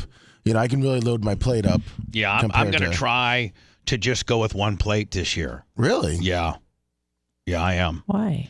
Well, just because I'm trying to be, trying to be responsible. I'm trying to actually go there and have some willpower and be responsible. But you have willpower every other day of the year, not on Thanksgiving. Listen, my plates are very thick. I got thick plates. Like I don't thick with 2 C's. Yeah, I mean, like I'm not. There really are people, and I've known them that like if their green beans are touching their corn casserole, they'll freak out. Oh yeah, like they completely freak out. Bitch, I put my big old slop of corn casserole, then I'll put my scallop potatoes right next to it to the pack where it's leaning on it, and then I'll put my corn casserole over there, then I'll put my turkey laying on top of everything, and then I'll put some mashed potatoes in the middle, and then I'll put a big old ladle of gravy over all of it. Bitch, I'm all about like by the time I'm done with my meal, it's all smashed together anyway. Yeah, you're scooping up half of the stuff that was on your plate on the same fork. But there's some people, man, that are really, really like if their green beans touch their corn casserole, like it completely ruins their day. Bunch of snowflake ass pussies. You'd think that would be me, but it's not. It's not you? No, but it is like my brand of, OCD. It would be on brand for you if indeed you were like that. That wouldn't be something that people would be like, oh no, I can't believe. Now I like it like not separate, but touching is fine. Yeah. But I don't like pile it on top of each other. You want overlap Willie. Yeah, but a a touch. little Venn diagram sort of action. That's fine. But a touch. Touch is fine. Touch is fine. Touch is fine. You know, I'm not gonna lie to you. Don't lie. This is the second Thanksgiving, and it'll be the second Christmas without Tyler. I know. And it's just, you know, that's my son, that's my guy, and that's like it's what family and the holidays are all about. Your family. Like, you know, could you ever imagine, Lummy? No. Walker being 22 or 23 years old and hates your guts and won't communicate with you and will not communicate with your grandma or your aunt and will not attend. Like, we don't even know. Like, we don't know if Tyler's working. We don't know where he lives. We don't know anything. We don't know anything. And I struggle with it way more than I pretend to. But I really have a lot of, like, you know, and there's no therapy there's nobody I can talk to about it. You know, would that even help? No, because you're just rehashing the situation to somebody who's going to give you some advice. Like, you know, listen, here's the bottom line. His girlfriend hates me and forbids him to have a relationship with me. That's what it is. I can't change that. Have you thought maybe to reconcile with her and her family? No. Okay, well. Because just an idea. Because I didn't do anything wrong. I understand that. I didn't do anything wrong other than I corrected her, and she didn't like. You know, well, think about it as like settling, like in court, right? It doesn't necessarily mean you're guilty, but you just want to be done with it. You just want to get your life back on track. I would almost do anything to get my son back, but one of which is not succumbing to validating the fit that she has thrown over. Like no, I have values as well as a man, and if I cannot, you know, she at the age of 18 and Tyler's 19, and she's at the racetrack making Tyler cry, and I as a dad make a decision that she needs to probably leave the racetrack because she's upsetting him and he's getting ready to get into a car. It's a very dangerous sport, and he needs to have his mind right. Yeah. And he tells me that if you make her go, I go, putting me in a very vicarious situation. Yeah. And so I'm like, all right, you both go then. You know, and that's the move and the decision I had to make while it's happening. You know, maybe might not have been the right one, but it was the one that made the most sense to me at the time as a parent. I understand, but if the only path, and this is just a hypothetical, but if the only path to having a relationship with your son is reconciling, not even necessarily apologizing, but reconciling with Ace and her family, would you be willing to do that? Yeah, I mean, I guess. So maybe start there. Hold on, Anna. I have emailed him once. Not him. No. The hold family. on. I have emailed him at least once every 2 weeks for the past 2 years, stating it's the only way I know to get a hold of him. But I don't even know that I get a hold of him because it doesn't. Like, I never get There's a return. No response, yeah. But I always say, Tyler, I love you so much. I miss you so much. I'll always be your father. Please always make me your first phone call if you need anything. And please realize how much your family misses you. Nana and Tara are as heartbroken as I am, or heartbroken, or just whatever. We just really, really miss you. And we would just do anything to get you back in our lives. I've sent that message probably in different ways, shapes, and forms at least 15 times, only to be ignored, blocked on all social media. You know, it's just tough. It's my only child. I understand. And you know, meanwhile, he's got an unbelievable relationship with his mom and her and her husband, and they're the best. And he doesn't ever speak of me. He's won some pretty big races. He's won some pretty prestigious races, and he never thanks me. He never acknowledges me.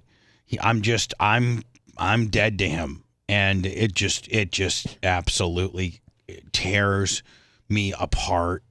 I come in here every day, and I think I do a pretty good show for y'all, and I will always do that. But God dang, does this hurt? Well, Yeah, unfortunately, what do they say? The definition of insanity is doing the same thing and expecting a different result. So maybe you try something different. And dear Bubba, dear Tyler. No, your reach out to her family and say, like, listen, this is ridiculous. Like, how can we reconcile? Like, put the ball in their court. Go ahead. I hate to jump in. I'm sorry. I honestly feel like, because I went through a rough patch with my dad. I didn't talk to my dad for years when I was younger, and we got past it. But it was ultimately between me and him. There was no other person that can come in between that relationship to mend that for both Bubba and Tyler. Like, I understand what you're saying, and I agree. And I definitely think, Bubba, as far as you getting a relationship with Tyler again, at some point you are going to have to compromise and talk to them, which really sucks. But, I mean, it's up to Tyler as a man. He is a grown man now. Yeah, but he's being influenced by that family. So if you can try to influence that family who's influencing him, then I think that's probably your best chance at getting him back, because what you're doing isn't working, clearly. Yeah, it's unfortunate that it's come to that. I don't even want to talk about it. Let's talk about Turkey. No, let's talk about, we got Alex Stein standing by. Sure do. I'll do words and we'll go into Alex, okay? Sounds good. Grossly overrated and rated grossly. My sentiments exactly. Bubba the Love Sponge Show returns after these words. Chill the fuck out. I don't need your fucking bullshit. Choke you out. No, I did it, Iggy. I fucking did it. I'm the one that fucking gave him a 5-minute timeout. You want to be a fucking dick snook slayer? Fucking pack sand, buddy. Start talking about my family like that, motherfucker. I don't give a fuck who you are.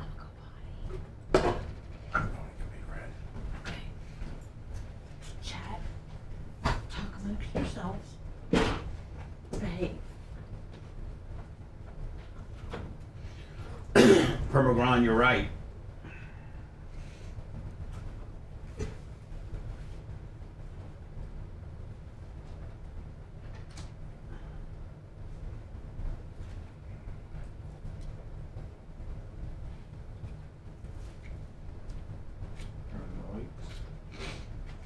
Oh, is Alex connected yet?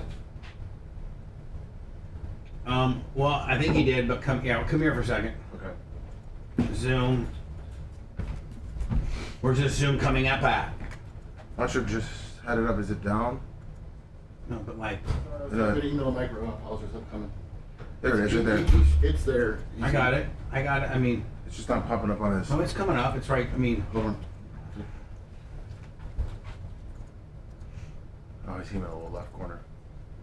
Where? See? Right there. Right there. Okay. Full screen.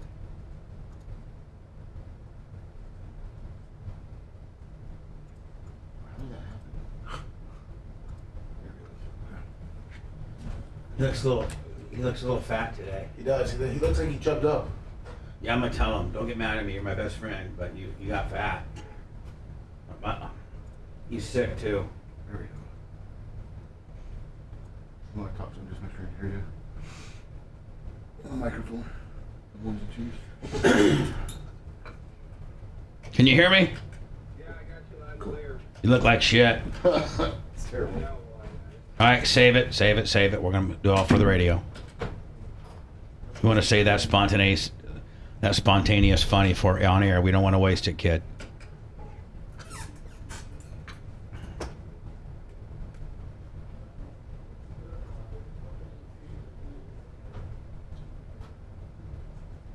Morning, Bubba.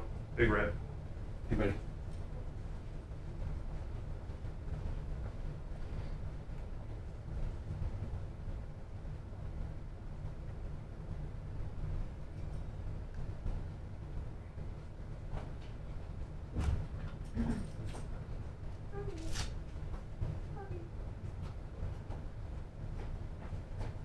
Hi, Chat. It's cold as fuck in here. Sure is. I got the heater on and everything. Actually, it is cold. Isn't it? Yeah. I know you guys run hot when you're doing the tree.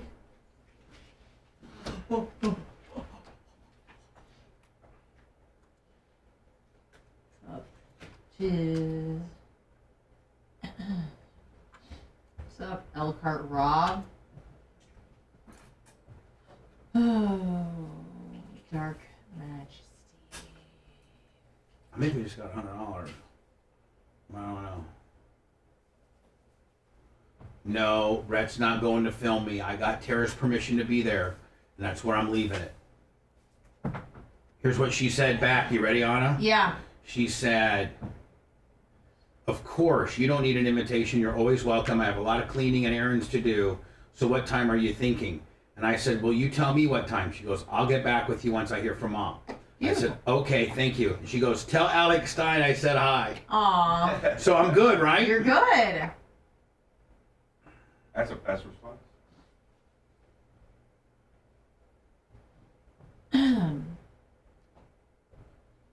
Nice jacket. What's he trying to be like? Are you trying to be a gangster?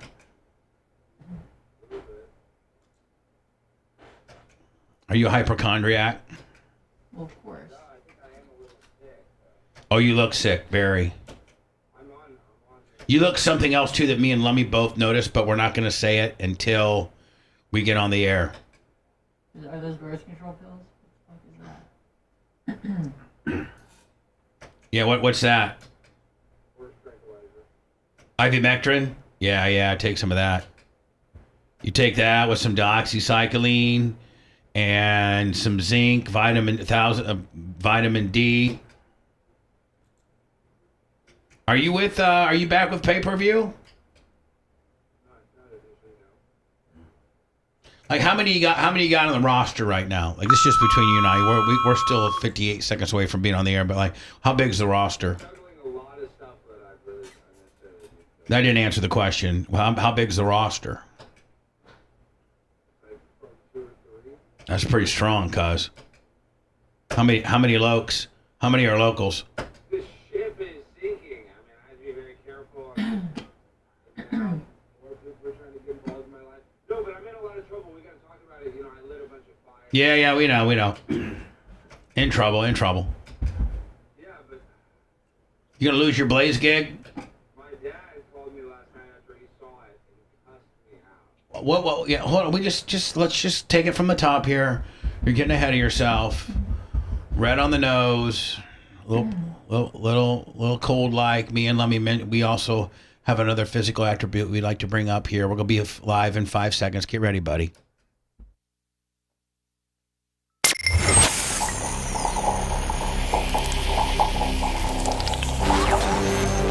All right, hold on. Get ready.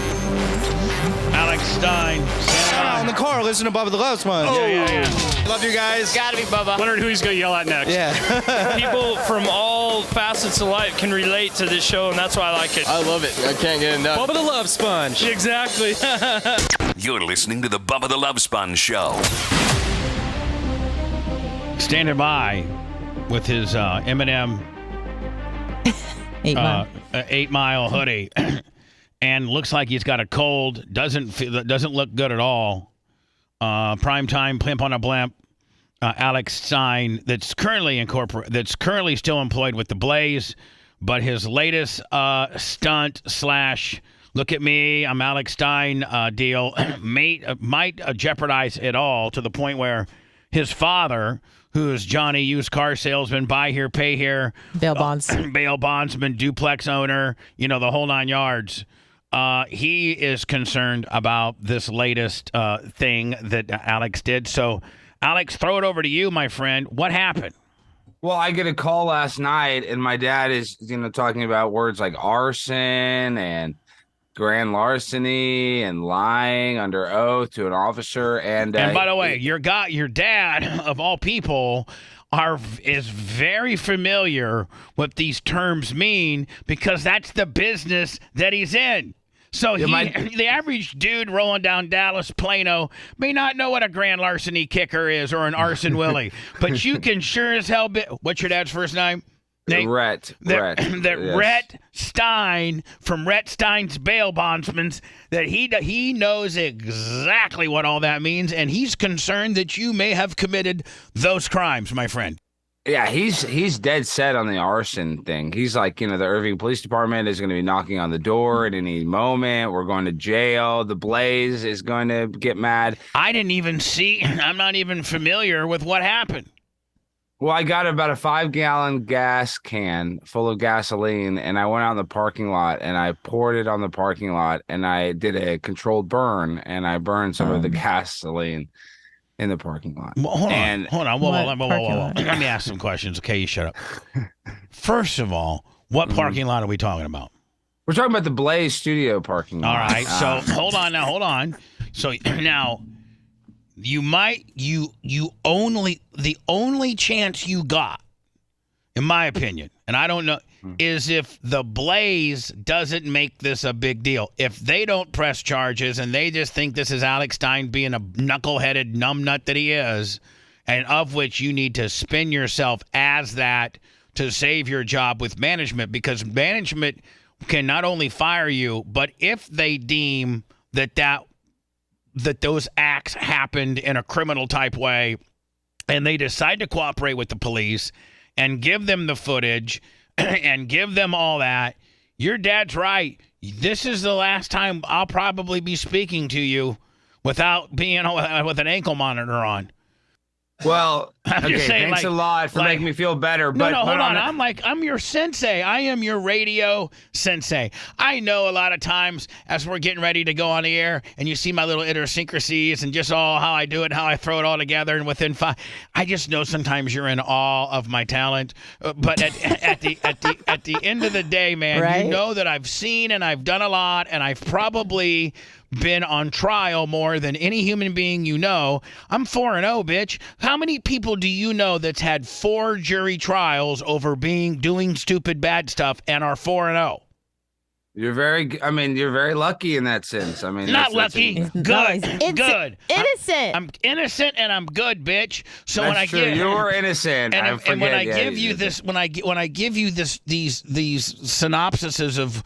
You're like my little sensei, and I'm pulling for you. And you're like, when you go to these city council meetings, I get so proud of you because that's exactly what you need to be doing. That's really fine line, right up to the edge. They know they can't put their hands on you. They know you know just how far to go. Like they know they can't cut you off. You know all their first names. You've won tens of thousands of dollars against municipalities that have cut you off. So you got that down. Why in the hell are we going from what works, which is that, or are you going to San Francisco and them throwing drinks on you? Are you going to Penn State or are you going and asking Brittany Grimer some uncomfortable questions, all of which it goes viral? That's just great. Oh my God, that's Alex Stein on brand. Why in the hell are we doing 5 gallons of gasoline at said employers that pay you over 6 figures to do a job? Why? What the were you thinking? Well, there's a saying that goes, no good deed goes unpunished. And I have a young 51-year-old African-American man that works for me that doesn't know how to drive, Bubba. And honestly, after last night, we got the gallon of gas. We put out a ring of fire that he could drive over as a symbol of, accomplishing, learning how to drive. But in all honesty, I'm not even worried about the fire. The guy really couldn't drive. I thought it was a work. He really couldn't drive. Had his foot on the brake and the gas at the same time, hitting him at the same time. The car was going, and the car was a piece of junk. Honda Passport, on its last leg. Oh my God! No, listen. I can just see where this is going. You hit Is he dead? You hit Glenn's G-Wagon, and oh my God, what happened, buddy? So behind the studio, I thought he was joking. We're going over a hill.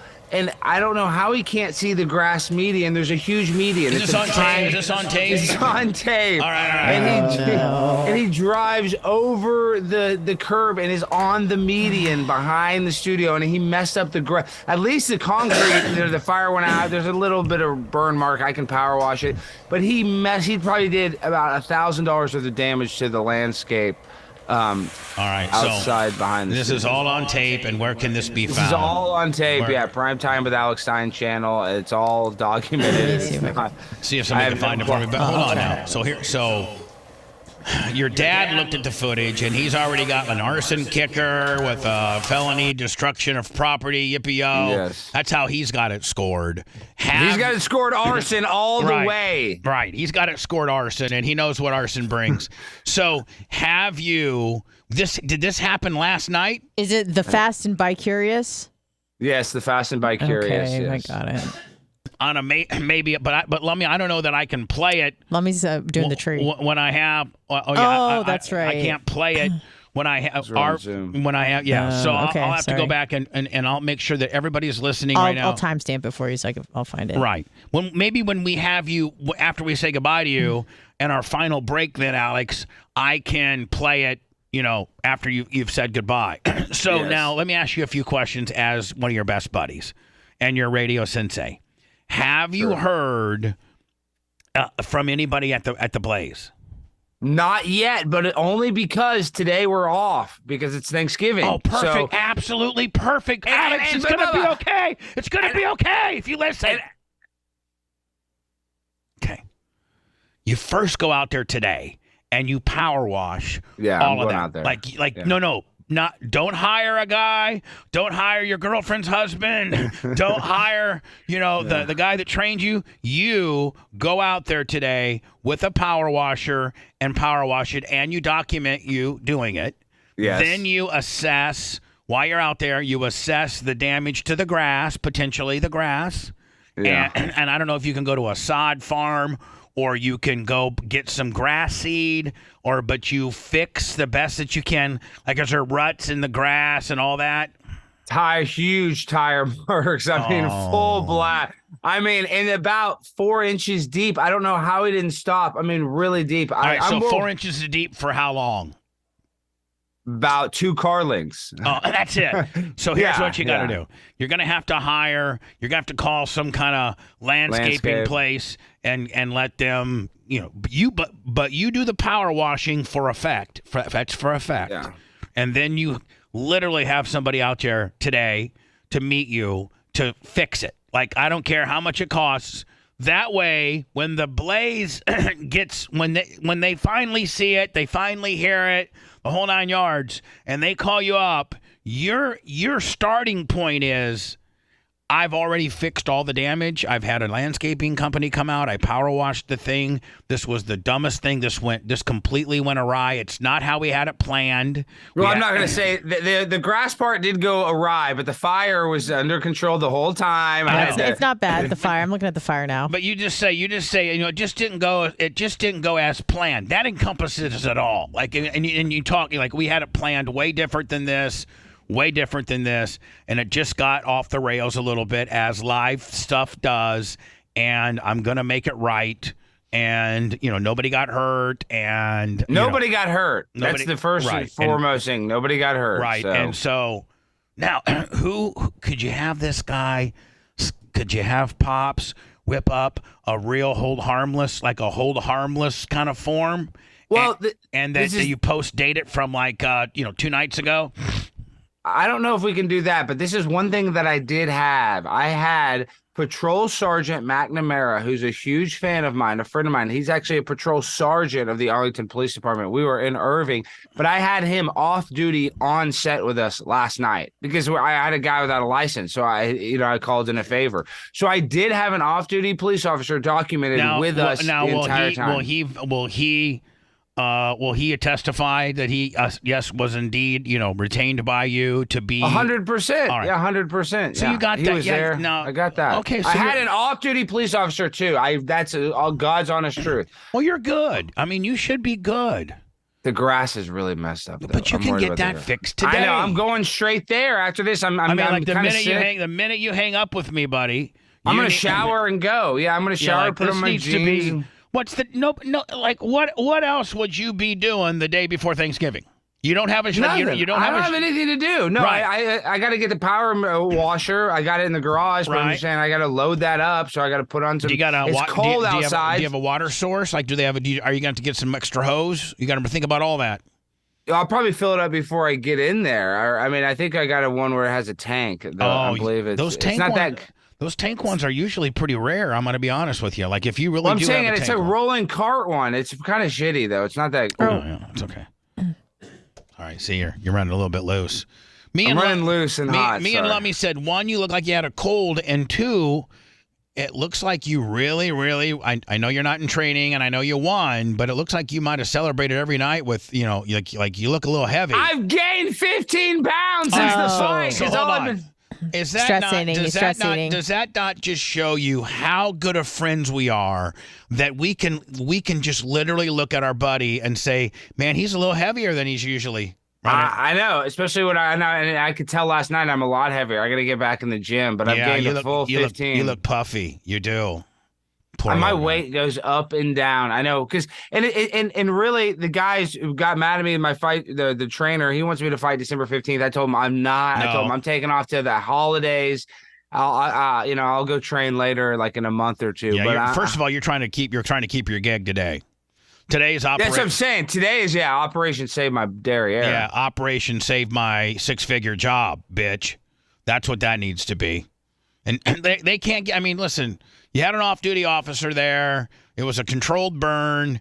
It was a. You know what you should do is you should go back and post-date some notes. Like you guys had like a meeting about it and post-date some notes and like how it was supposed to. Be super not. We had a meeting before, so we did. I mean, we had that. We had a meeting with a police officer that I set up, but still, the burn mark. I got to go power. I did 2 burns, and one there wasn't really a mark, but the other one there was a huge black mark. I'm like, well, I wonder why they were right next to each other. Like, is it right on the curbing there, kinda, or it's on the pavement, but it's where some 18-wheelers drive. But it is nice pavement. This is Las Colinas. This is not. Yeah, this isn't some like warehouse like I live in.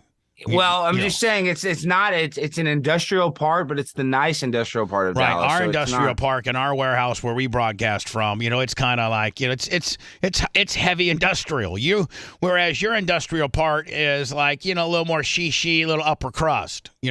This is one of the nicest neighborhoods in Texas, where our studio is in Las Colinas. Irving, there's some rougher parts of Irving next to the airport. It's a little more industrial, but we're in Las Colinas, a suburb of Irving, Texas. Now, where does Glenn live? Like, does he live like in Plano, or I'm not trying to get his exact address, but he probably lives like where all the real rich people do.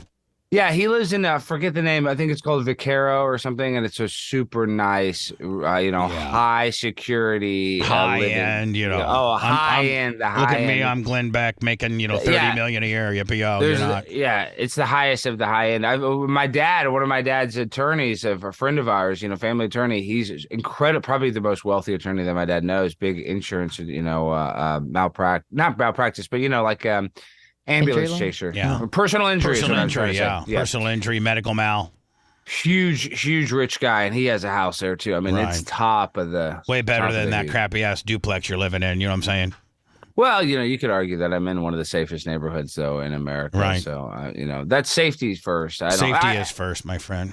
That is, and that's what I value, and the safety of me, the safety of my animals, the safety of my job. So no, I'm sweating bullets. I'm gonna go. You're gonna be okay. You're gonna be okay. I think we're gonna be okay. But last night, I'm not just saying this. This is not an over exaggeration. My dad called me last night and said, "You're going to jail. You're gonna be in jail, and you're gonna just have to figure this out. You're gonna get fired. All this." I'm like, Dad, what is going on? I just lit a small fire. He's like, you can't light a fire in a parking lot. And I'm like, really? And I can? I mean, I was just. I can't even picture your dad having that type of temperament. He's so cool. Well, no, but that's what I'm saying. My dad is very. Yeah, I'm saying he flipped. He flips. He goes like, man, I got my kid on easy streak right now, making a lot of money, and he just messed it up over some boneheaded nonsense. Basically right. Yeah, that's basically correct. Yeah, I would agree with that. Listen, I'd love to go on another 10 minutes with you, but I've been having diarrhea attacks because I've eaten baked beans 5 days in a row for whatever reason. But before you go, is that really true that you have been eating the baked beans like that? Because the baked beans on toast, that's a British delicacy. He's hurting right now, Alex. Yeah, like I'm He's gonna ready take to a dump in his chair. And the minute I get on the toilet, do you ever get the kind where the minute your ass hits the turlet. It's like literally, it looks like the Iron Curtain that Israel shoots over the country. The Iron Curtain is that? Yeah, I don't know. No, you know, like it has like this all these big. It's like it's an explosion. It's just literally the like toilet looks like Gaza. Yeah. The toilet looks like Gaza. The first hit. Yeah, well, you know, honestly, I live a plant-based life, so I blast. My blasts are clean, but I'm very gassy. I eat a lot of, you know. Look at that face. I'm trying to hold it back. I'm trying to literally hold it back. Okay, well, go explode the toilet. I you have quality toilets there. I got a lot of things to tell you. I got to go to the Blaze. All right, Call me after. And I will be checking in with you today, okay, buddy? All right, talk to you soon. Love you Bye. soon. Love you, buddy. Love you soon. Love you soon. Love you guys. Bye. Love you soon. Love everything. I have go got make to go doo-doo. to the bathroom, please. It's not what you think. What? Since when? Actually, it's much less. Much less. Bubba the Love Sponge Show returns after these words. You run. You just do your show. All right. I mean, and I may slide in, and we can literally leave at 52. So my beans are giving him the shits. That's not good. Yeah, way to go. Well, why is he eating them 5 days in a row then? You know how he goes. Because they're that good. Yeah, exactly. You should take it as a compliment. He likes it. Everything I cooked that night, you couldn't eat. I know. That's okay, though. It's okay. I had some mushrooms the following night, and it worked out just fine. Oh, wait. No, it didn't. Horrible. Yeah. Freak out. Fucking freaked out. I'm okay. No, I'm not okay. I was not okay. Bubba was not okay either, but he was just having a good time, if that makes any sense. Yeah. Like, he was not okay. I'm not okay. I'm not okay.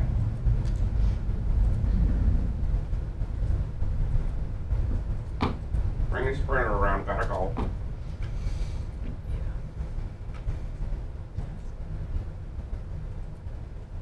It's me.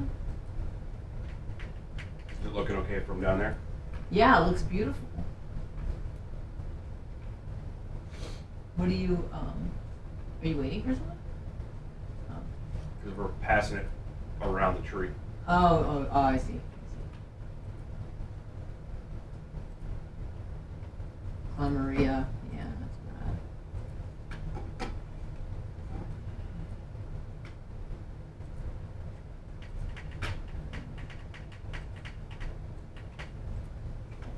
Probably because he got the vaccine.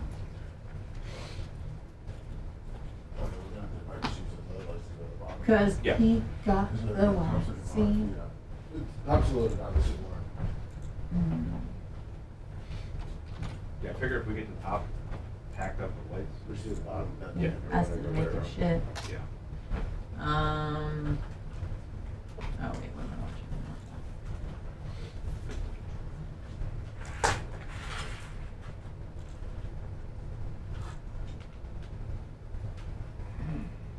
Sure does, Dark Match Steve. It is art. You might have to go up a wrong height on your ladder, buddy.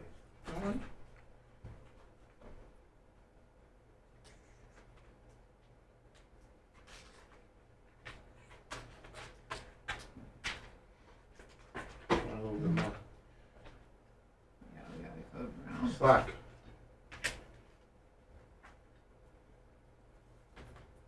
Thank you, Biggie. Appreciate ya. Alright. Oh, you have to get your, get right out here. There you go.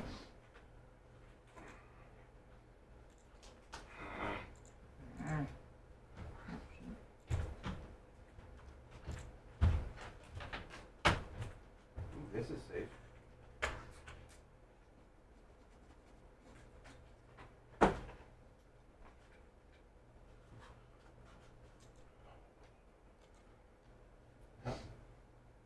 I don't want to hear it. I'm on the very top of my ladder. Holding on to the stripper pole. Oh, man. Thank you, Skippy. Right, yeah. Good morning, Wagner. Yep. Looks good, right? Can't do it. No. I'm a fucking cliff in front of me. Huh? I'm a cliff in front of me. Wait, what's the other one? Well, I'm at the top anyway, so.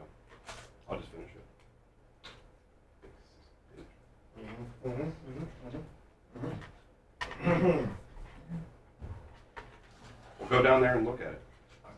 Well, I'm gonna use the light Let if me you want just it. get in driver's seat for a second.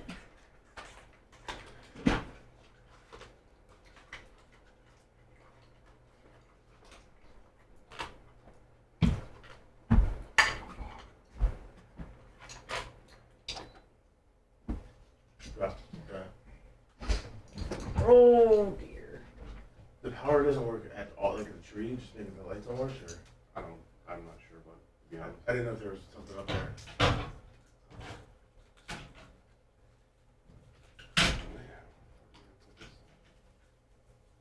Now hold your ankle. I know. Huh? What? Can I hold your ankle? Death ass. No, don't touch me. I'm just having that. I don't want you to fall. Big ol' head.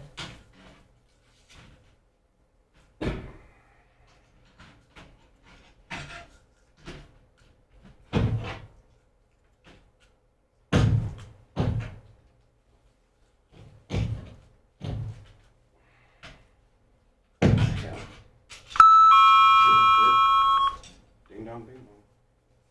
Ding dong. Okay, ready. Wow, you are sweating. Wet. Gotta go. Sorry. I also turned that. Let me turn that back on. Oh, you did not. That was too cold. I turned your headphones down, so you probably Did want you turn the air? Did you turn it up? Yep. We're dying back here. Did you turn the air up on us? I didn't turn anything. Oh my gosh, Big Red, I did you turned do his that? fan off. I heard her. Bubba. I turned his fan off. I fix it, Warren. Thank you, Bubba. Fuck, I Big didn't. Red was really worried. I didn't tell him. I'm not really worried. I'm just on top of the ladder. Oh, I'm worried. You did it. Proud of you. Proud of you for making boom boom. And being done on time. 30 seconds to spare. Oh my god, I can't believe I said it. Oh, Anna, can you send me the Bubba the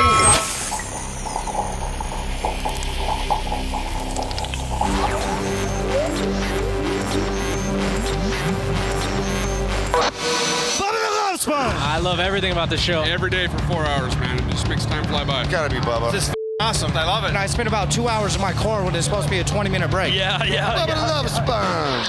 You're listening to the Bubba the Love Sponge Show. Man, I went in to the bathroom, exploded, pushed out a couple trailers, Code Brown. and then wiped and washed my hands with soap, antibacterial soap, and came back in with 55 seconds left to spare. Just sweating out of breath. Oh, yeah. Scout and Big Gulp, 100 on the PayPal. We're literally here. I'm here about 10 minutes. You did that while Big Red was on top of the ladder. Oh, really? So sorry. He's just shaking his head. Big Red. Anyway, Scout and Big Gulp, 100 on the PayPal, Venmo, Cash App, all at the Bubba Army. I'm so proud of myself because usually I'm a 15 or 20 minute. Oh, I know. But this take your time, play your soccer game. This latest little thing, I've been into these these explosions. Are you afraid? It gives me hardly any time notice, and then here comes an explosion. Are you afraid that it's maybe a symptom of a larger problem? No, like cancer. Nope. Okay. Nope. I've eaten green beans. I'm sorry. I've eaten Big Red's baked beans that he made on Friday. Oh, so it's Big Red's fault? No. Way to go, a-hole! No, it's not. His baked beans are second to none. Yeah. But I think if you eat baked beans as a human being, regardless of who made them, for 5 days in a row, yeah, you might end up getting diarrhea. It's rough on the tum-tum. Is what I'm thinking. Now, stand by. This, Anna, is... I would go to like 55. That's when I saw them ignite the fire. Boys and girls, children of all ages, what I have right here is a letter from I just at least wanted to see the setup. Sure. Political prisoner. It's like an hour. Friend of the show, Owen Schroyer. That's right. Owen Schroyer is serving 60 days in federal prison for just being near the Capitol, not even going in the Capitol. And I wrote him a letter, which you all should write. We have the address right here, and we'll also put it in the description. All right, Anna, so did really people that were just at January 6th, just there? Yeah. They're doing 60 days in federal prison for let's say that me and you are just there. We're just there. And we're just on spectators. We're on the outside. We never go inside, and we're up there by the steps. And maybe we do go inside, but we go into the big rotunda or whatever it is. We look around a little bit. Yeah. And it's all on tape. You and I are just looking around like, okay, I there's really not much to see. Let's get out of here, okay? Yeah. All right, so we go out. We leave. And we go down the steps and we leave. Yeah. Maybe we go to Dunkin' Donuts or something, and I eat, and I you, watch and you you eat. smash. Nice. Would we be put in? I mean, like, are those people that did that sort of thing? Are they going to prison? I can honestly tell you, I don't know. I guess, but I have not been following this January 6th stuff all that closely. Either. Because I'm sick of it. I don't know. I feel like there's more important things to worry about. And I at the end of the day, and I don't know this for a fact, but I just feel like it's a total screw job. So I've just kind of, goes in one ear out the other. I would like to know, and maybe I can monitor chat, or somebody would know. Maybe Mach knows. Maybe Rhett knows. I don't. What? Yes. Lummy is saying that there are people going to jail that basically the point of this is they went and found anybody they could on film and video to prosecute for January 6th. Meanwhile, we got all these people, protesting this stuff that's going on overseas, and not one arrest.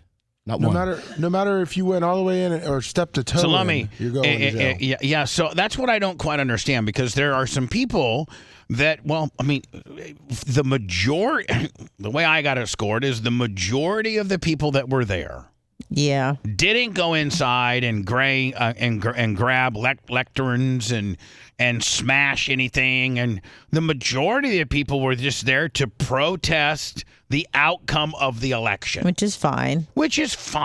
Yeah, like, I mean, no big deal.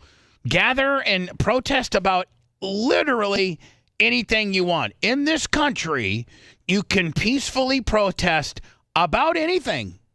For real. Yes, I mean, you can literally, as long as it's not disruptive, it's not as long as you're hurting not setting people. fires in parking lots. You can, Anna, if I wanted to say, hey, I pro Hamas.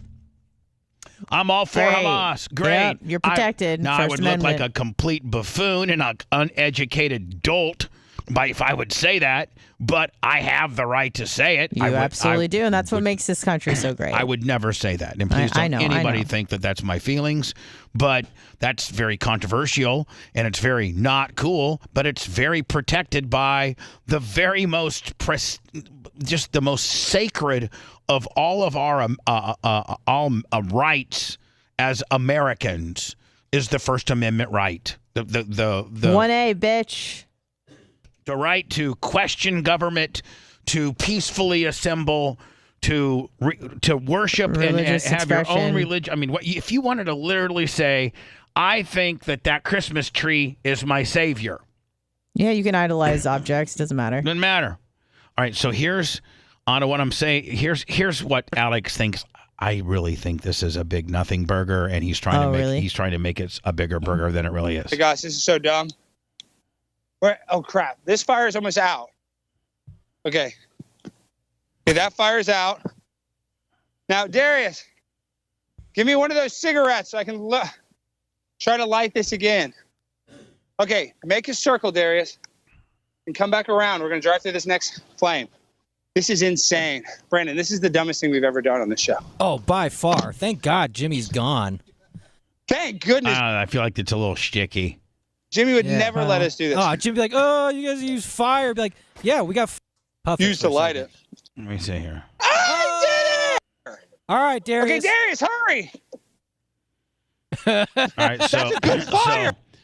So Alex lit a little patch of the driveway on fire, and this Darius guy who does not have a driver's license is going to drive through it. Is that that's the stunt? I think so, yes. Come on, buddy. Darius, hurry! Hurry! Come on, Oh my Darius. God, look at the fire. Brandon, can you see how big this is? Yeah, that's perfect, dude. It's huge. That's huge. Alex smoking cigarettes. Did you guys know he smokes? Does he really, or is that just on camera? No. Camel Crushes. This is our biggest fire yet. Come on, D. Clearly, he's never seen a bonfire.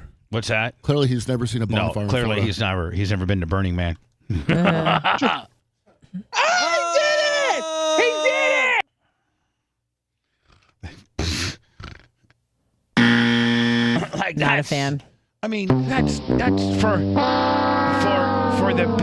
the big, you know, oh my God, I'm gonna get fired, lose my job. He did it! Yes! Let me see if it gets any worse than this. I mean, let's see where the guy goes into. Yes! Oh my gosh, you did He could literally, if he wanted to, with his tennis shoes, stomp that fire out. Sure. it! Hell We yeah. did it, Brandon! Lana, your gi would make that fire its bitch. Oh, absolutely. I put that in Renee's choke. Yeah. Put him on the road. You did it! I can't believe you did that. I know. Awesome. Did what? Drive a SUV 18 mile an hour through a burning fire? Whoa, don't bust me up. Yeah, me neither. This is the best I've ever done. Was that scary? Look at the camera. Was that scary? What does that mean? Okay, let's get in the car. Oh my God. Drive until I find them. Oh my gosh. You're just going to drive? Yo, that's way worse than I thought. Hold on. Certain places an ass. Look at what he did. Oh my gosh. Grab the mobile light. Grab the top light. Look where he dude, we're going to get in trouble for the Are we burn going to get in more trouble for the grass than the fire? Yeah, probably. Seriously, probably. Yeah, I think so. Okay, grab that light out of the back. Darius, just grab the top. Point it at where you did this. Look what he did. Or we're replaying Alex's big I'm going to get fired deal. Oh my, and this is not fake, dude. The grass can be regrown. I know, but it has these huge marks, dude. This is not. Yeah, that's bad. Look at this, Brandon. Now, see, if that's my industrial park or my business and that's my driveway and that's my area and my employees are out doing that at night, you'd be pissed. I'd be pissed. Yo, that's way worse than I thought. He really did this for real. I can't hear you, but dude. Yeah, that looks like Oh, shit. That's ridiculous. Yo. But it can be regrown. All right, let's get out of here. Let's go back to the studio. We're going to Grass get is grass so and much ass. damage. Yeah, all right. Yeah. How about this? I do not believe this for 1 second. This has got to be an endorsement ploy only. Because there's no way that Snoop Dogg, he has built his entire brand on being the dude that gets high. Well, did you see the video? Well, yeah, I did see the video. Oh. It's a smokeless, but I mean like Giving up smoke. Ah. I know what you're thinking. Snoop, smoke is kind of your whole thing. But I'm done with it. Done with the coughing and my clothes smelling all sticky icky. I'm going smokeless. Solo stove fixed fire. They took out the smoke. I mean, it's kind of brilliant. Which, by the way, I have one of these at the track, and they're pretty cool. Yeah. But, like... It got a lot of publicity when he said it initially a couple days ago, and then he drops this. I mean... I have an announcement. Pretty I'm smart. giving up smoke. You notice how he didn't say smoking? Yeah, but isn't that how cool people say it? Like, Yeah, but I'm just saying, Red, you're the biggest pothead of all. Do you believe that he's going to quit smoking? No. No. It was pretty I know funny what in the initial announcement. He said, please respect my privacy, as if like Thinking. somebody died. Snoop, smoke is kind of your whole thing. But I'm done with it. Done with the coughing and my clothes smelling all sticky icky. I'm going So with the coughing and the sticky icky, that would imply pot, right? smokeless. right. Solo stove fixed fire. They took out the smoke. Clever. He knows how to work. Oh, does he know how to He knows how to work. He's in the multiverse of the Speaking of knowing how to work, look at that guy. Woo! Oh, and then finally, I was going to let you go with this. If anybody wanted to know what Anna looked like in the back of the Sprinter, as in the back of Susan Poitras's car, as Merch Crick Saturday was night. literally holding her like a baby. Literally, Merch Crick was like, "I'm holding her like a baby. I'm holding a woman, a grown woman." Yep. Like a baby. She's crying uncontrollably. This is what Anna looked like. I mean, I wasn't as mobile as her. It was similar. sounded the same. Yeah. I feel like I had a cue to cry, but maybe not. Oh. She just took some shroom. She's fine. It just sucks.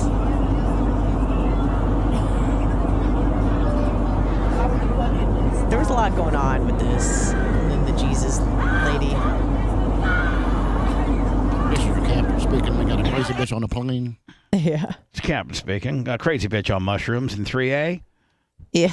That's what we could have said about Anna. A crazy bitch on the back, being coddled with a large-breasted bitch, but nonetheless, mushrooms aplenty. Yeah. Honestly, the French fries really helped. Maybe she just needed some of those. By the way, Thank you, Dr. Dan. That was your supply, not mine. Because if you notice, everybody that was on my supply, we all had good trips. You're the one that had a bad trip. You're the only one that had a bad trip. Everybody else had way different trips. But the first part of that wasn't necessarily entirely true. But I'm just saying, like, we all had really good, funny trips. Yes, but you had the monster trip. Other people took what I took, and they were fine. So I think it's just me. Great. Bubba Army HQ. Go sign up. That's our new shiny object. And quite frankly, it's pretty impressive. If you'd like to continue to hear the best ofs tomorrow and Friday, and then through the weekend, be able to listen to other stuff, download a podcast, just whatever. It all starts and stops with Bubba Army HQ. Lummy, thank you so much for the tree trimming. Oh, thank you. It looks beautiful. We took it. I saw it when it was lit. Yeah, we took it dark. And then you took it down. Yep. And I think right now that you and Rhett will be doing a sports show. Yes, 10:20. We'll call it 10:20? Yes. Perfect.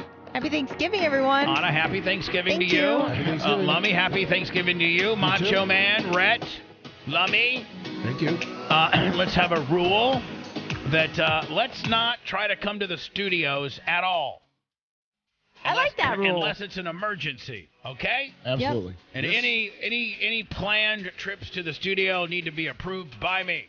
All right. Got it. Lummy, including your goat reports. Just give me an idea when you're going to be here. Will do.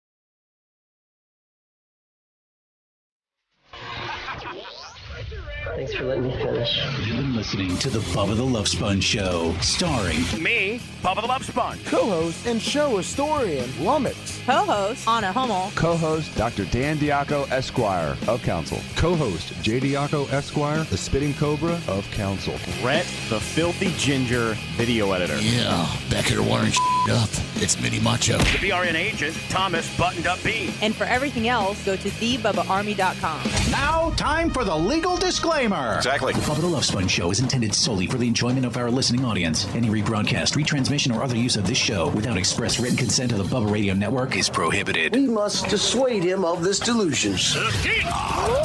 Until next time, always remember. I'll repeat hello. I'm back.